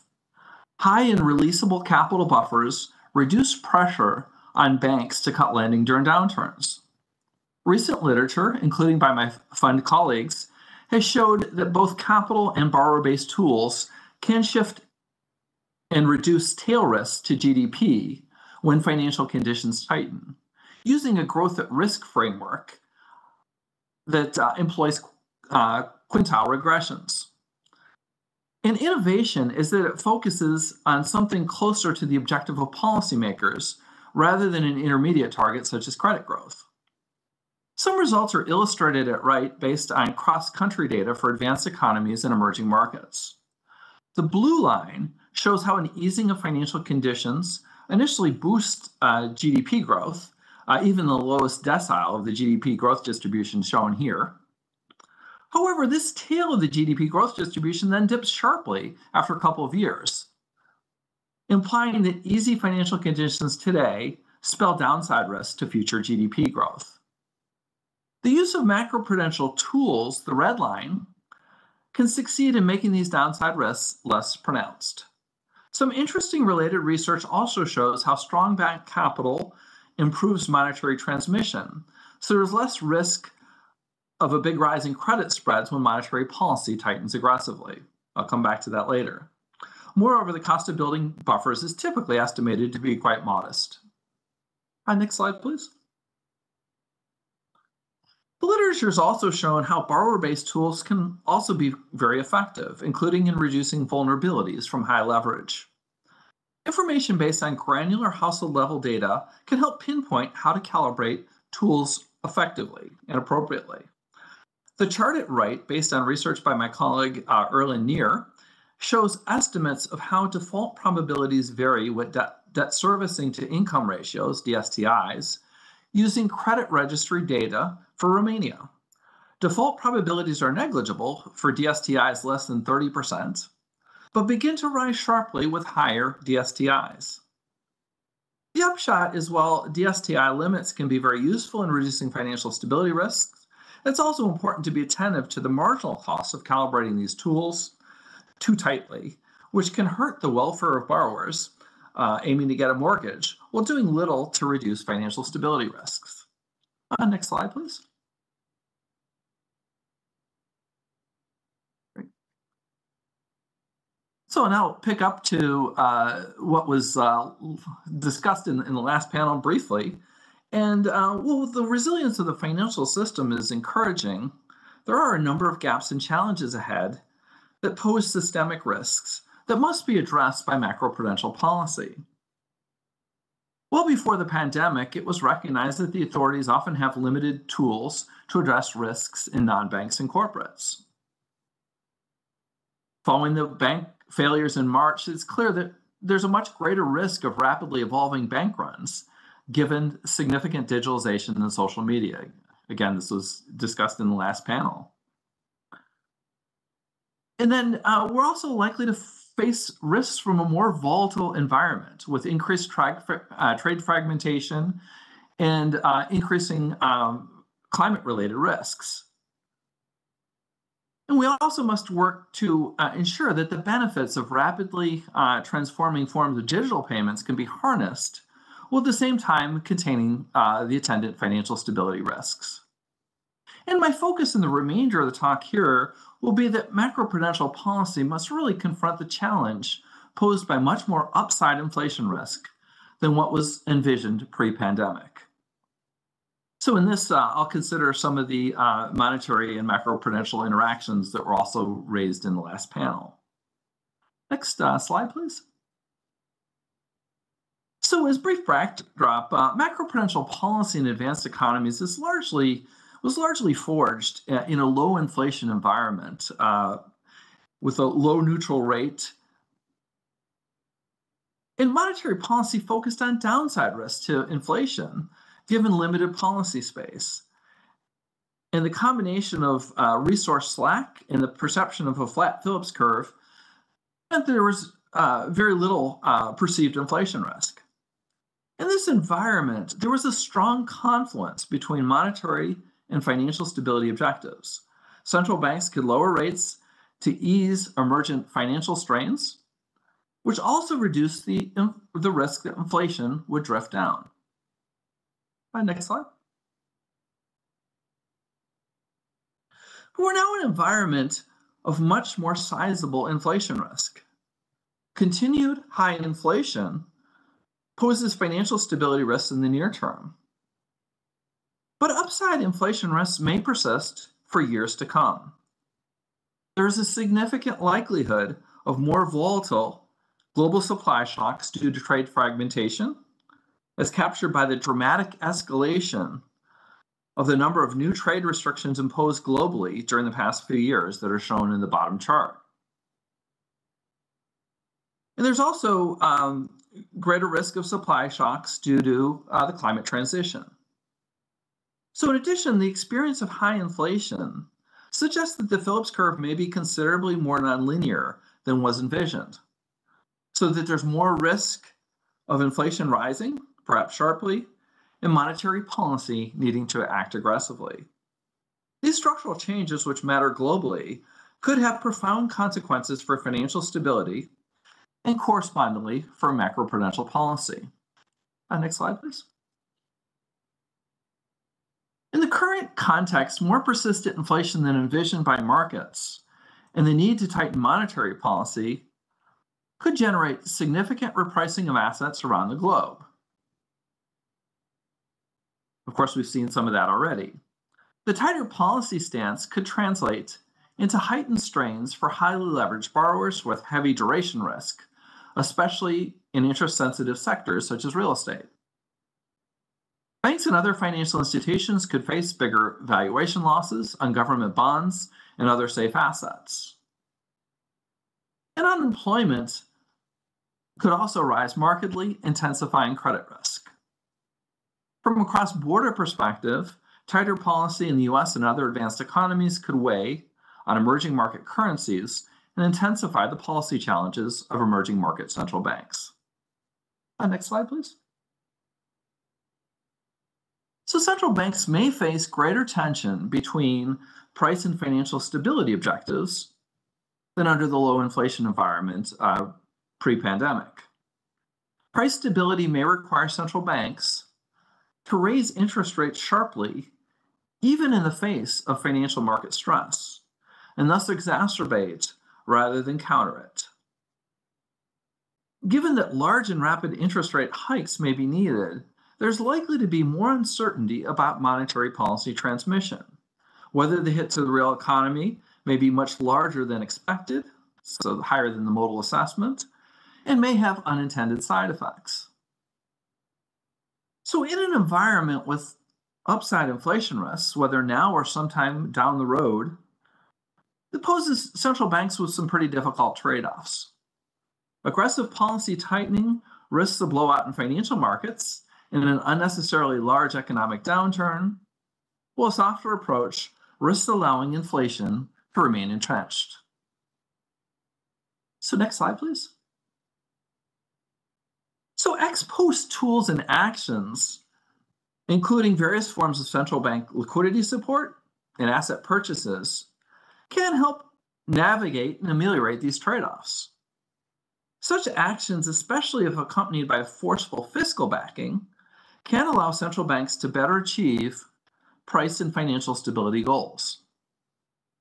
Central banks and fiscal authorities have succeeded in this regard during various episodes of financial stress during the past year. We've seen that around the world.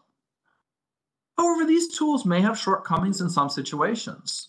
Central banks are well equipped to address liquidity, but not solvency problems. And problems in the non-banking sector, even from liquidity, may be out of their reach. Fiscal space is also needed, but may be unavailable, especially for emerging markets, some emerging markets. And the use of these tools may raise considerable communication challenges, for example, if deployed when policy also needs to be tight to contain inflation. And they may also raise political economy challenges. Next slide, please.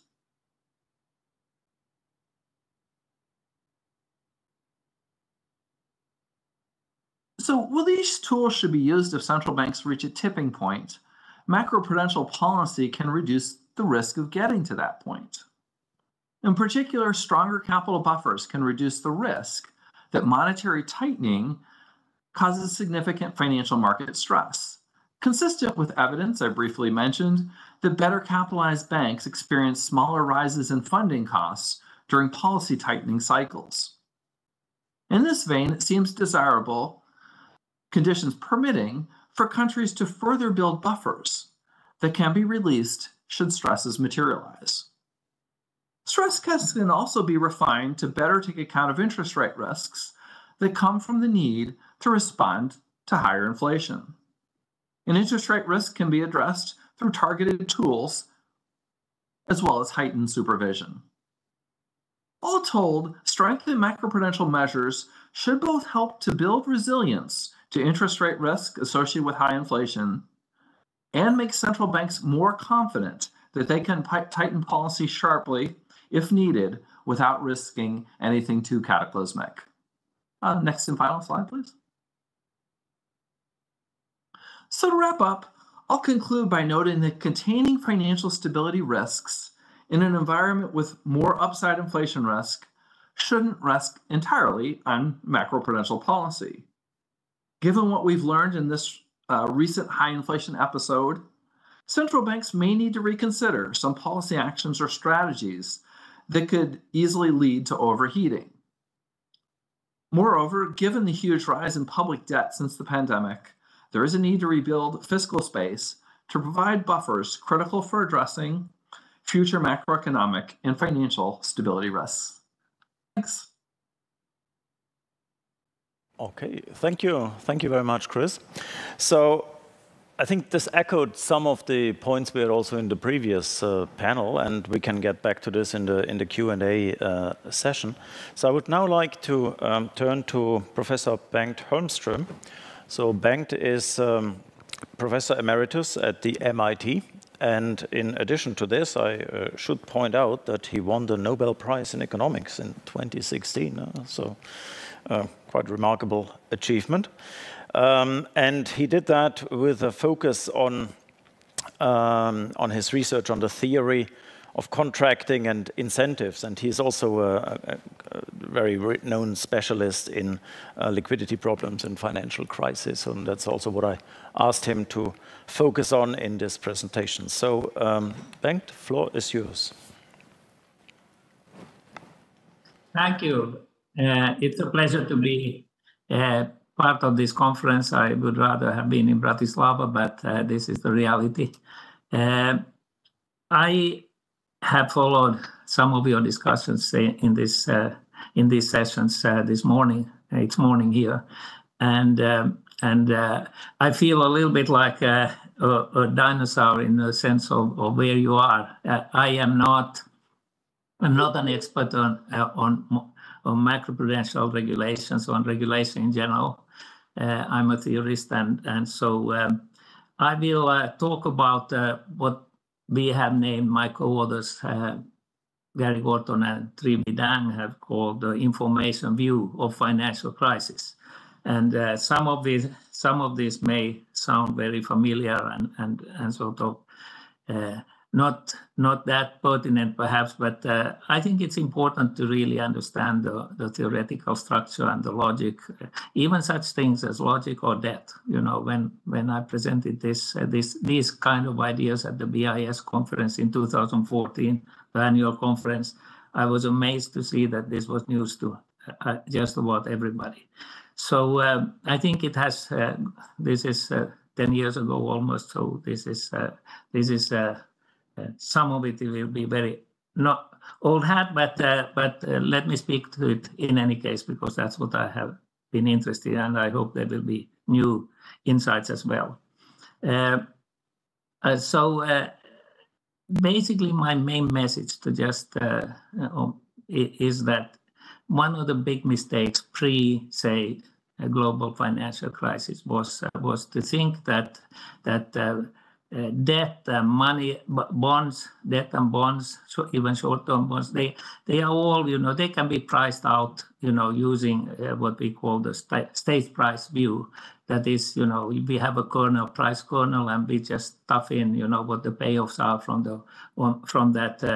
the instrument we want to price, and out comes an answer. So this is of course everywhere in textbooks, and this view of sort of state space view really got to dominate all of finance. And I think also flowed into the views that people had on financial markets and even banks and such things. There were some exceptions.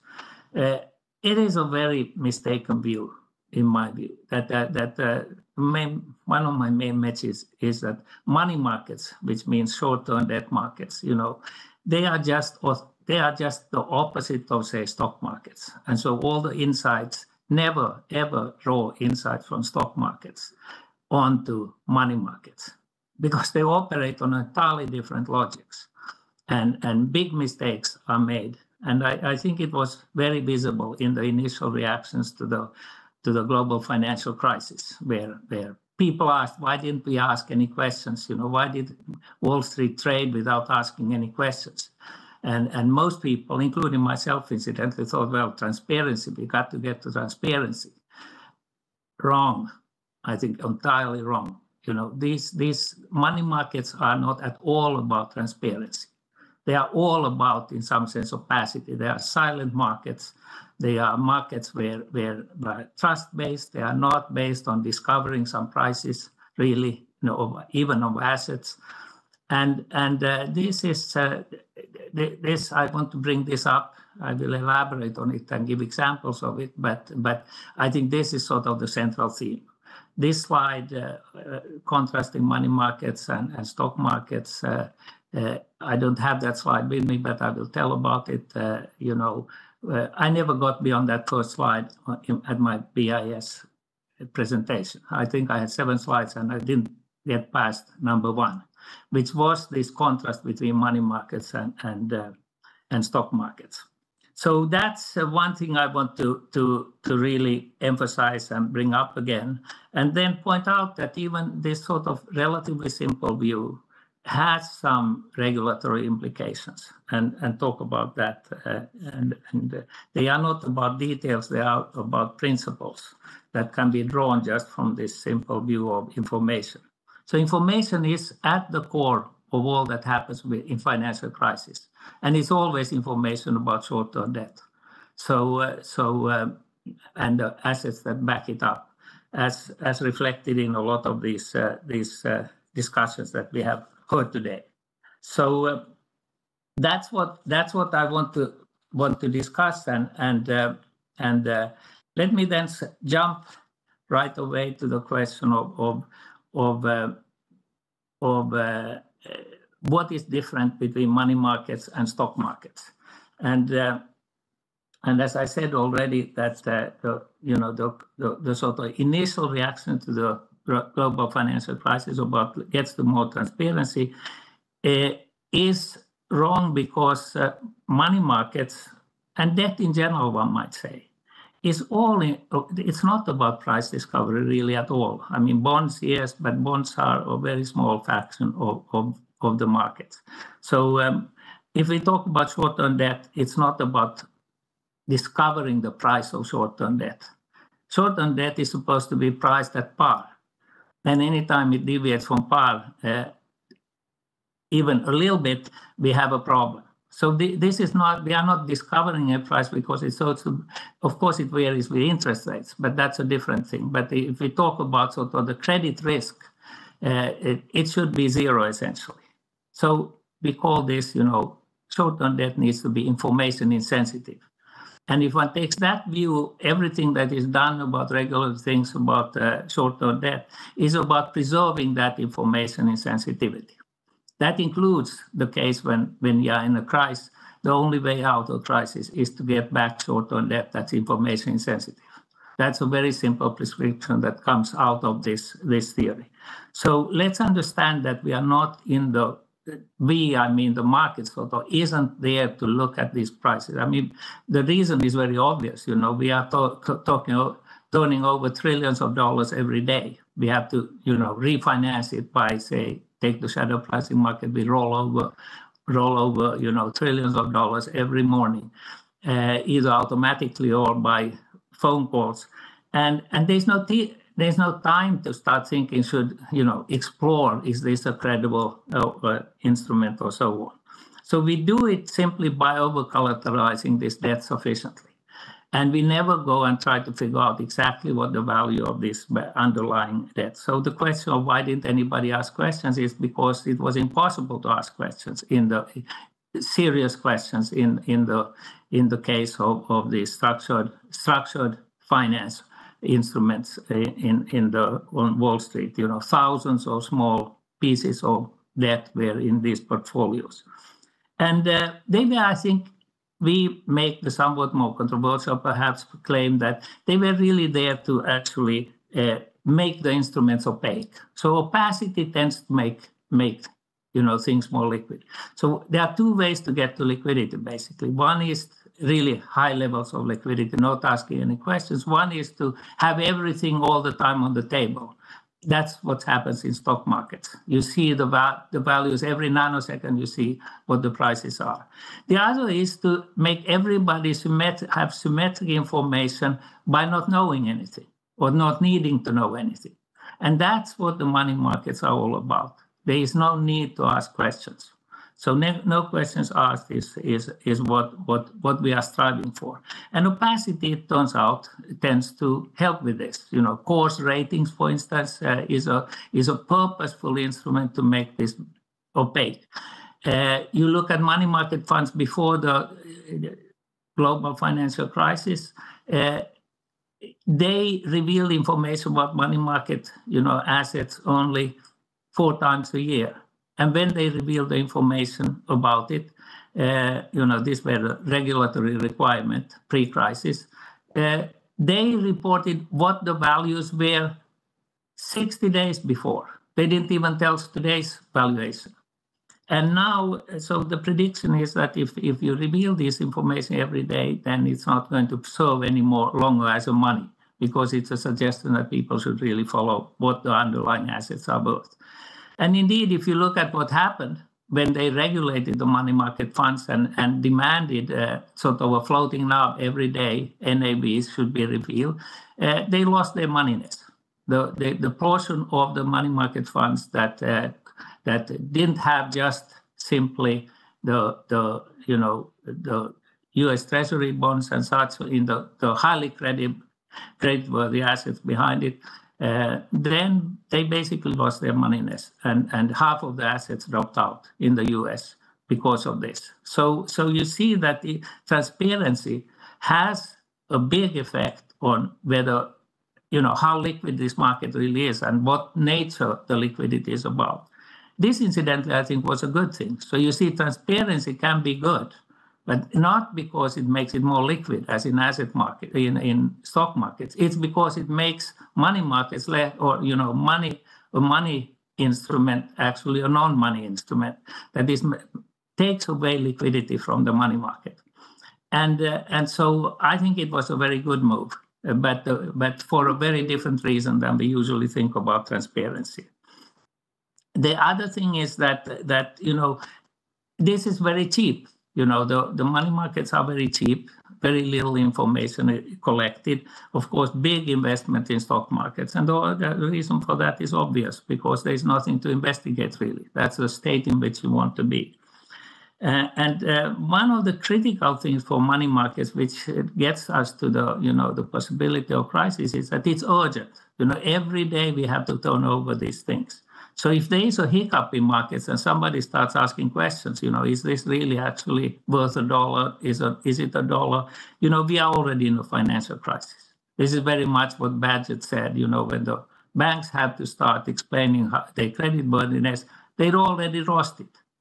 So, any effort to try to explain, open the book, so to speak, and explain, it's game over. And we are already in a financial crisis. So these are extraordinarily different. So there's very steady volume in money markets, very stable valuations. That is, everybody believes it's at par, and that's the nature of it. So, as I said, opacity, various things can be done to make it even more liquid. So shortening the duration of debt instruments makes them more liquid. One of the very bad things, so here is a very critical issue that's different from stock markets. Stock market advice is just diversify. Diversify. The ideal portfolio is the so-called market portfolio. This is the theoretical idea. Everybody of us should hold a slice of the American, or maybe today, global portfolio. It's of course not happening, but the idea is diversification is very good. Look at money markets. We thought, and I remember this being talked about, that in the build-up of more debt before the global financial crisis, there was talk about we don't have to worry so much about the levels because they are well diversified. You went into different banks and the banks did not have some big, accumulation or concentration of debt. The problem is, if you keep diversifying enough in money markets or in debt markets, actually the tail risk just becomes enormous. And we saw it in what happened in the global financial crisis. The big surprise was that what we thought were uncorrelated things suddenly were very correlated, because suddenly we were at that tail event when the instruments became essentially equity-like. That is, they were no longer worth the par value. And the whole sort of basis for how you value them changed. And we really had to start discovering what these assets were worth. But there was no market for discovering assets behind it. So you see that the problem, that's what is so cataclysmic about as soon as people start investigating what's behind this, and I'm excluding here regulators, we are in trouble. And diversification, this is perhaps my strongest warning to you people who do regulation. Beware of diversification. I mean, to some degree, if you diversify a little bit, you will get more liquidity, but you will get more and more liquidity by pushing risk into the tail. And think about if every bank held exactly the same portfolio, and what would happen if one of them would go down. They would simultaneously, all of them, go down. So that's a way of thinking about the fund. Now we have to have price discovery in a situation where we had no idea how to discover even the prices. Speaking about that, I might mention that the initial thought when 700 billion was given to the Fed was that the Fed would buy out the toxic assets, from the banks. What a crazy idea. There's only one way to get back to a stable system again. That is to bring back the no questions asked regime. That is, do what they eventually did. which was that they recapitalized banks. So we have to understand that banks are part of the banking system. I mean, the Fed, in some sense, they distribute Fed money. They are intimately connected with the Fed, obviously, and the Fed is the one who should rescue them. If they should also regulate, of course, but they should rescue them if something happens. And so this is another example. And here I was actually with my co-authors involved, in arguing. I'm sure others argued also. I said, for God's sake, don't start trying to buy up assets, toxic assets. Well, how would you know when you have bought up enough toxic assets? It's a good question.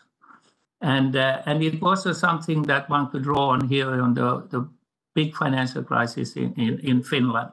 In Finland, where I am from, but in Sweden, the Nordic crisis in 1991. They did the right thing, in my view. And it's always going to be the right thing, is to, bail out the system. But we have to, one can do it smartly or one can do it less smartly, and you are more expert on how to do it than I do. And so this has now explained, so these simple ideas are if one gets the right mindset, that's what I'm trying to communicate here. In the right, what is this money about, and what is the idea? Then I think a lot of these insights will seem obvious, but never. Let me give some examples still. Like, think about the European crisis that followed or was part of the global financial crisis. Mario Draghi said whatever it takes, and suddenly only then did the spreads come down. How opaque was that comment? What did it mean? My point is, it was crucial, and nobody understood really what it means. You can't put whatever it takes into a spreadsheet and start calculating when it will break down. And that uncertainty was actually crucial, in my view, to why it was successful. Of course, we understood that there were a lot of new assets coming into play, but it's just one of the lessons from this perspective. There are a lot of other examples. I gave already the MFF example. I think the SVB was unusual. Let me close by saying that there's the view that all crises are the same, and how stupid are we? Every time we take too much money and then we go over. I think that's an utterly naive way of thinking about this guy. The crises are, and in the end, they are all the same. There's a collapse. But before you get into the crisis, they can happen in a lot of different ways. The global financial crisis actually was running in the shadow banking system for a year before it came into the open. And one of the interesting things is that the thing that undid, that the key moment in that crisis was that the highly regulated and visible and transparent system, namely the tri-party market, that market was ultimately the cause of the collapse. It didn't happen in the and that has to do with the fact that in the shadow banking system, or in general with how these adjust these markets, they adjust the haircuts, and in the tri-party system, they didn't adjust the haircuts because they were basically much safer as a system until they weren't safe again. In the shadow banking system, there was a continuous adjustment of the haircuts, but very few people knew about it because they were over-the-counter markets. But it happened for a year, from the summer of 2007 to until the Lehman crisis. And so again, this is an example of how information plays a key role here. In the shadow of the shadow banking system, there were adjustments. And when it comes to debt, they basically always adjust by quantities, not by prices.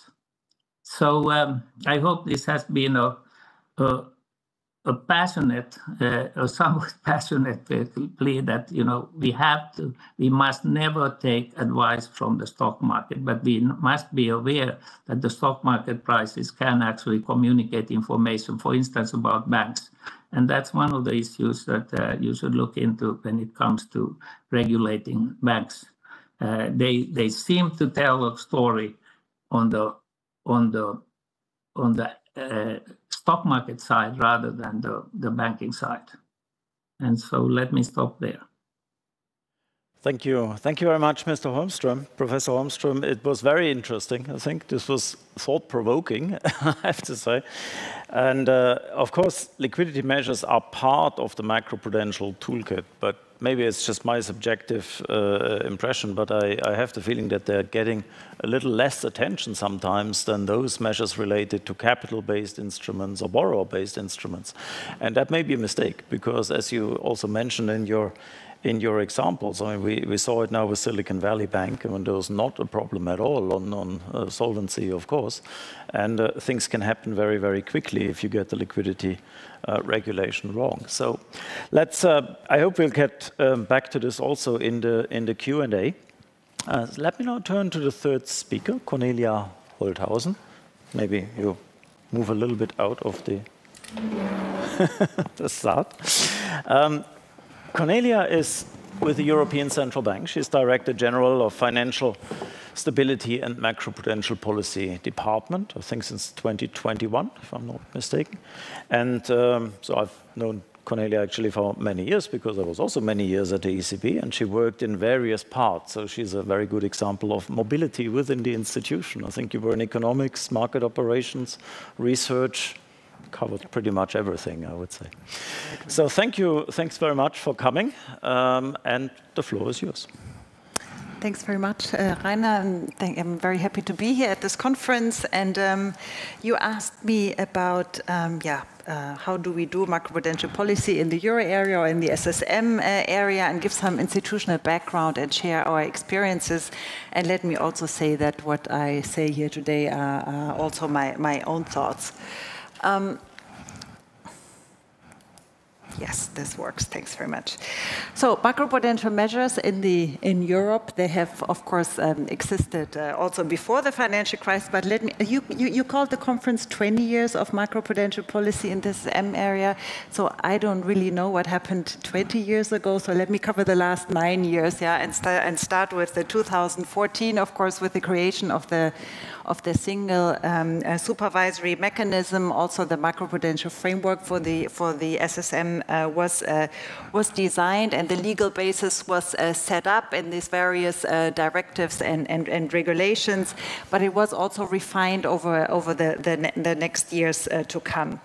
And we have a complex system, as I'm sure my colleagues from the national central banks that were in the earlier panel have already alluded to.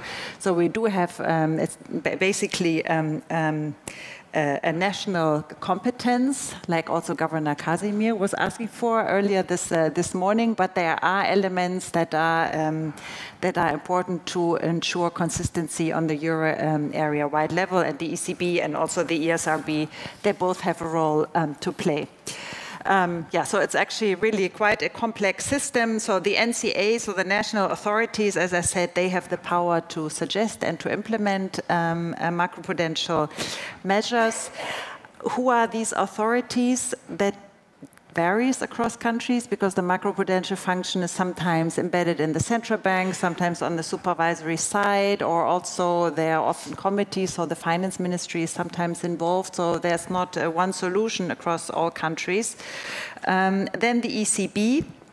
Of course, on our tasks, we have a mandate to also care about financial stability and regulatory policies, and the ECB is consulted when these proposals are being made.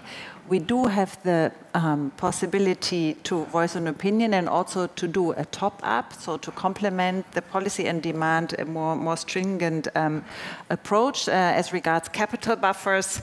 Yeah, but I should say it's an asymmetric power, so the ECB could only, in theory, top up, but it could not say, "Oh, please reduce the macroprudential capital buffers," as I think it's an element that is meant to avoid inertia and to avoid a bias for having a too low buffer. And then, of course, there's the ESRB. They have an oversight function, and they, for instance, they issue warnings and recommendations in the macroprudential space for all the countries in Europe. And the idea of the whole setup is to, yes, leave this decision on macroprudential powers at the national level, but to ensure that they take timely action. And the ECB's role is, first of all, to see that we have a consistent approach across all the different countries, and also to see whether they are, and to incorporate any potential spillovers, if any, between these different countries. So this all then implies a relatively complex setup with a lot of interaction. So the governance is really quite complex. We have some interaction between the ECB supervisory side and financial stability side where I am, because ultimately the decision-making body is the so-called Macroprudential Forum, and that's a combination of the Governing Council and the Supervisory Board. So when the national authority makes a proposal, we have a lot of or intends to make a proposal, usually, we have a lot of interactions among us and discussions with the national authorities. Do we agree on the assessment? Do we agree on what would be the appropriate measure and how high and when? So there's lots and lots of interaction, and I think very often we also agree in very broad terms with the colleagues on the national side and on the ECB side. And that's really the idea, to have a common understanding and have a more sound idea and more confidence that it's the right measure to take going forward. So the ECB then, when we receive such a proposal, we make an assessment, and there's an objection possible, even though it's not binding, unless we have this top-up proposal, but that has actually never happened. But I do have the feeling, so with the limited experience that we have, I do think that having the top-up power is also helpful for the national authorities in their interaction with other bodies that are involved in the macroprudential decision, because it's quite a threat, no, such a top-up, to think that the ECB would do something on top of what the national authorities have found or communicated as the wise choice. So we try to get in these discussions a common understanding, and what are the proper measurement of risks, what are the appropriate instruments, and really to have a homogeneous approach. And my colleagues who were speaking earlier here today, many of us sit in the Financial Stability Committee, for instance, where we also discuss these type of issues.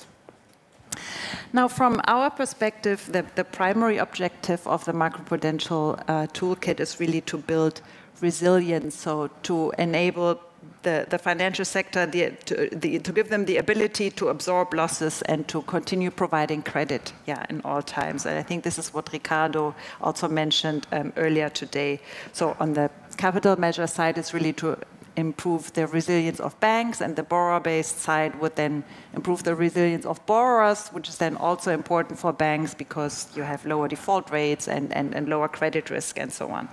And I think it's maybe a secondary or an intermediate goal, this idea to tame the cycle, as was also mentioned earlier, and I think it was Javier who said, we don't even know whether we can actually manage to do that, no, to tame the cycle with macroprudential measures. But for me, that's maybe one reason why I would really focus on the idea that building resilience is the main objective. And I think that earlier this year in the March, I call it a turmoil, not a crisis. So in the March turmoil,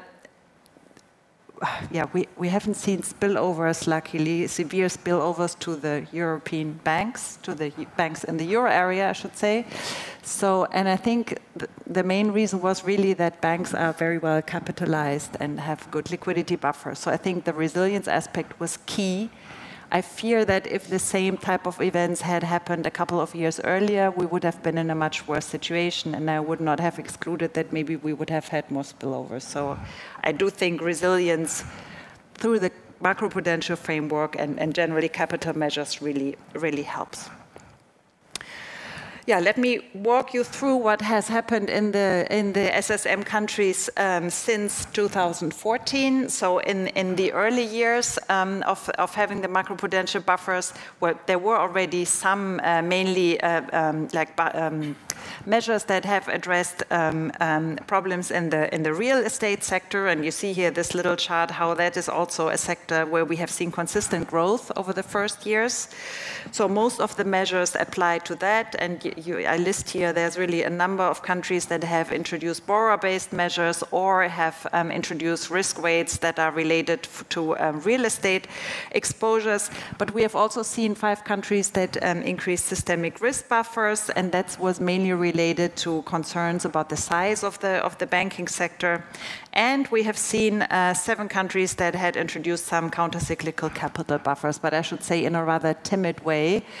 Because if you compare I mean, during that time, capital ratios across the board strengthened a lot, no, after the financial crisis, and I think before the pandemic hit, the CET1 ratio was almost 15%, but the average countercyclical capital buffer stood at 0.11%. So it was really minuscule at that point in time. So then during the pandemic, sorry, this was animated. I forgot about that. I had completely forgotten about it. Well, okay, so let me then turn to, here you see over time how this has all evolved. Okay, then during the pandemic, that was then the time to release, no? So, and various micro and macroprudential measures then freed actually capital. So you see here on the left-hand side, basically in a very simplified way, the capital stack before the release, and then there were several measures on the micro and the macroprudential side that were then, that provided some buffers that were freed up for the banks. And only 6 billion were released, were freed up by releasing the countercyclical capital buffer, so not a lot, but no surprise given that it was at very, very low levels before. And because of that, because there was so little of this releasable capital available in the system, actually some countries decided to release some buffers. They were not meant to be releasable, but they did it anyway under these very special circumstances. And I think there was the systemic risk buffer and the OC buffer. And what we learned during that time was really how important it is to have these releasable buffers. We have some studies at the ECB that look at how banks behave once the level of capital approaches the threshold below which they are not allowed to pay dividends and so on. And they do change their behavior, so they're much more reluctant to give credit to the real economy once they get closer to that limit. And that may be because they actually fear breaching the limit, or it may be because they fear stigma effects in the market, or because they fear more supervisory scrutiny. I don't know, I guess it's a mix of all of these different reasons. So we do see that then that really curbs lending, and then in that case that was would act in a pro-cyclical way, which we want to avoid. But on the other hand, we do see that these measures that were taken, the freeing up of capital, really helped and were effective in avoiding pro-cyclical behavior. But we would have ideally liked to have larger buffers earlier on, so we could have released them in a proper way. And that would have been helpful for the economy. Now, what happened after the pandemic? Now we are in a very new kind of situation. And I think Christopher already alluded to it a little bit. No, there's new environment of these massive shocks coming from the outside, having a war in Europe all of a sudden last year, high inflation, rapidly rising interest rates. So that's really an environment that hadn't been tested in terms of macroprudential policies. And what was said earlier, that it's so important to understand the interaction between monetary policy and macroprudential policy, I think a lot still we need to study and need to learn on that. So, and it put macroprudential authorities in a difficult position, because on the one hand we have a turning financial cycle, so credit growth is adjusting downwards. There are adjustment in residential real estate markets, which were the key problem before. So you could say the cycle is already tamed in some way. There's maybe not so much that we need to add to that. And also, a war breaks out. It's difficult also to, I think you mentioned communication in an earlier panel, no? It's difficult to communicate how in such an environment you should actually increase buffers where banks are fearing fallouts due to credit risk and so on.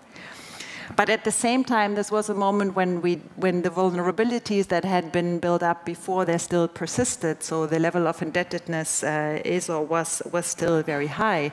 Plus, it is a time, as you know, when banks are reaping extraordinary profits since we lifted the interest rate so much down from the negative interest rate environment. So they have buffers right now. So it wouldn't be very costly to implement further buffers. And so the procyclical elements are probably contained if this was done. And especially if you look forward and think, okay, we have such a difficult situation. We know that the high interest rate environment may affect profitability of corporates and so on. So it is a situation where credit risk may rise. So it would be prudent to have these buffers. And definitely, I think in this situation, so we have had a lot of political pressure now on the banks and the high profits, and we have seen some countries who have started now to impose taxes to tax these profits away. Well, I would say much better for the banks to keep these as buffers for the worst times maybe to come, and then we also don't need to bail them out. So I think it's a bit a short-sighted thing to have all these different tax discussions now. And Javier mentioned earlier, I don't know whether you really meant it, shouldn't we trust banks to themselves to hold more capital buffers and to really, to take this decision themselves? And there should also be, have incentives to do that and to hold sufficient capital, but especially right now, I really do think that the markets underestimate a bit the potential downturn that could come. So I wouldn't trust them so much at this point in time. Okay. I think I'm also coming to an end. Let me skip this one. So looking ahead, Martin Helwig said this morning, do we know what we're doing? I think we know partially what we are doing. We still have a lot to learn. So about how the importance of macroprudential space and the usability of buffers. I think there's a lot already going on. As said before, the interactions with the monetary policy, with macroprudential policy and crisis management frameworks is something we need to study now that we are in a very different monetary policy environment. We still should think about the framework, the calibration of the buffers, how they interact with each other, and also when is time to start to release the buffers. And I heard several people mention before the complexity. I think the complexity is too high, so ideally we could also try to tackle that, what level of complexity we really need. Then very important, I think, the non-bank financial institutions, they are really still a very opaque financial sector. They are growing in importance. They are providing, I think, almost double as much lending to the real economy than they did just a couple of years ago. So it's something that we should really watch out and try to also have a macroprudential framework, because through that sector, any stress that can occur can really amplify. And I'm thinking here about ensuring that these institutions are prepared in terms of having sufficient liquidity. You could try to look at the angle of reducing the liquidity mismatch, in particular for money market and investment funds. And there's an issue of leverage. These institutions are often very highly leveraged. And so there's really potential to trickle through the system. Let me close here. Thank you very much. Thank you. Thank you very much, Cornelia. And some of the points you raised at the end are, of course, going to be discussed tomorrow morning in the session 4, which is actually also called The Brave New World for Macroprudential Policy. Oh, really? So it's exactly the same title. And there we will look also at non-banks, for example, and the climate change. So we'll discuss all of these issues. Again, thank you very much. It was very, very interesting. And I think there's lots of discussions that we could have and hopefully will have in the Q&A, because I think it also echoes a lot of the points that were raised in the previous session. But before going to the Q&A, let's have then the last speaker in this session, and this is Boris Hoffmann. Boris is head of monetary policy in the Monetary and Economics Department of the BIS. And before taking this role, he was in the BIS in various other functions. And he was also working at the ECB for some years in the Monetary Policy Strategy Division. So, Boris, the floor is yours. Yeah, thank you very much, Rainer. It's a great pleasure to be here today, even if unfortunately only virtually. In my presentation, I will focus on macro-financial stability frameworks and the challenges arising for them from external financial conditions, drawing on recent BIS work on that topic. And of course, also in my case, the usual disclaimer applies. So all I'm going to say in the following reflects my own views and not necessarily those of the BIS. Next slide, please. So my presentation is structured in two parts. First, I will give a short introduction on the nature and the origins of macro-financial stability frameworks. And in the second part, which is the actual substance of my presentation, I will then focus on the challenges posed to these frameworks from swings in external financial conditions. So I will talk a little bit about the policy trade-offs raised by swings in external financial conditions. So Chris has already talked about that, so I will be very brief on that. Then I will briefly describe the implications of these trade-offs for macro-financial stability frameworks for their design. And then the last point will be on the macroprudential features of FX intervention. So I thought this could be an interesting additional perspective that could be brought to the discussion. Next slide, please. So let me briefly describe the nature of macro-financial stability frameworks, the concept developed here at the BIS. So these are policy frameworks that are designed to durably safeguard macro-financial stability. First, by mitigating the buildup of vulnerabilities, and second, by building policy buffers to enhance resilience. So in other words, the idea is that the whole framework would have macroprudential features. So it would go beyond the macroprudential tools which are part of it. Now, the elements of the macro-financial stability framework, so this, first of all, of course, includes monetary and fiscal policy, which play a key role in maintaining macroeconomic and financial stability. And we have devoted a special chapter in this year's annual economic report discussing this role of these two policies in detail and the interaction of these policies, in particular at the current juncture. And then the frameworks, of course, also include complementary policies, in particular, of course, macroprudential policies, but then also other policies, and here, in particular, also FX intervention, on which I will focus later on. Next slide, please. Now, the origins of the macro-financial stability framework. So the concept, of course, has similarity with the integrated policy framework concept developed at the IMF. The macro-financial stability frameworks, they have a long history, as many things at the BIS. So when you look at early reference or mentionings of that concept, so there's a first discussion in a speech by Andrew Crockett in 2000, and there were already discussions of this framework in BIS annual reports in 2004, 2005, and also 2008. And more recently, there has been a greater focus of the challenges for these frameworks from swings in external financial conditions. So there was a BIS special chapter focusing on the challenges for EMEs in 2019, and there were subsequent reports by member central banks in Latin America and Asia, so from the ACC and the CCA. And last year, we also published a report to the G20 finance ministers and central bank governors on that topic. Next slide, please. Now let me turn to the main part of my presentation, the challenges to macro-financial stability frameworks posed by external financial conditions.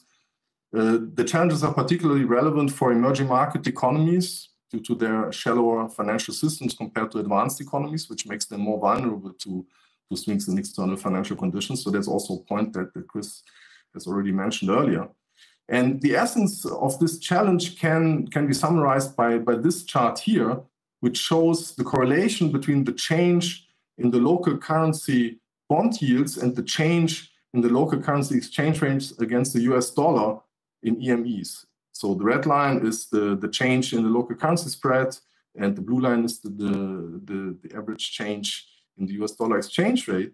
And what you see in this chart, that there's a very striking negative correlation between these two series, between these two lines, which essentially implies that a tightening of global financial conditions, which is commonly reflected in dollar appreciation, is associated also with a significant tightening in domestic financial conditions in emerging market economies. And here it's important to emphasize that what we are looking here are the change in sovereign spreads in local currency. Yeah? So it's not the foreign currency, which basically reflects the original sin redux, which has been highlighted in recent BIS work, as this essentially suggests that the external financial conditions, they affect the domestic financial conditions in emerging market economies, even if borrowing occurs in local currency. So even if there's no original sin in terms of borrowing in foreign currency or dollar, and the mechanism behind that is essentially that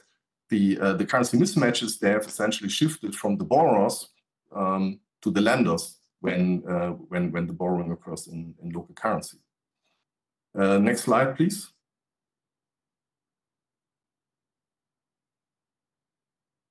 Now, the impact of swings in external financial conditions on domestic financial conditions gives rise to a number of difficult monetary policy trade-offs. On the one hand, there's an intratemporal trade-off because inflation and output may be pushed in opposite directions. Yeah, for instance, capital outflow may, on the one hand, be inflationary because it's associated with the depreciation of the domestic currency, and at the same time contractionary because it's associated with the tightening of domestic financial conditions. And at the same time, there is an intertemporal trade-off because short and long-run risk supply stability may be affected differently. For instance, the capital inflow may be disinflationary in the short run because it's associated with currency appreciation, but at the same time, it may promote the buildup of financial imbalances because it's also associated with the loosening of domestic financial conditions. Now, the work that we have done at the BIS and also the work that has been done at the IMF suggests that macroprudential tools and also FX intervention, they can improve these trade-offs essentially by leaning against the buildup of imbalances and also by enhancing resilience. Next slide, please.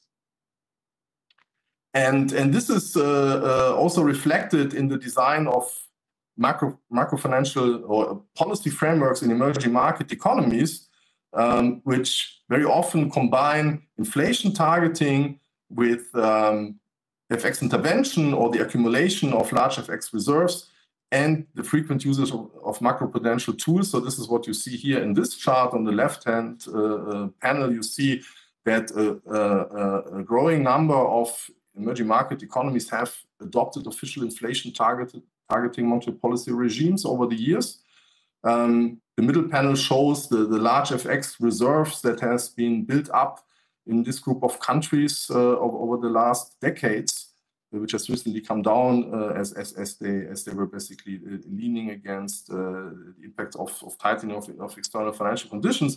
And the right-hand panel shows the familiar picture of the frequent use of macroprudential tools, in particular in emerging market economies, which is the blue line here, and the red line are the advanced economies, which shows that in EMEs, these tools are relied on more frequently. Next slide, please. Now, since Chris has already covered the role of macroprudential policies in improving trade-offs, I thought it might be useful to cover the other complementary policy instrument that I had shown in the previous chart, which is the role of FX intervention, and also to highlight the macroprudential features of this policy tool.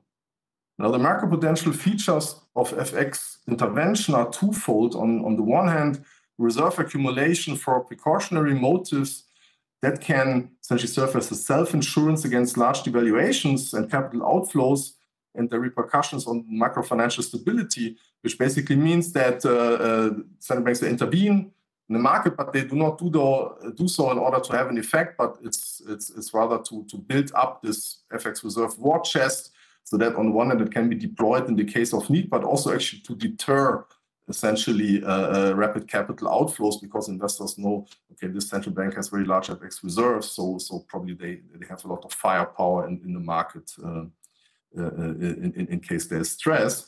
And then secondly, it has macroprudential features through the effect of FX intervention on credit conditions, because essentially FX intervention can lean against unwanted swings in exchange rates and capital flows and their repercussions on domestic credit conditions.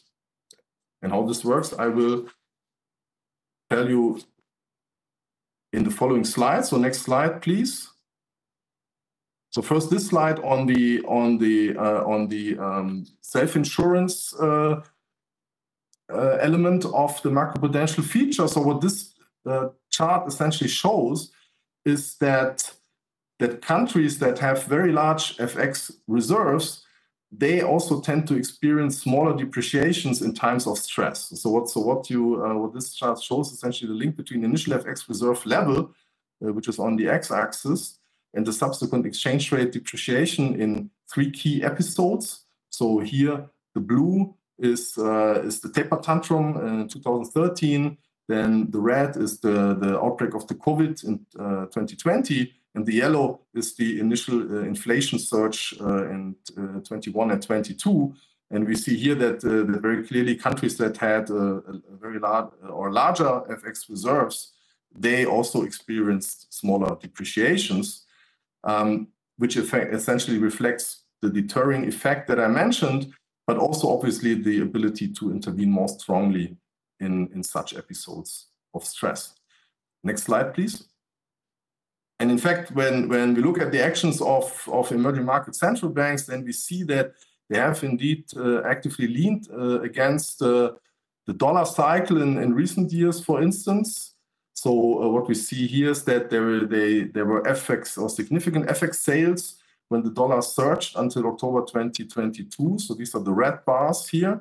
And at the same time, then there were significant FX purchases afterwards, the blue bars, when then the dollar started to weaken again. So this essentially suggests that FX intervention is actively used by many central banks to lean against dollar swings and associated swings in external financial conditions.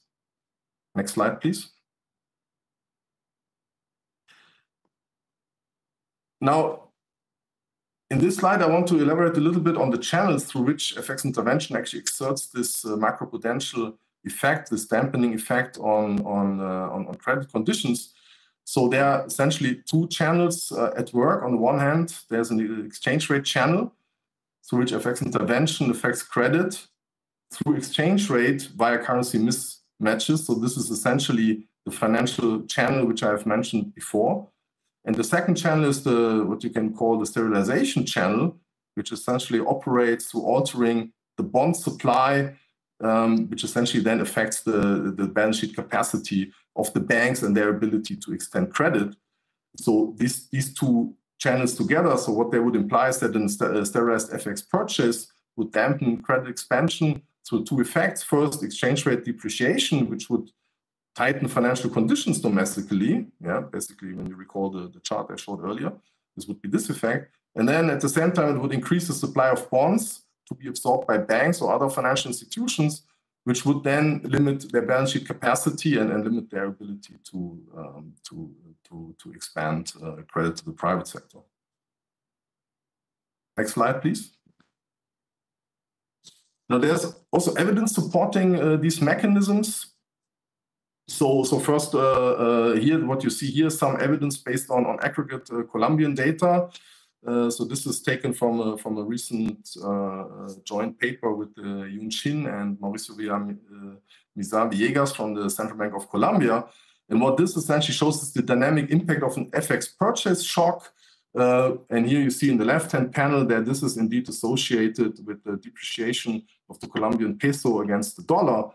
And it is also associated with a significant decline in the stock of corporate loans on a weekly basis. And so this at an aggregate level suggests that FX intervention does have these macroprudential features, which I mentioned before.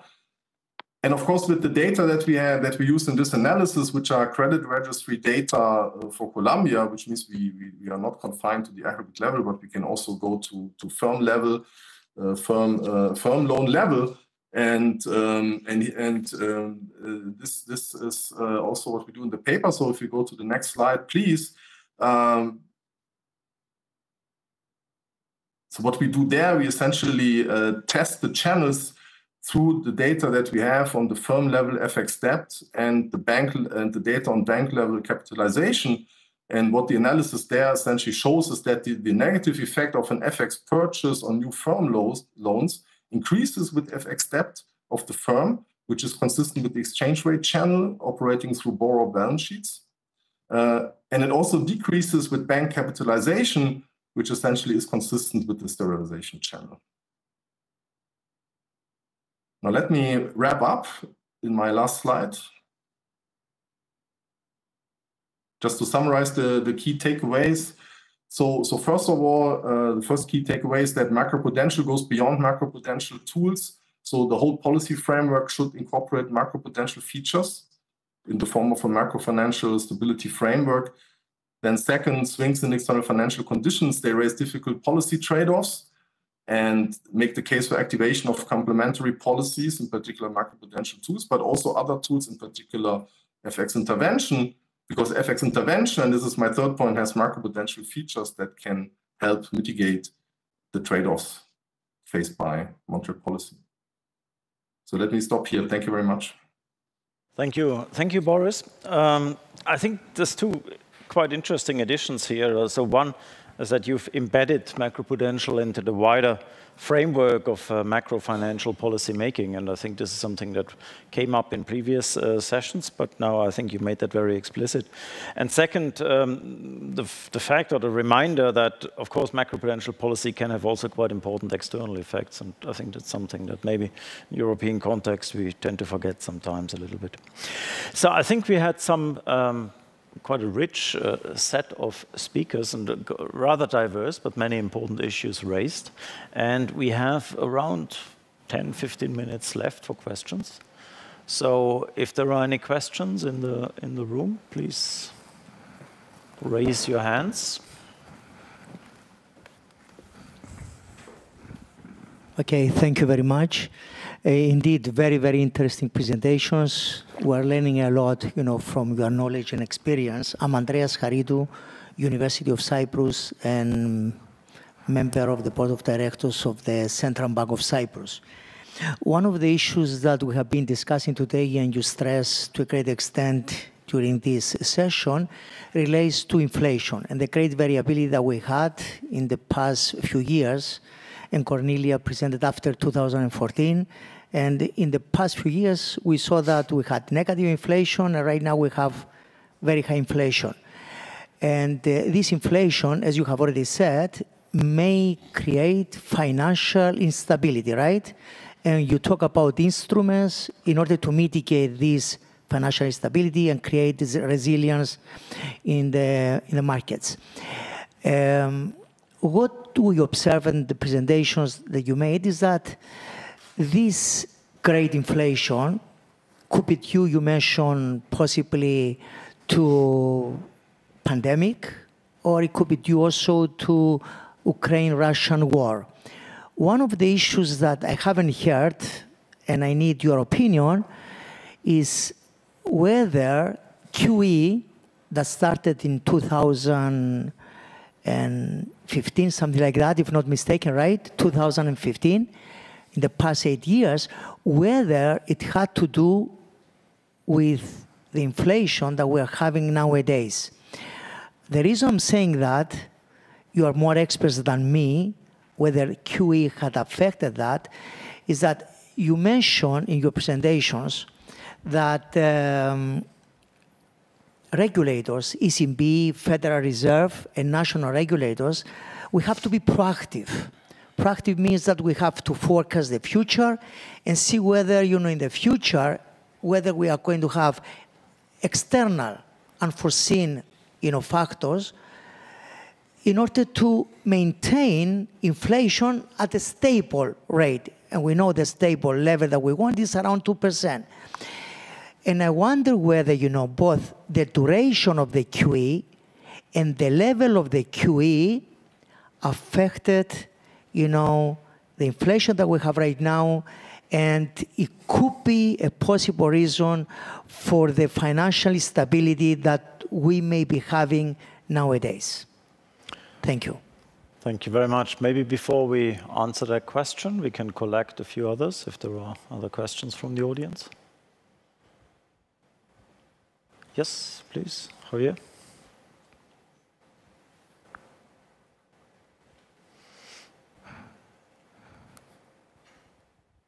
Thank you very much. I found the four interventions very interesting. I'm going to ask first a question to Professor Holmström. I buy very much the idea. As a theorist, I was having difficulties to communicate this idea in the prudential community. It's a challenging idea that there are some assets in the system that must remain information insensitive, and when they don't, we are in great trouble. So, which is also a theory of why somehow ex post is inevitable to go for bailouts when the circumstances are sufficiently adverse. But I was wondering whether we should, in a preemptive way, have the aim to control which securities qualify as money-like or information insensitive. So if when they become information sensitive, we are in trouble, should we actively manage, say, the stocks of what in the 2008 crisis could have been the stocks of apparent AAAs that look completely safe, but they were not? Or more recently, for instance, with reforms to what money market funds can offer to investors, if we introduce instruments such as swing pricing, we are implicitly saying the investors, these securities are not convertible one by one. So in your mindset, and when you decide ex ante whether to invest in them or not, these are not the type of fully information insensitive securities. So I was wondering whether there is a macroprudential policy potentially acting on that dimension. Thank you. Thank you, Javier. I think we have time for a third question, if there is one. I don't see everybody in the room. Yes, I think Katarzyna, you have a question.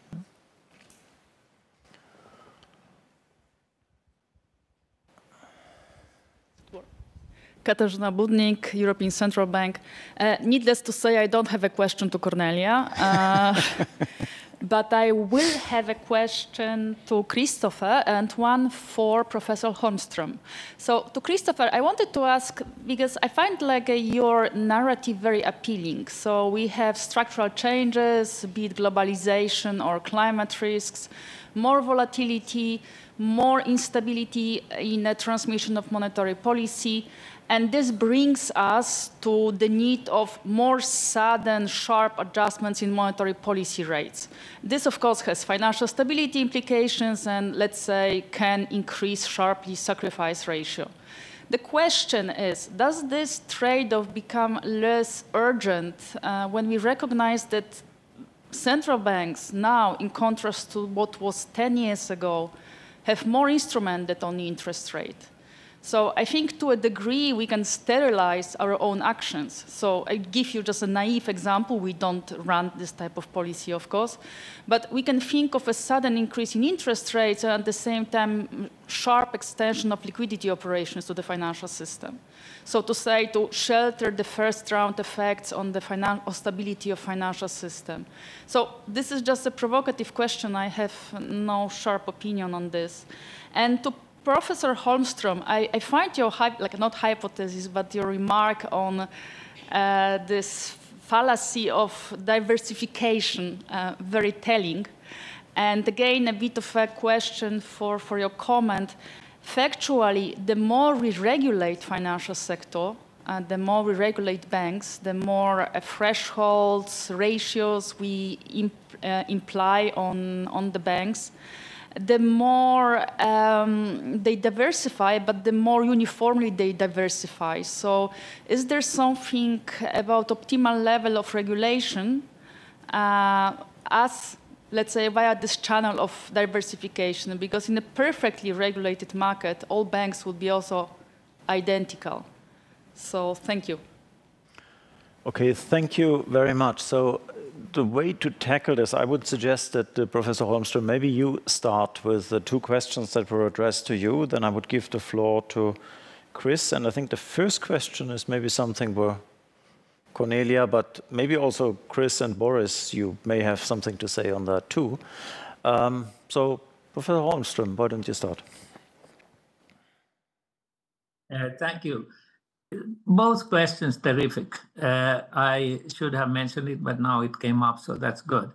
Absolutely. If I start with the second question, this is one of the risks I would point to, is that we regulate more, we are going to see more and more similar, banks and higher correlation in the tail. We won't see the correlation until the catastrophe is happening. That's what happened with the global financial crisis. Suddenly, the correlation shot up because we were now seeing the tail risk correlation. So that's one thing, and I agree. I would worry about this excessive sort of detailed regulation where everybody becomes the same. On the first question about, should we sort of kind of stratify, if you want to put it that way, the various, say, money market funds or something like that. I think, yes, that I think that's, we have to somehow get diversity into the system. That's one of the messages, I think. And it seems like what they did regulatory regulations with the money market funds in the US, you did see that, the sort of the lower quality funds that invested in something else than government securities, short-term securities, then they actually dropped in half. The investors gave up on the idea that this is actually money-like. And that's what I alluded to was very good, because it shouldn't be money-like if it isn't really money-like. And it shouldn't be perceived as money-like if it isn't. So I'm a big, I'm toying very much with the thought that we should get sort of things compartmentalized. And we should make clearer delineations. So the ideal system, in some sense, is something where something happens at the margin, so to speak, where we understand that this is not yet, hitting the really fat part of the bat where we have banks and so on. And that's the warning that we need, the canary in the coal mine. But, today's world is very connected, and this sort of contagion that comes from jumping across the Atlantic. For instance, the CBB is, by the way, an example where it looked like contagion, but it stopped because I think people realized the SBB was rather special. So I very much like pursuing that line that you suggested. Chris, do you want to take the question now, Katarzyna? Yes, I think there were two questions. I'll start with the second question posed. A very, very good question. And I think that it's certainly true that central banks have more instruments to be able to deal with financial stresses that might ensue if they raised interest rates very sharply. And I think we have seen how those instruments can be very helpful. So in the case of the UK, they faced trouble with essentially the LDI strategies that caused very large rises in gilt yields. Last year, they intervened successfully to quell that.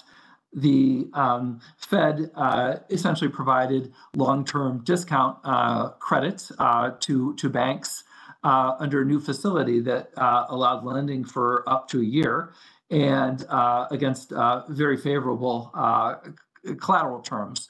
So these are a couple of examples of where tools have been very helpful. The ECB, of course,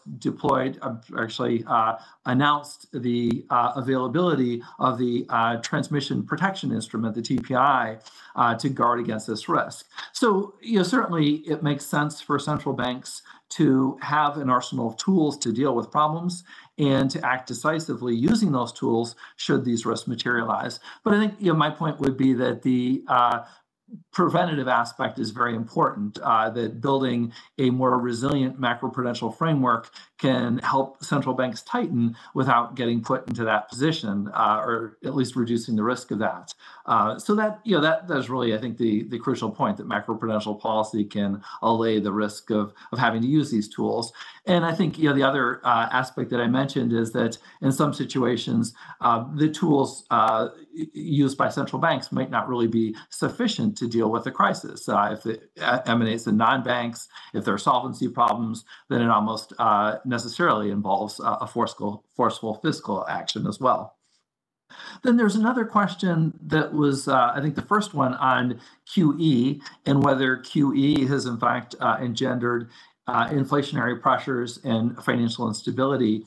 I think that in the last couple of years, there really have been a confluence of shocks that have primarily driven the large inflation that we've seen. Probably most salient have been the very large energy supply shocks in wake of Russia's war in Ukraine.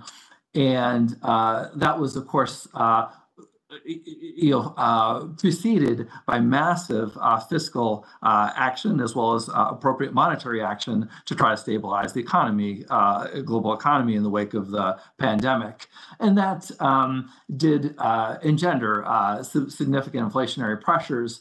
I don't think really it was QE that was driving it. I think those forces were principal. But it did alert us to the risks that the Phillips curves could be quite a bit more nonlinear than had been envisioned prior to the crisis. We could see potentially, when the economy is near conditions of full employment, that fiscal actions that we might not have thought had to have a big effect on inflation can potentially engender larger effects. And we have to be attentive to that and thinking about appropriate monetary strategies. And so that was my last point at the end. So I think it's certainly important for us to think about what we've learned from this high inflation experience. Cornelia? May I come in also on the, I don't know where I think it's not on.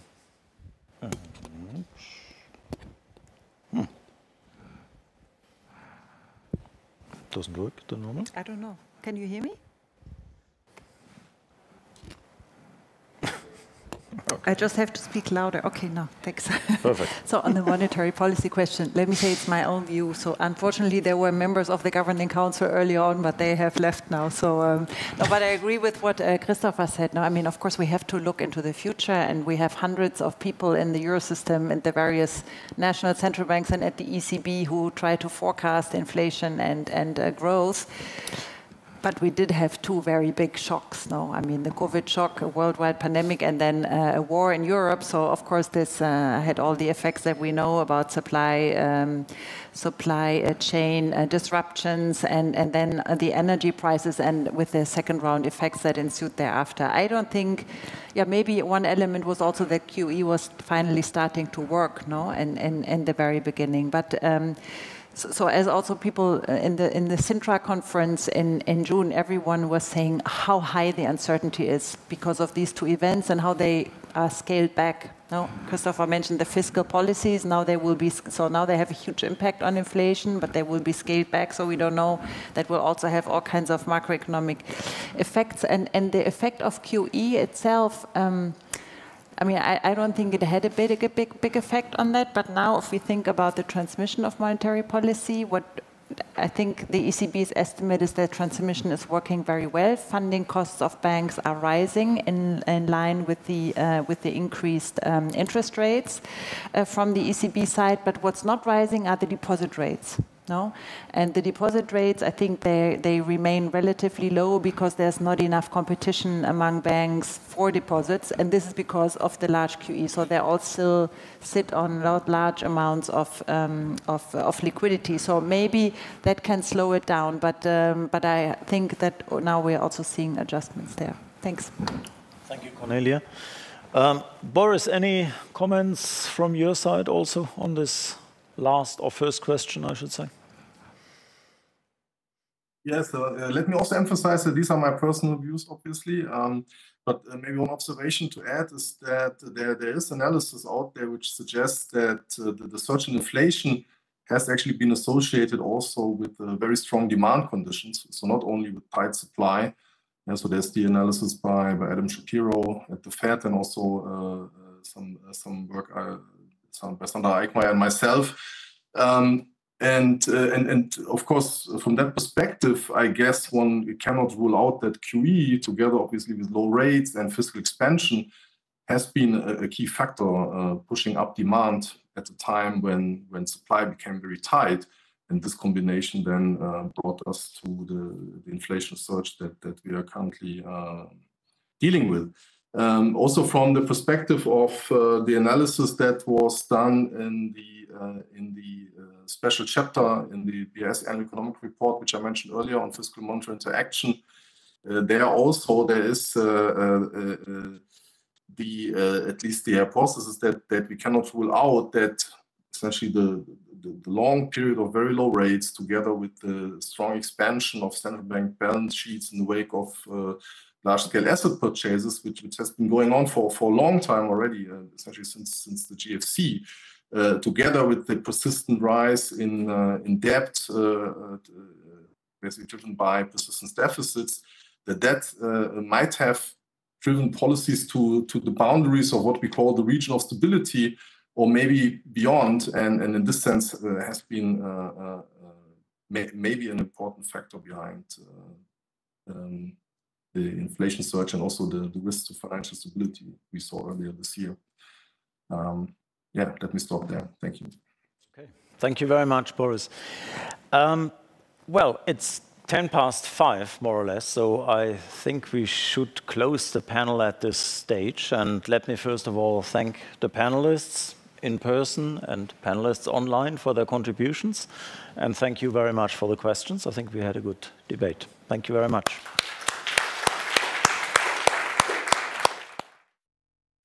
Thank you very much. So before closing this session, I just would like to say for the online participants that thank you that you were with us. And as Macroprudential Policy is forward-looking, so tomorrow I hope you join us again, because tomorrow we'll have a forward-looking part about the forward-looking macroprudential policy.